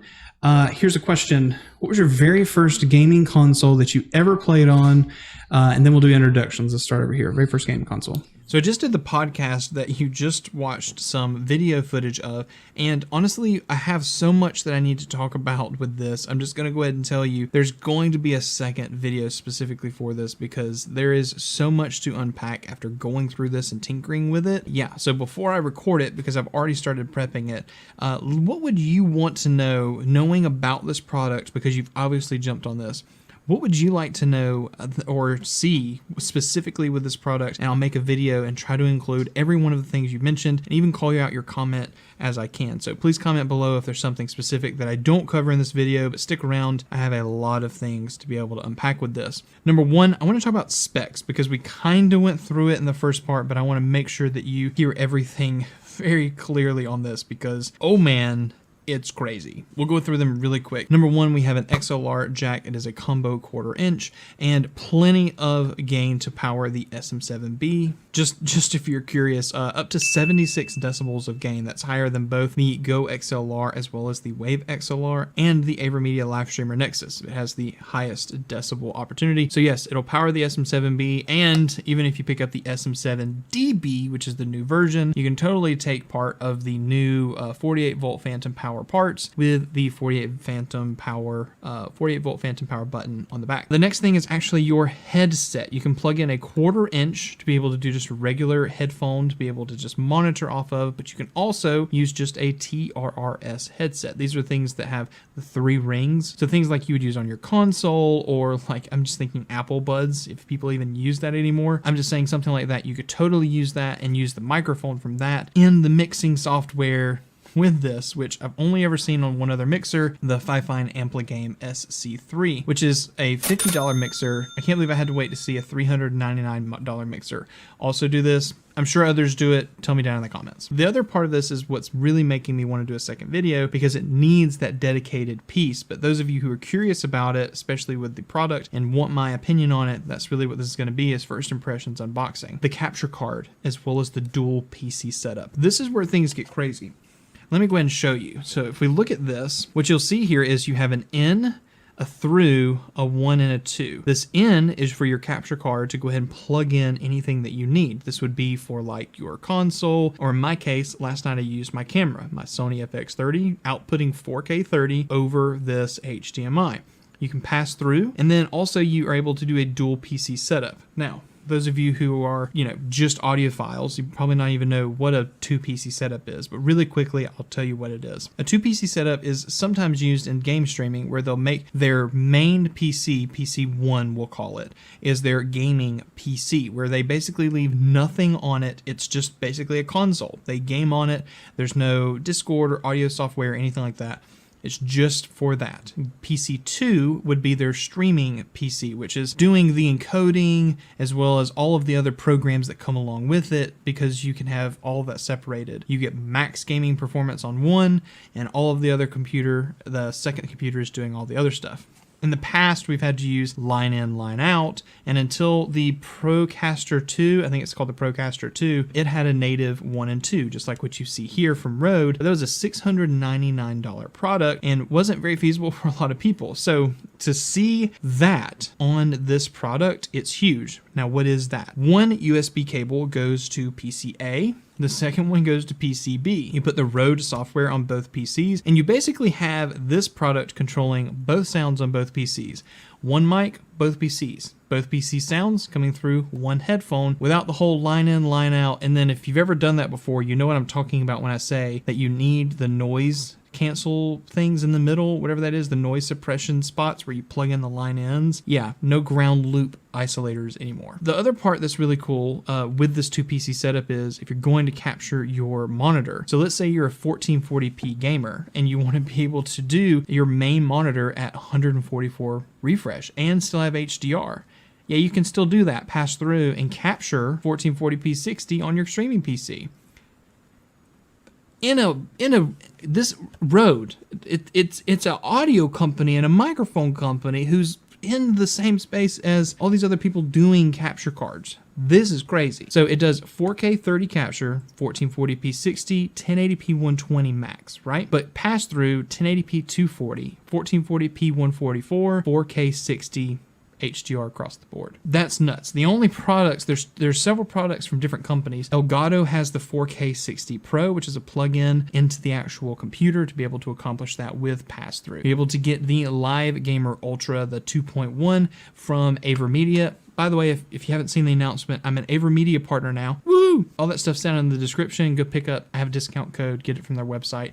You're going to get a better price. And they have a really awesome HDMI 2.1 card, which is the best in the market, even above this one, to be able to do 4K 144. Anyway, they also have a Live Gamer, I think it's called the Ultra card that's not the 2.1, that also does the same thing as a USB card, kind of like this, but it's not integrated with all these audio features. So when you look at the price of all of that and you think this is a $250 card that you can get used for about $180 right now.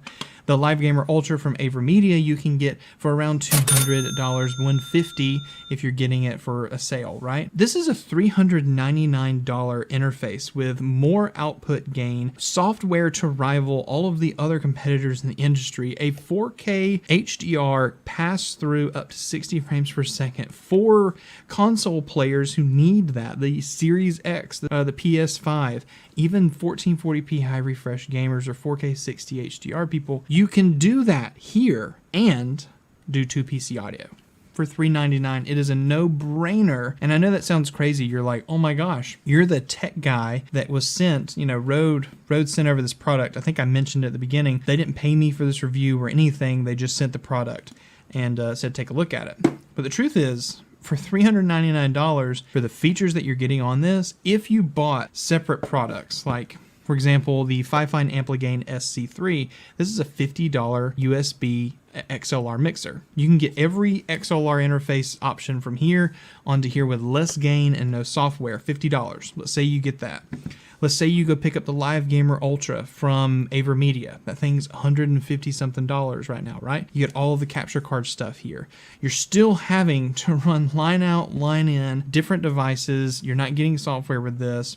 Are you able to accomplish it for a cheaper price? Sure. One product. And this is really cool, by the way. It's got a 1/4-20 thread on the bottom. I know that sounds so stupid, but every one of these devices live on your table, right? This one, you can have it actually up on a monitor mount. Like get one of those magic arms, screw it on it, get it out of the way. It's built into it. And I wish this was normal for every single kind of streaming product. An audio product had to think of it. So cool for them. I think it's awesome. So what am I going to do in this next video? I'm actually going to plug it into 2 PCs. I'm going to do a full 2 PC setup, use my main rig as my gaming rig that will power 1440p high refresh, capture on my streaming PC, which will be the Klondike bar. I'm going to run USB-C between both computers, one mic, set everything up, be able to do it all. I'm just curious to see how well it's going to go. If you're curious about it in the comments, let me know. Or even if you want the second PC to be a Mac, I will do that, because when I did the stream last night, I streamed from my M1 Mac and I thought it did great. So let me know what you think down in the comments. There's so much more to cover on this. Oh, I almost forgot the one really cool, important thing. The software for this does one thing that no one else in the industry has done yet, and it has to be mentioned. Sure, the Rode app, the central app, is really nice. Sure, it has the audio routing table like most of the other places. You're able to control your stream mix as well as your monitoring mix and lock them and move them around like Wave XLR, as well as the live streamer Nexus from AVerMedia. You're able to do all of those things very similar, except for one really cool thing that, again, I didn't think I needed it until I saw it. They had presets, so you can actually click a preset for I'm recording and here's my audio table layout. Oh, well now I'm gonna go do my Zoom call and here's what my audio table layout is. Some people might never use something like this, but people who do multiple different, like I have multiple sets with one PC and I have to change the audio routing based upon what I'm recording, it would be so cool to just go click button, everything's changed and it's done. It's real quick. I'm sure I could figure out some hotkey multi-action to do it. But yeah, they have it built in, which is freakishly cool. So I would GG's Rode for putting that in there. If you've ever used like a live streaming product, like for example, the Stream Deck or the Live Streamer Nexus, their pads have a depress function. So when you push down on it, it actually feels like you've clicked. It's got a tactile piece to it. These buttons, they don't have it. It's literally just pads that you push into and they activate. And obviously the lights will be able to show you everything you need. Really cool product. I'm looking forward to doing the second part of this. Comment down below what your thoughts are. And hopefully throughout all of this, I've been showing you a whole bunch of B-roll that I've captured for this video so you can kind of see some of the stuff that I'm talking about with like the software and things like that. Anyway, let me know what you want for the second video, specifically maybe what game I play. What game do I play? Or do I play a game at all? Let me know down in the comments. Check out one of these 2 videos. I'm sure you'll love them, and I'll see you in one of those. Have a good day. AVerMedia has sent over the live streamer Nexus for me to take a look at, and with the recent popularity of the FIFINE mixer that I just reviewed about a month ago, they felt that I should take a look at something a little bit more pristine, more features, etc., and see if it's something that you guys would also like to take a look at.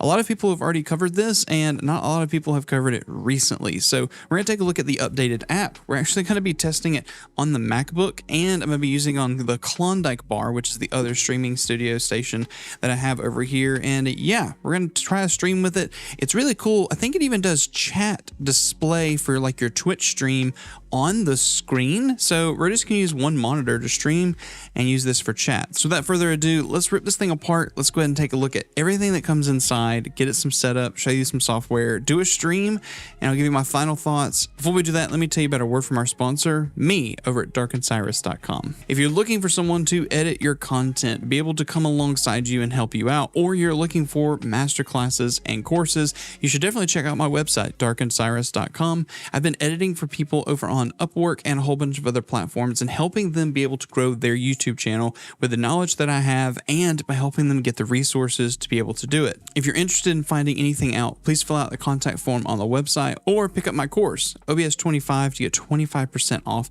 that 2-hour masterclass where I walk through every single setting. All right, shameless plug over. Let's get into this. All right. So we're actually using an overhead cam to unbox this today. It's all linked up in HDMI through my Elgato capture card. No. So we're actually going to do an overhead unboxing today with the ZV-1F. I've got a video coming on that really soon, talking about how it's a fantastic webcam and honestly, just for content creation, as you can see. So I went ahead and went on their product page and installed the driver onto at least my MacBook. So we're going to take a look at that live in real time if I can get it out of the box. Ugh. Ugh. All right, there we go. Cool packaging, really like it, but let's get it out of the way. It's not what we're looking at today. AVerMedia branding, nothing crazy, nothing all over the box. We've got what looks like an accessories box over here that we'll take a look at. But here's what we're actually here to look at, which is the mixer itself. I'll go ahead and get some of this stuff out, and we'll get this box out of the way. All right, so here's the live streamer Nexus. Really like how well it's packaged. Obviously, it's going to transport very well. Lots of peels on here. However, this thing looks like it's dirty, but then again, it's just got peels all over it. Cool. So let's just go ahead and take a look at all of the ports on the back of it. So right here, we've got a headphone port, a line out, the XLR port, which is your mic. We have a line in, an optical that says console, USB, it looks like a B connection, and then DC in for the power. And then you actually have a power switch on here, which I really like. I feel like, oh, it is a magnetic base. So they have a removable magnetic base. So on, it sits up pretty tall, but with it off, it does lay down a lot more kind of flat. So if you have it closer to you, I could see that, but I think I'm probably going to use it with the stand because I want to use it as a display. I actually want to be able to see chat on this, which is what I've been told happens. Inside the box, let's get you creating, register for a warranty, start creating, need assistance. They give you some QR codes to be able to connect. Oh, by the way, it says on here, I'm just going to show you. It says on here, check us out on Twitter. It's X now, by the way. Anyway, so I don't think we need to necessarily look through the quick start guide. I'm pretty sure we can figure it out as we go. Yeah, let's see what we get in the accessory box. Let's put this off to the side. Inside the accessory box looks like that's an aux cable. That's just a TRS to TRS. We have a USB-B to a USB-A. I'm assuming that's for data transfer. Looks like a power plug, and oh, that's cool. Just so that they don't have to think about it, they sent basically every kind of power connection that you could imagine. Like I'm in the US, so I used the US one, but it looks like they've got a Europe one. Europe one? I don't even know what the other power connectors, but they have a bunch of the other power connectors here, which is nice. And another cool thing, oh, they include a 1/4 inch to 3.5 millimeter, which is 6.3 millimeter to 3. I don't know. Anyway, so they included a conversion jack here. This is cool. Curious to see what that's all about. So yeah, I'm going to go ahead and get it plugged in. We'll get it on the Mac, and we're going to see some of the settings that come up. I know this might sound stupid, but the length of the power cord is easily over 6 feet, which I like because sometimes your PC or your power cable is far away. And it looks like maybe we have a 6-foot USB-A to USB-B cable, USB-A to B. I'm not sure, but like in my setup, my audio equipment is really far. Oh yeah, over 6 feet. So plenty of length. Sorry, I'm bumping the mic, but plenty of length depending on where your computer is. I don't think you're going to need an extension unless you've got a crazy setup like mine where monitors are over there and PCs here, and you guys are here. Yeah. All right, let's plug it in. All right, I'm booting up AVerMedia's control center now. I'm gonna go ahead and do these peels. Get these off. Really nice. Oh, I love doing peels. Look at that. It's just clean and sexy, and I haven't turned it on yet, but let's go ahead and do it. There's a power button on the back of this, so I'm just going to go ahead and flip it. Oh, that's cool. Connected, installing new firmware. All right, so we've got this. We're actually installing some new firmware now. It's here. Oh, it turned blue. Oh, wow. All right, look at this, guys. Look how it's got all blue. There's a blue ring around it. This is gorgeous, guys. Take a look. I mean, it is quite pretty. I know that there's a whole bunch you can do with RGB on this, but we're just gonna go ahead and I'm gonna let it do its time. It says installing new firmware. Yeah, we'll come back once it's fully installed. While I was doing this firmware, one thing I noticed that it's missing from the box is something that maybe it should have is just an XLR cable. I know that sounds stupid, but if you're upgrading your system to the Livestreamer Nexus to be able to use like, you know, a mixer, and you have something that's like the FIFINE K688 or a microphone that needs it, like the Pod Mic USB, and you don't have an XLR, it's just another piece you're going to have to buy to be able to connect this. But I do think that this works without the XLR connection, and you can use basically all the functions as a USB mic. I just don't think you can connect the USB mic into this. Just food for thought. AVerMedia, maybe throw an XLR cable in. I mean, what's it going to cost? Like $2-3? I don't know. For a little cheap one. The mic that I have already on a stand is the Maono PD400X, and we're using the Rode 20-foot XLR cable that they sent me. Yeah, so we'll connect all of this up once this firmware is installed. So here's what we got so far. It says we can just add stuff in, organize your control center, simply drag and drop, customize the widgets. I'm assuming that's the things that are happening on the screen and at the bottom. Switch controls, that's cool. Microphone settings, be able to adjust and mute mic. Microphone effects, oh, this is cool. I actually get noise gate, compressor, equalizer, echo. Try dual mix. I love dual mix. That allows you to actually have, it's like wavelengths, monitor setting. Everyone has one of these right now, which is really good. There's a sidebar, audio routing, and the table. Oh, this is cool. Oh, wow. We're going to take a look at all of this really quick. Change to settings membership. The original OBS and Streamlabs desktop items have been changed to separate pages, making it easier. Good. Window size, you can actually adjust this. Cool. Text edit to adjust any of the buttons. One-click widget installation, new function. Hotkeys. Do you want to turn off hibernation? Close in the device. Oh, that's fine. Let's set up your microphone. Before using the Livestreamer AX310, we recommend that you first set the volume of the gain of the microphone. You confirm type of the microphone. So I've got the Maono PD400X. It's the first one that I grabbed that would just happen to already be on a stand. And then I've got the Rode 20-inch or 20-foot XLR cable. The only things I just had like within immediate reach of me, and I'm not trying to do anything crazy. So we're going to plug these in, and this is what I'm going to use just for basic setup. It says mic settings. Is it the AVerMedia A330? No, it's not. We're just going to call this the Maono PD400X. That's what I'm setting this up with. Cool. Microphone, it can be XLR with phantom power, or we can use, oh, that's cool. We could just use, oh, that's what this is for. So they gave you, if you wanted to use like a USB mic that had a headphone out port, you could just plug it into this, and it actually allows you to add some voltage to it. That's okay. All right. I feel you. I feel you. This one just needs regular XLR. It tops out at 60 decibels, which honestly, for the Shure SM7B, some people say that might not be enough. I only run mine at like 58, 59 on the Wave XLR, but I also keep things really close. So that's what that is. For the Maono, I think I'm going to keep it around 53, and we'll be able to kind of monitor and see how that sounds. Ooh, it actually looks, oh wow, it's actually got monitoring on the screen right here. I'm not sure if you can see that, but as I'm talking, it's actually getting levels going up here, so I can actually increase it. Testing 1, 2, 3. And then as I obviously decrease it, that's cool. If I press it, it mutes it. Nice. I wish it was a silent mute, but you know what? To each his own. Looks like the noise gate, compressor, equalizer, echo, and reverb. This is all cool. Let's turn off reverb. Let's turn off we can leave a compressor on. It looks like they've already done a basic EQ of a scoop right here in the 500, and then a pull down for the S's here in the mids. That's nice. No echo, no reverb, and a noise gate. This is fine. So, okay, so it takes you straight into here to the mixer settings and the mic settings. Cool.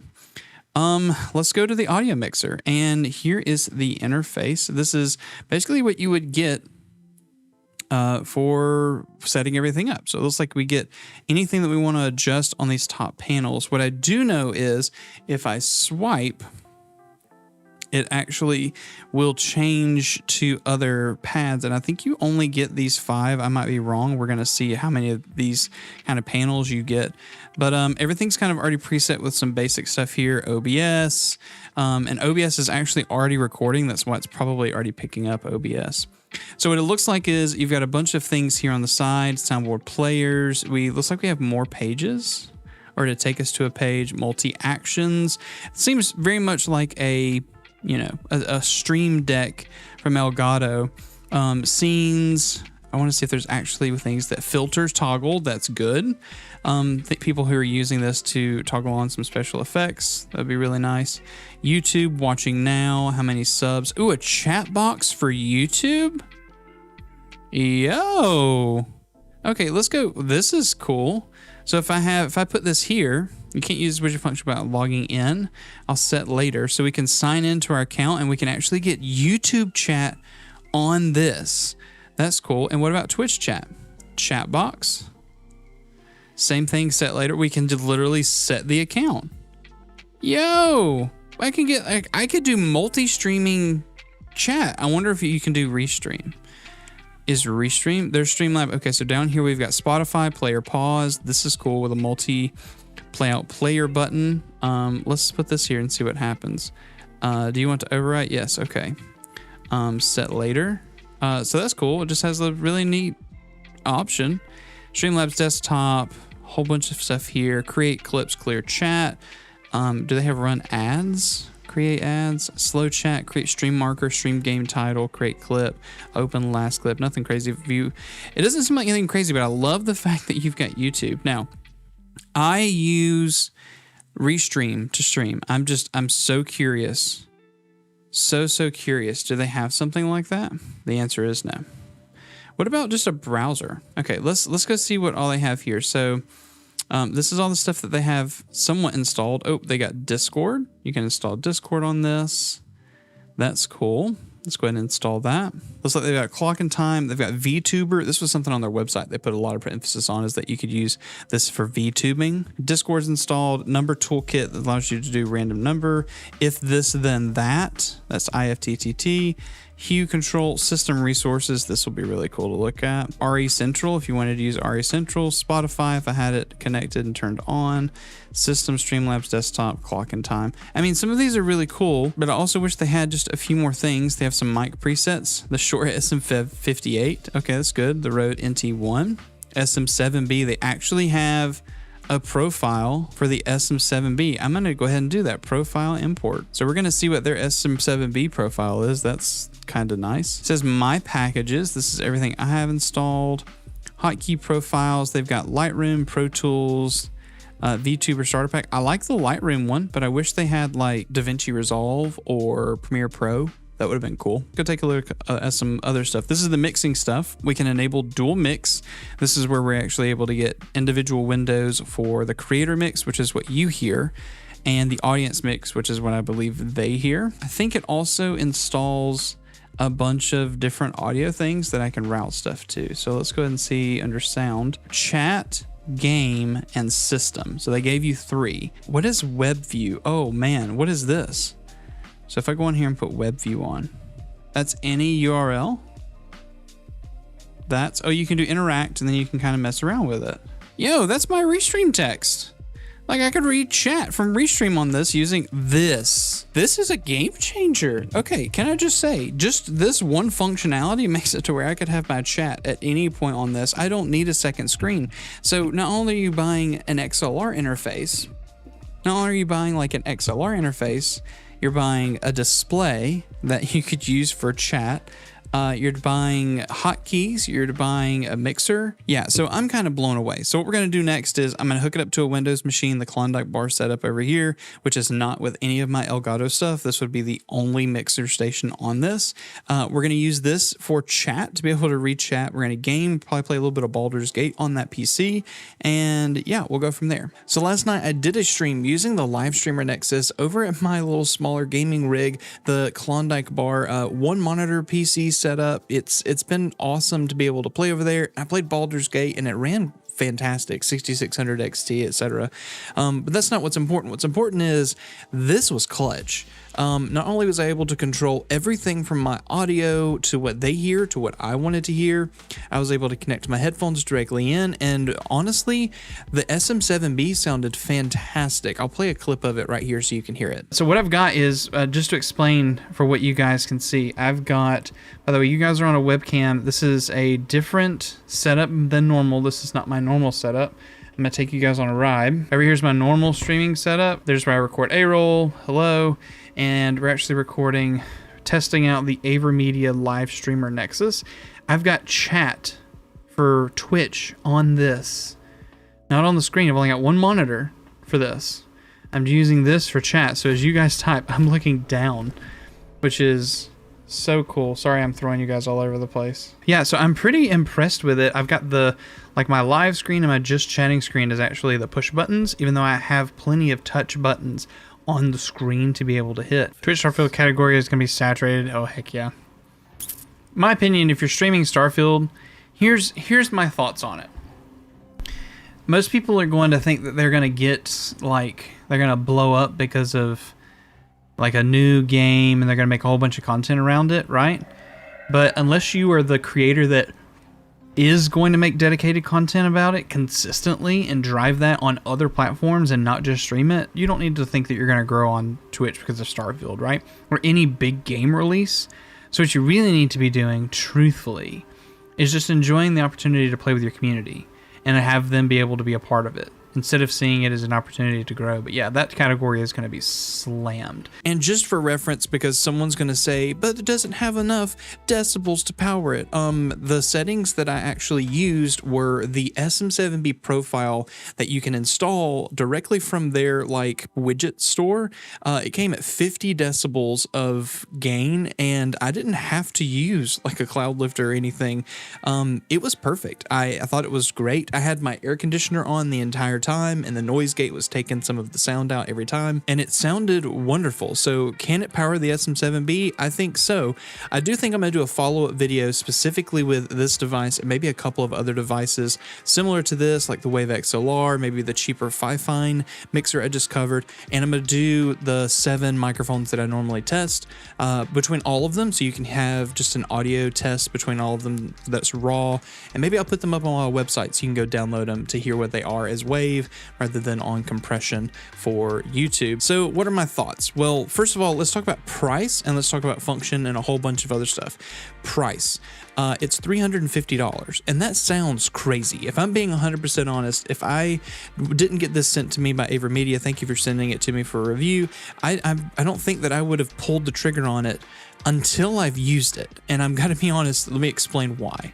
So for the $350, if you break down what I normally use in my setup, which you might not be able to see, but over here there's a Stream Deck Plus, a Wave XLR, and I have another Stream Deck right here. The Stream Deck Plus is like $200, the Wave XLR is like $130, and for me to be able to get knobs that be able to control, plus all the buttons and everything that you could use like for an Elgato software, and to be able to get an XLR interface with things split out, you're already in the 300s just between those two devices. Sure, do you need those? Are there cheaper options? Yes.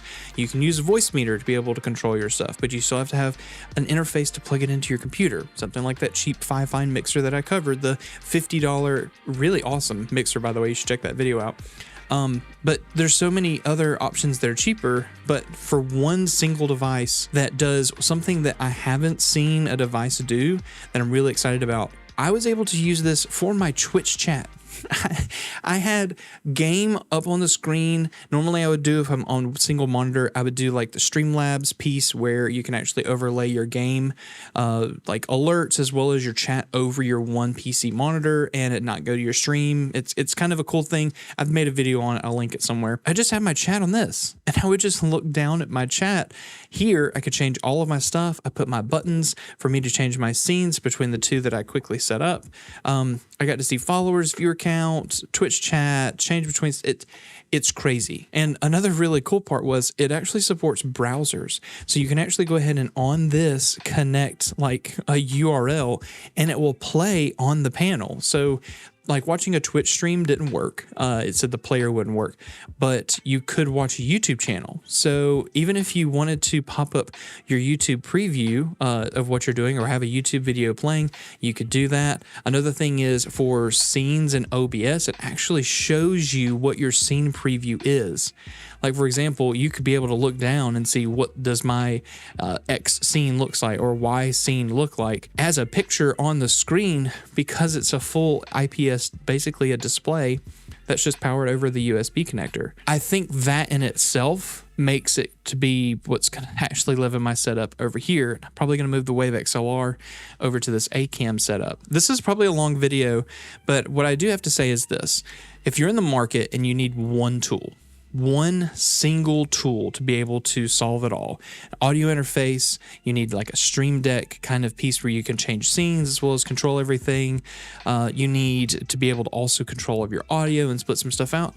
The Live Streamer Nexus is what I would say is the multi-tool kit. It kind of does everything middle of the road, nothing really specialized in each piece, but it does it great all in one single device. It has fewer audio outs and things like what the Wave XLR does. It has fewer options as far as Stream Deck stuff.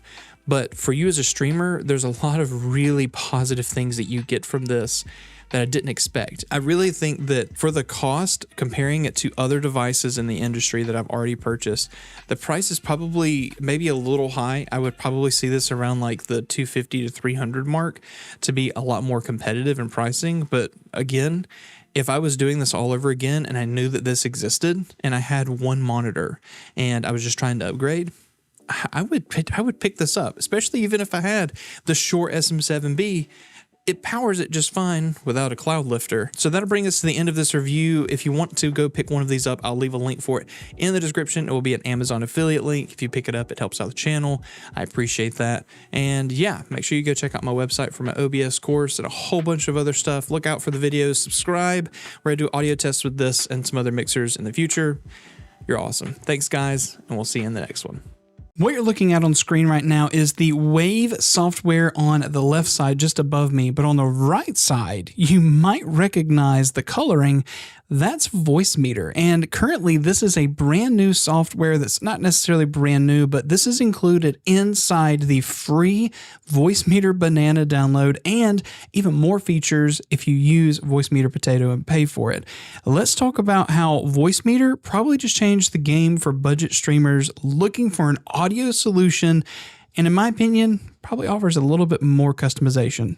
Let's get into it. How's it going, guys? My name is Brandon, and I'm here to improve the streaming experience, not only for you, but also for your viewers. And in today's video, we're doing that, talking about Voicemeeter's new streamer view. Now, before we get into it, I do want to say that this video is sponsored, but it's sponsored by me over at darkenedcyrus.com. I've just released the OBS Masterclass, the 2-hour full course that you can go ahead and go through every single setting and understand how it impacts, what you need to do to set up, and everything that's going to shift your position and get you the upper hand when using OBS. I have more tutorials coming out for Streamlabs, Twitch Studio, Voicemeeter, and even a bunch of other platforms, and how to get started as a creator on YouTube doing long form content. So make sure you check out my website and continue to go back. Oh, and to make it nice, OBS25 coupon code will get you 25% off that first course. So you should go check it out. OBS25, darkencyrus.com. So now that I've done a sponsor segment for myself, let me show you how this works. So first of all, if you don't know what Voicemeeter is, it is a full program that does all of the virtual routing of your system sounds,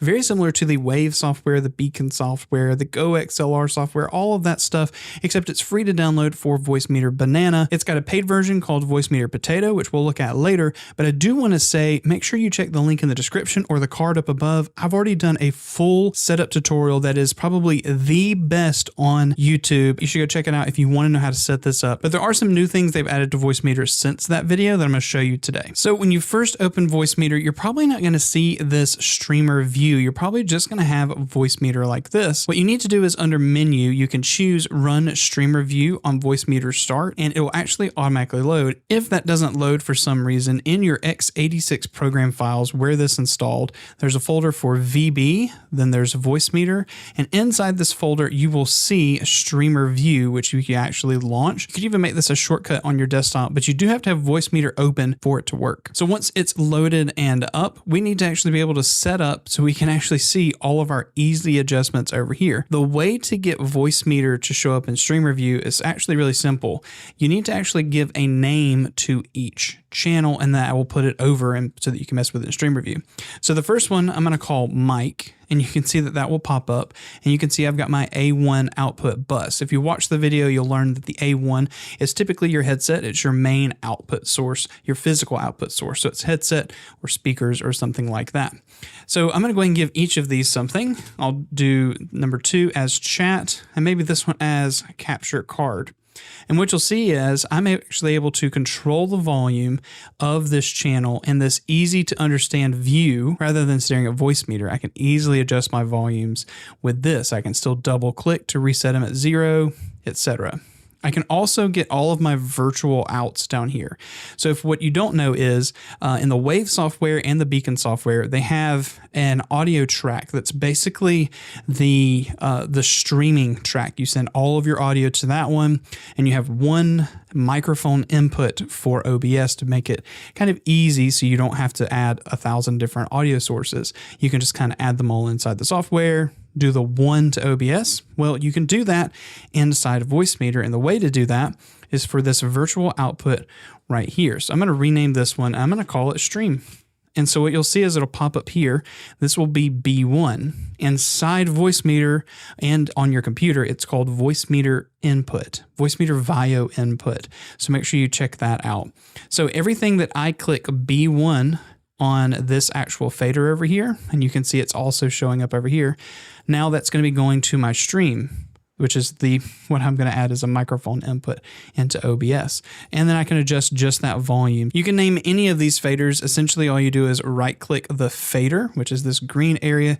You can give it a name. So I can name it test, and now you'll see A3 pops up, etc. So all of these things will pop up for you to be able to use. Now, what you should know is that Voicemeter Banana has some limitations because it's the free one. You don't get individual control of every single channel going between like A1, A3, and B1 in this case. But in Voicemeter Potato, you can actually unlink them and have different levels for each one, which is really cool. And so that's pretty much it for Voicemeter Banana setup. It's basically where you can have this simple to use interface. You set up Voicemeter Banana one time, and then you can just open streamer view and then be able to use that when you're actually streaming.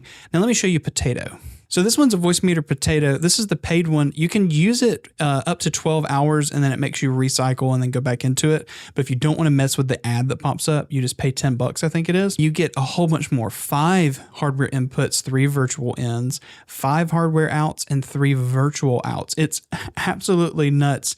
And without this, I wasn't able to do my stream when I was doing it. So I love Voicemeter Potato. But they've added something cool, and I want to show you a couple things new before we talk about the actual stream review. For compressor and gate inside of Voicemeter Potato, if you right-click them, you now have full control. Ratio, threshold, attack, release, the knee, the gain. If you want the makeup gain, you're able to control all of that. Even the gate, talking about what's the side chain that's going to be impacted, the attack, hold, and release. Everything is here now. And not only that, they've also added a denoiser, very similar to like RTX Voice or the OBS denoise piece. There's that built in to each individual input like independently, which is cool. Something else that's new is if you wanted to do EQ before, you had to make the EQ adjustment on the actual physical or virtual outs, like the microphones that actually go out or the headsets that go out, right? That would be these, where you can actually right click EQ and adjust it down here. Now, which is amazing, every hardware in has an equalizer now. So like I have my mic right here, I can actually pre-EQ my microphone before it goes into any of my virtual outs, like the stream channel that I would create. I could be able to adjust my mic EQ without adjusting every other EQ, which was the problem before. If you look at Streamer View, I went ahead and named almost every source. Some of them these say test, but I'm gonna go ahead and show you the difference between potato and banana here. So you have slider mode here at the top. What you can see right now is I'm able to individually adjust these up and down, right? But then there's ABS link. So if I grab it and pull it, that's what it was in Voice Meter Banana, where they're all linked. So every single fader, every single output for this N number 2 going to every single area, yeah, they're all linked. But then you have, let me go back and put no link and make some adjustments here. The last one is relative link, where if I click this, they all move in relation to each other. This is really good for like a music where you want your headset to be soft, but chat to be louder, but you want to boost it. Really cool option here. And I think it's fantastic how this works. And even if you top it out like you did here, when you pull them back down, it remembers that memory. Wave XLR doesn't do this. And I wish it did. Once you max it out and you bring it down, they're matched, which is ridiculous. That'll bring us to the end of this video. Comment down below. What do you think of Streamer View? Was it a little too much? Was it a little crazy? I think that this is probably one of the best solutions that I've seen for audio that's free. So go click that video up there, and OBS 25. Go check out my course. Yeah, that'd be great. Appreciate you. Bye, guys.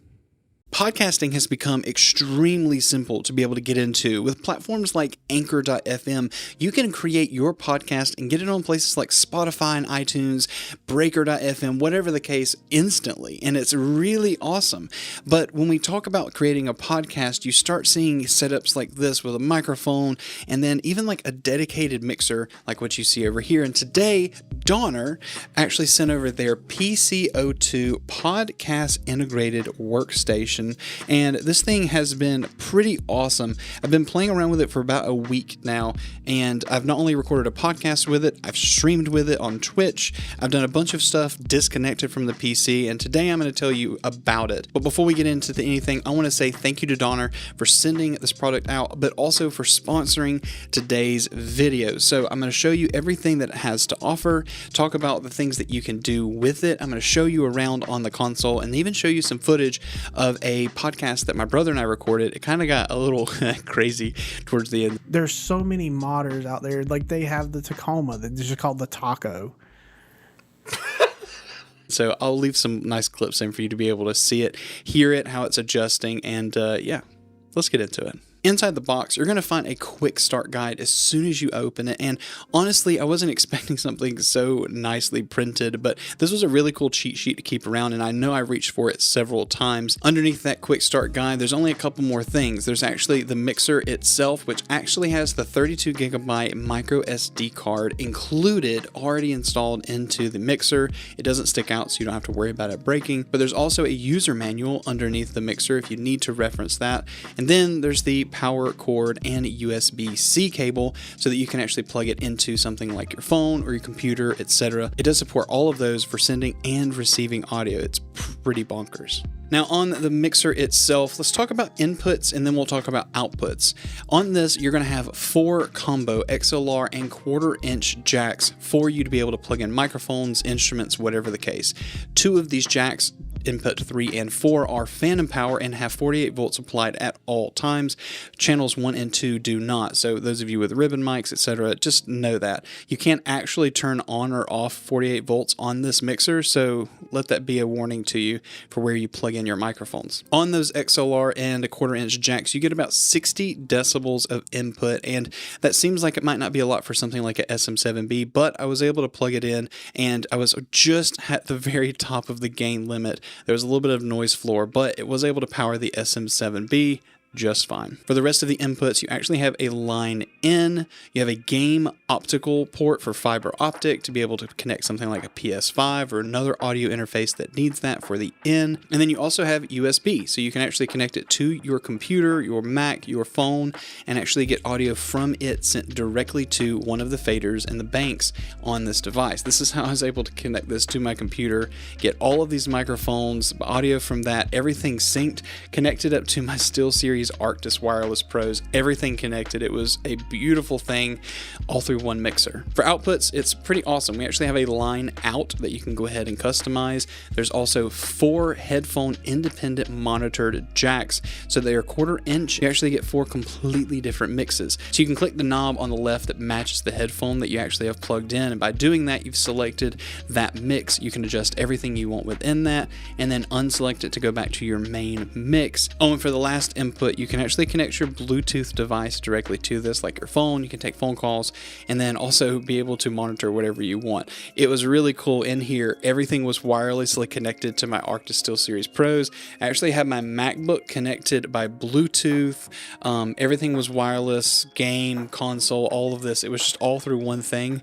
So cool, and because it's all independent mix, anyone could plug in a headphone and be able to hear what I was hearing. Oh, and the last output is actually a TRS main output. You get a left and a right channel, 2/4 inches, to be able to run out to something like some studio monitors. Now that we've talked about it and I've talked about the specs, let me walk you through and show you through the device. So if you know your way around a mixer, this looks pretty normal. You've got 4 inputs right here, and all of these are actually motorized. So if you change, these actually move and are active. And you actually have a web interface that you can actually do all of these controls with and control everything.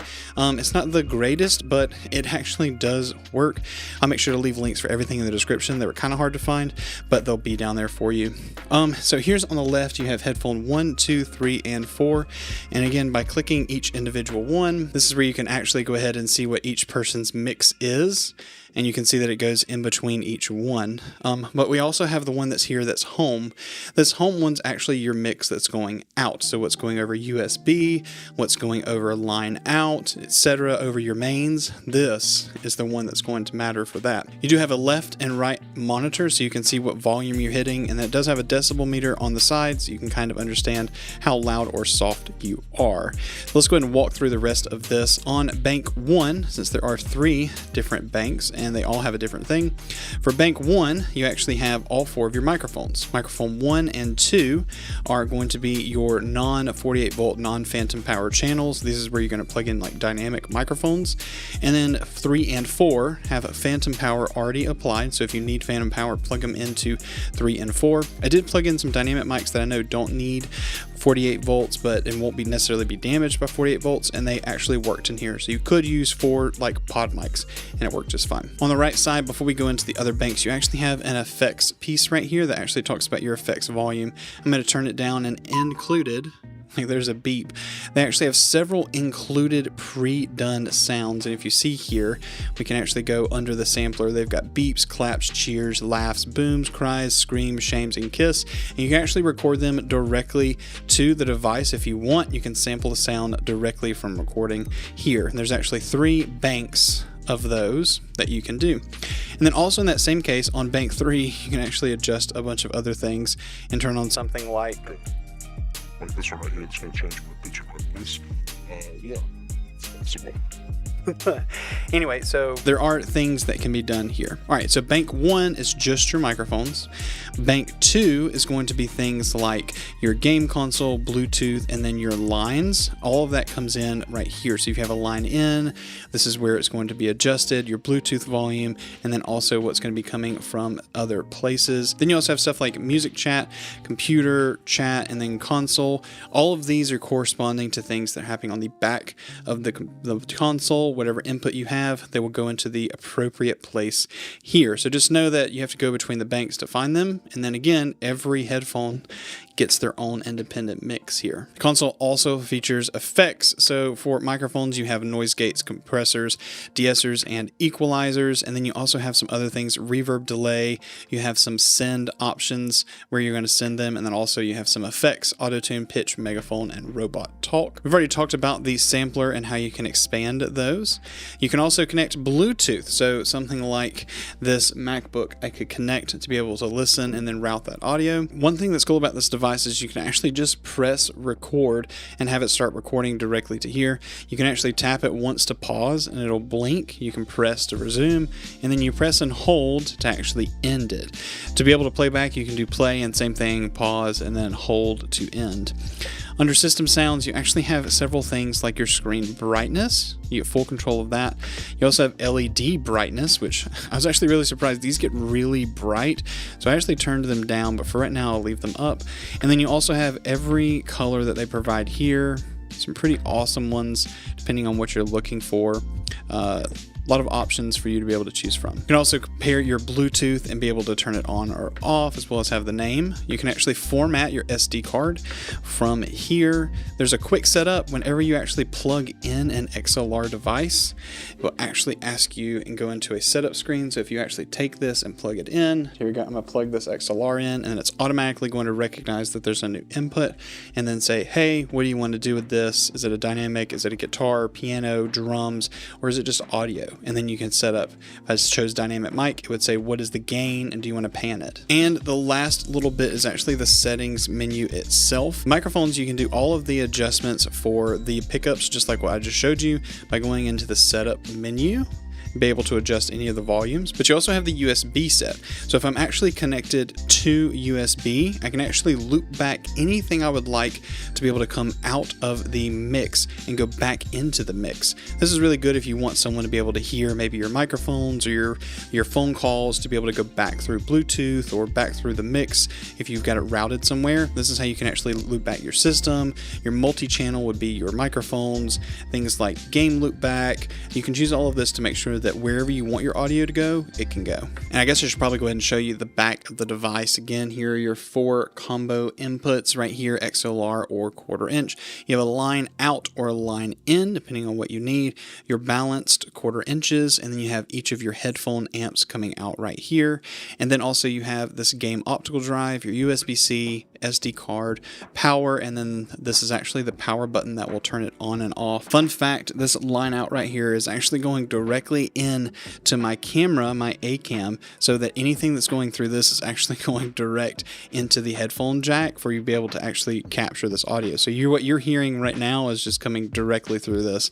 I'm not even mixing it through a PC right now. So as I mentioned, I've used this for about a week. I've streamed on Twitch by having everything connected through my SteelSeries Arctis Pro base. I actually run the headphone out to the line in over there, and basically everything comes then through the aux channel. Really cool. But that was happening on Twitch. I recorded a podcast sitting here recording directly in, as well as line out into the camera. So here's a sample of that podcast. Mud Runner. That was the dumbest thing I've ever played in my life. Let's go save a town that still has all of its resources that didn't go away with the flood that all of a sudden came down the mountain, washed the bridges away, everything. But magically, all of the buildings are still standing. The lumber mill works. The roads are still somewhat passable. The gas station still has gas. It's not watered down.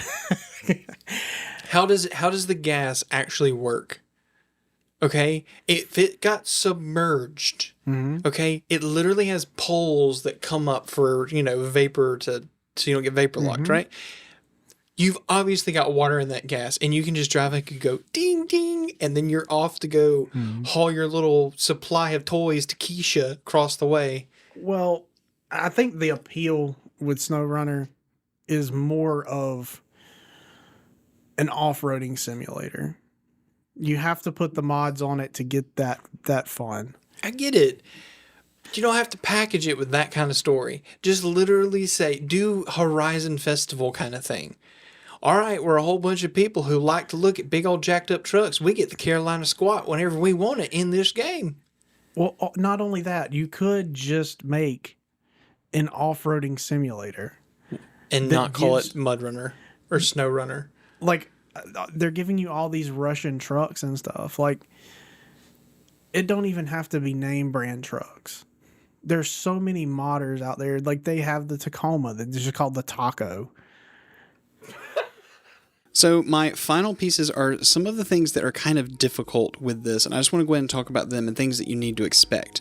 Number one, the documentation was kind of hard to find, but everything I did find, I'll make sure to link down in the description so that you have it, and it took me a while to find that stuff, so hopefully this will be helpful. I'll also link down in the description the app for you to be able to use this on Windows and control all of the faders, the mixes, presets, saves, all of that. You get multiple projects and stuff you can save on here just from the console, but also through the web interface, but also through the actual application. So it's really cool once you get it set up. It just takes a little bit. And also lastly, one of the things that I was expecting but wasn't here, and I just want to go ahead and make sure you know it as well to be transparent, this does not do multi-track recording. So when I click record on this device, I'm getting a full mixed down stereo 48 kilohertz 16-bit recording. I can record to my computer when connected to USB 48 kilohertz 24-bit, but still I don't get individual control of each fader. You just get the one output mix. So you're going to be mixing on the fly with the bank to make sure that this is done. So no individual tracks, just so you're aware up front. I'm actually really pleased with this, and with what it does and how it fits in my station, I think that this will probably be what I keep here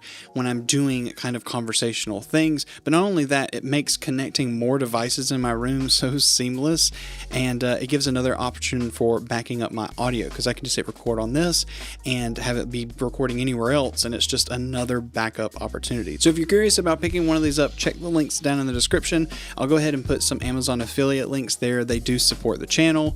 Thank you so much for that. Let me know what you think down in the comments about this mixer. Give me all of your thoughts. If you want to see anything else specifically with this, maybe I can release a video over on the members part of this channel. We're going to be doing some tutorial stuff over there coming up soon, OBS, Streamlabs, some really in-depth stuff that I can update frequently that members can get access to first. I'll see you over in the next video that's on the screen somewhere right here. You got to click it somewhere about now. Let's do that. Click it. Click it. Click it.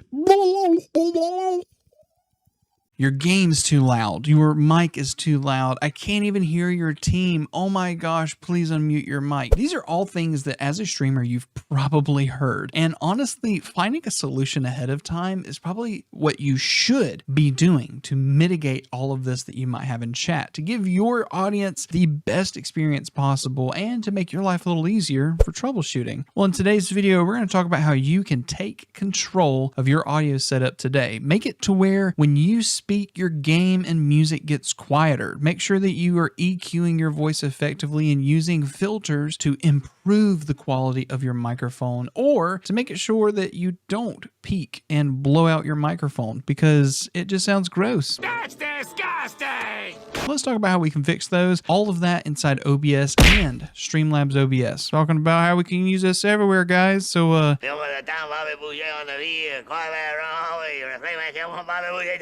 let's get into it. For this video, by the way, we're going to do everything in OBS, but all of this applies to Streamlabs OBS and Streamlabs Desktop. Just know that I'm going to show you in OBS, apply the skills there. The very first tip we're going to talk about is audio ducking. And I know that might kind of sound weird, audio ducking. But the truth is, audio ducking is a huge benefit if you learn how to use it effectively. So the way we're going to do this and show you how it works is I'm actually going to pull up some music to simulate if we were playing a game, just so that we can have a controlled environment. I'm going to play stream beats from Harris and just kind of have those playing in the background. But what you might notice, if you're keen-eyed, you don't see actually anything music related from my faders. So I'm going to go ahead and add that source so that we can separate things and see it. Again, apply this to your gameplay or whatever audio source you have. And we're going to talk about how it's effective. When you speak, it gets softer. That's what she said! So I'm going to add a source. We're going to choose audio output. In this case, I'm going to say music. And I actually have the Wave software, and I have it separated out to Wavelink Music. So when I click OK, you can go ahead and see that it's going to pop up into this music channel. And let me turn it down a little bit. I'm sorry, guys. It's probably overpowering my voice right now. Now it's probably around -20, so that's fine. So the point of what happens is maybe you want to make sure that as you speak, it goes down and it's at a nice level to hear. And so this sounds cool with lo-fi in the background, but it can be overpowering at times, especially if I speak softer. It might not, it's just gonna overtake it. So whatever the case. So what we're gonna do is we're gonna go to that music source. We can either click it in sources or even in the fader, and we're gonna click filters. So in here, it's going to say audio filters, and I'm going to move it to the side so that we can see the faders as well as the filters and see what happens. We're going to add a compressor. And you would think a compressor, what a compressor really is actually to smush your highs and your lows together so that when you speak softer, it's still loud enough to be heard. But in this case, we're using it for its built-in function called sidechain/ducking source. For this, we're going to choose the source you want to always be heard. In this case, our microphone. So I'm just going to choose this box, and I have a bunch of sources here. We're just going to choose mic. And now that I chose mic, you can instantly see that it's already kind of set up. When I speak, things are going to get softer from the fader. So I'm going to stop for a second and see what it tops out at. So it's bouncing around this -17 or so, but when I speak, it goes down to around -25. So here's the adjustments that you need to make. The ratio, I would go ahead and increase this to about 15. It's not really gonna make too much of a difference, but this is in my testing where I found some really good stuff. The threshold is the last thing I want to adjust. Go ahead and take your attack and put it at about 100 milliseconds, and maybe the release around 400 or more. What these do is the attack is how quick the filter works. It turns on, so it's about 1/10 of a second, and then it'll take 4/10 of a second to get back to its normal volume. So it'll kind of scoop down and then it'll go back up, and it has kind of a ramping effect. The next piece is the threshold. The threshold is how effective you want it to be. So the lower you go on the threshold, the lower the volume will go when you talk. So if you'll go ahead and see, as I turn this down and continue talking, you can see it's down all the way to -40 now. But when I stop talking, it jumps back up to -17. And hopefully you can hear that on your end. Imagine if you're using it for your game sounds. If you're using it on your game sounds, it's immediately going to tank and then come back up. I'm going to go ahead and max out the volume on that. That track is at full volume right now, and as I talk, it drops down to -25, and as I stop, it's back up to full volume, but when I talk, it drops back down.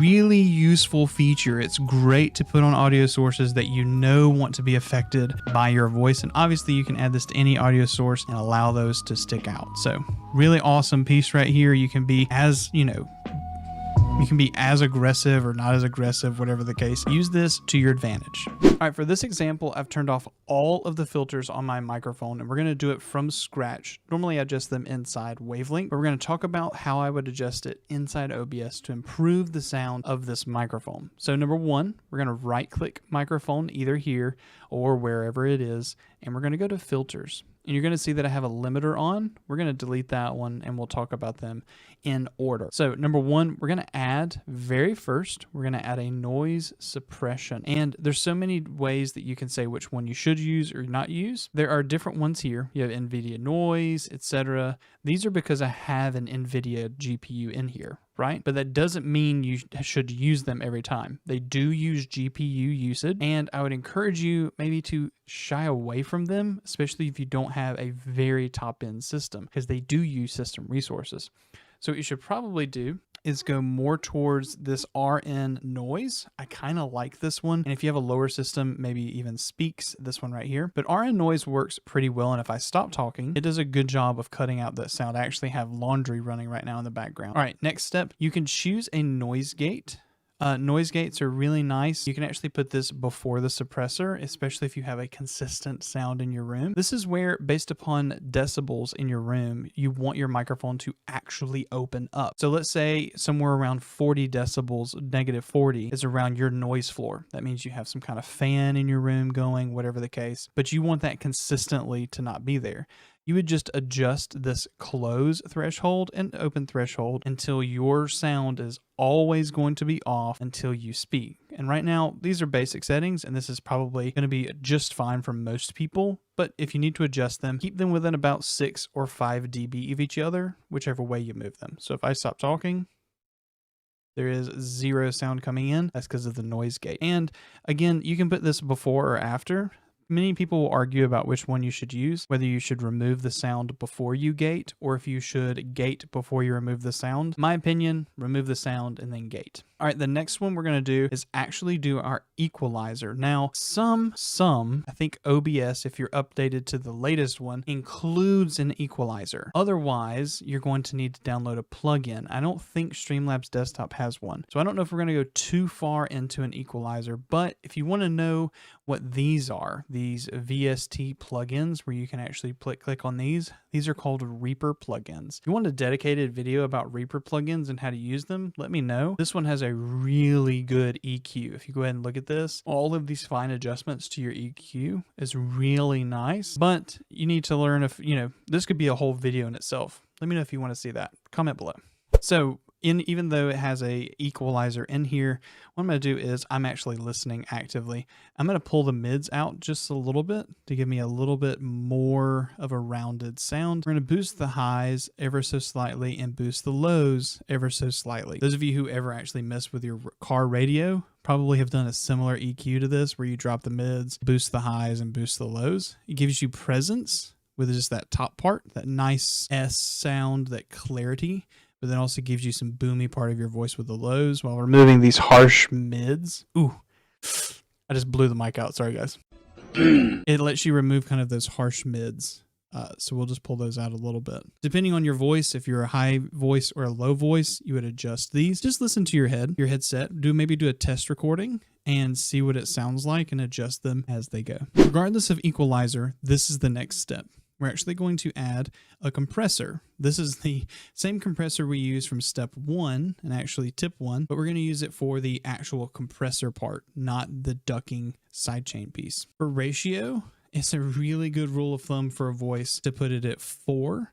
And there's a whole bunch of reasons, again, whatever the case, just go ahead and put your ratio at 4. And we're going to talk about attack release. Leave those the same. Those are just fine. And then threshold, you're going to adjust this to how much effect you want this to have on your voice. Now you're going to see that my voice has gotten really soft. So we'll use some output gain to push back up into that area. So what is a compressor? A compressor, as mentioned before, takes those really loud sounds where you might get crazy excited in game, or where you just kind of have a loud moment that will take the really highs and will take the really softs where I'm like whispering into the microphone right now. I'm whispering right now. And it's going to take those, mush them together volume wise. And so that's why things get really quiet and you have to use this output gain. It's usually called makeup gain. And you're going to increase that till it gets back to a usable level. So if I had put this at 0, you can see how much quieter I am. I'm at like -15. But if I had pulled that threshold, which is about the effectiveness of it, if I didn't put that much in there, I'm back up to where it was. So I want to lower this to where I get enough effect. And you'll have to play, again, it's based upon your microphone. But the threshold's kind of the piece that you're going to play with. And then you're going to push your output gain back up to where it's a usable level. And then you're good. Now you can kind of whisper and people still be able to hear you, but it still sounds like a whisper. And you can also be really loud to the microphone and be very, very loud like I just did. And it's not going to peak. Really good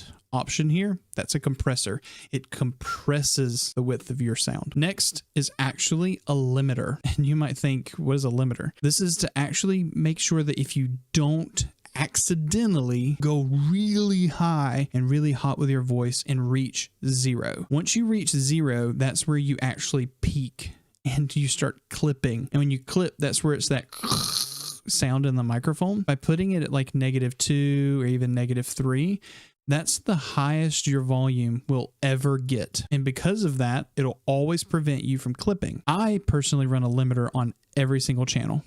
Even if it's at -1, just before peak and clip, just so it's there, just as a precaution, whatever the case. So a good rule of thumb, always run a limiter. Do it. All right, so that was a lot, but let's just go ahead and recap everything that we just mentioned. 1, we use a noise suppressor to just pull out any of the sound that might be in the room, like keyboard taps, if you have blue switches or clicks on your mouse. This is a really good way to kind of help mitigate those, especially if you don't have a dynamic microphone like this right in your mouth. Really good way. Headset mic, this is a good way to help. Noise gate will remove any sound below a certain point. The equalizer will help you kind of level your voice out, maybe boost some of the basses, take out some of the mids that are kind of harsh, give you some presence up top. I think OBS is the only one with a built-in equalizer, so just be aware that that's the case. And if you're using an older version of OBS, it's not even built in. You'll have to use plugins like VST plugins, like the Reaper plugins. You'll have to install those. Then you need to use a compressor, kind of push your voice together, and then also a limiter to be able to make sure you don't clip. Now, you might be asking yourself the question, where should I be using all of these? Only on my microphone, or should I use them everywhere? The truth is, whatever works for you, and that sounds so crazy, but let's say you're playing a game like Rainbow Six Siege or Valorant, where you want the quiet sounds to also be heard by your audience. You can also put a compressor on it so they can hear the footsteps and they can hear the little small things that you barely hear because of your nice headphones. You can make a compressor onto it so they can hear clear as day what's happening. Limiters are always great for everything. And even for music, you can actually do something pretty unique that not many people talk about. Let me show you this. This is your bonus tip if you got this far. Oh, it's going to make your stream sound so much clearer. So for music, here's a bonus tip that not many people are going to tell you about. You've already done this sidechain ducking piece and kind of pulled all the volume down to match your voice, right? We've already talked about the compressor. Something you can do, music's still playing in the background, by the way. You can actually add an EQ. So why are we adding an EQ that pulls the mids out and messes up the EQ of the soundtrack? Simple. Your voice dominates the middle of the spectrum. And because it dominates the middle of the spectrum, any other sounds that are happening in that same voice, in that volume area, the hertz, there's so many terms, and I'm trying not to get like crazy deep, but the truth is you don't want any other sounds dominating your voice. You've already started pulling the volume down. If you pull some of the mid EQ out, your voice will sound even clearer on stream. And hopefully you can hear that right now. Even though it's ducking, like I should sound clearer compared to what it was beforehand.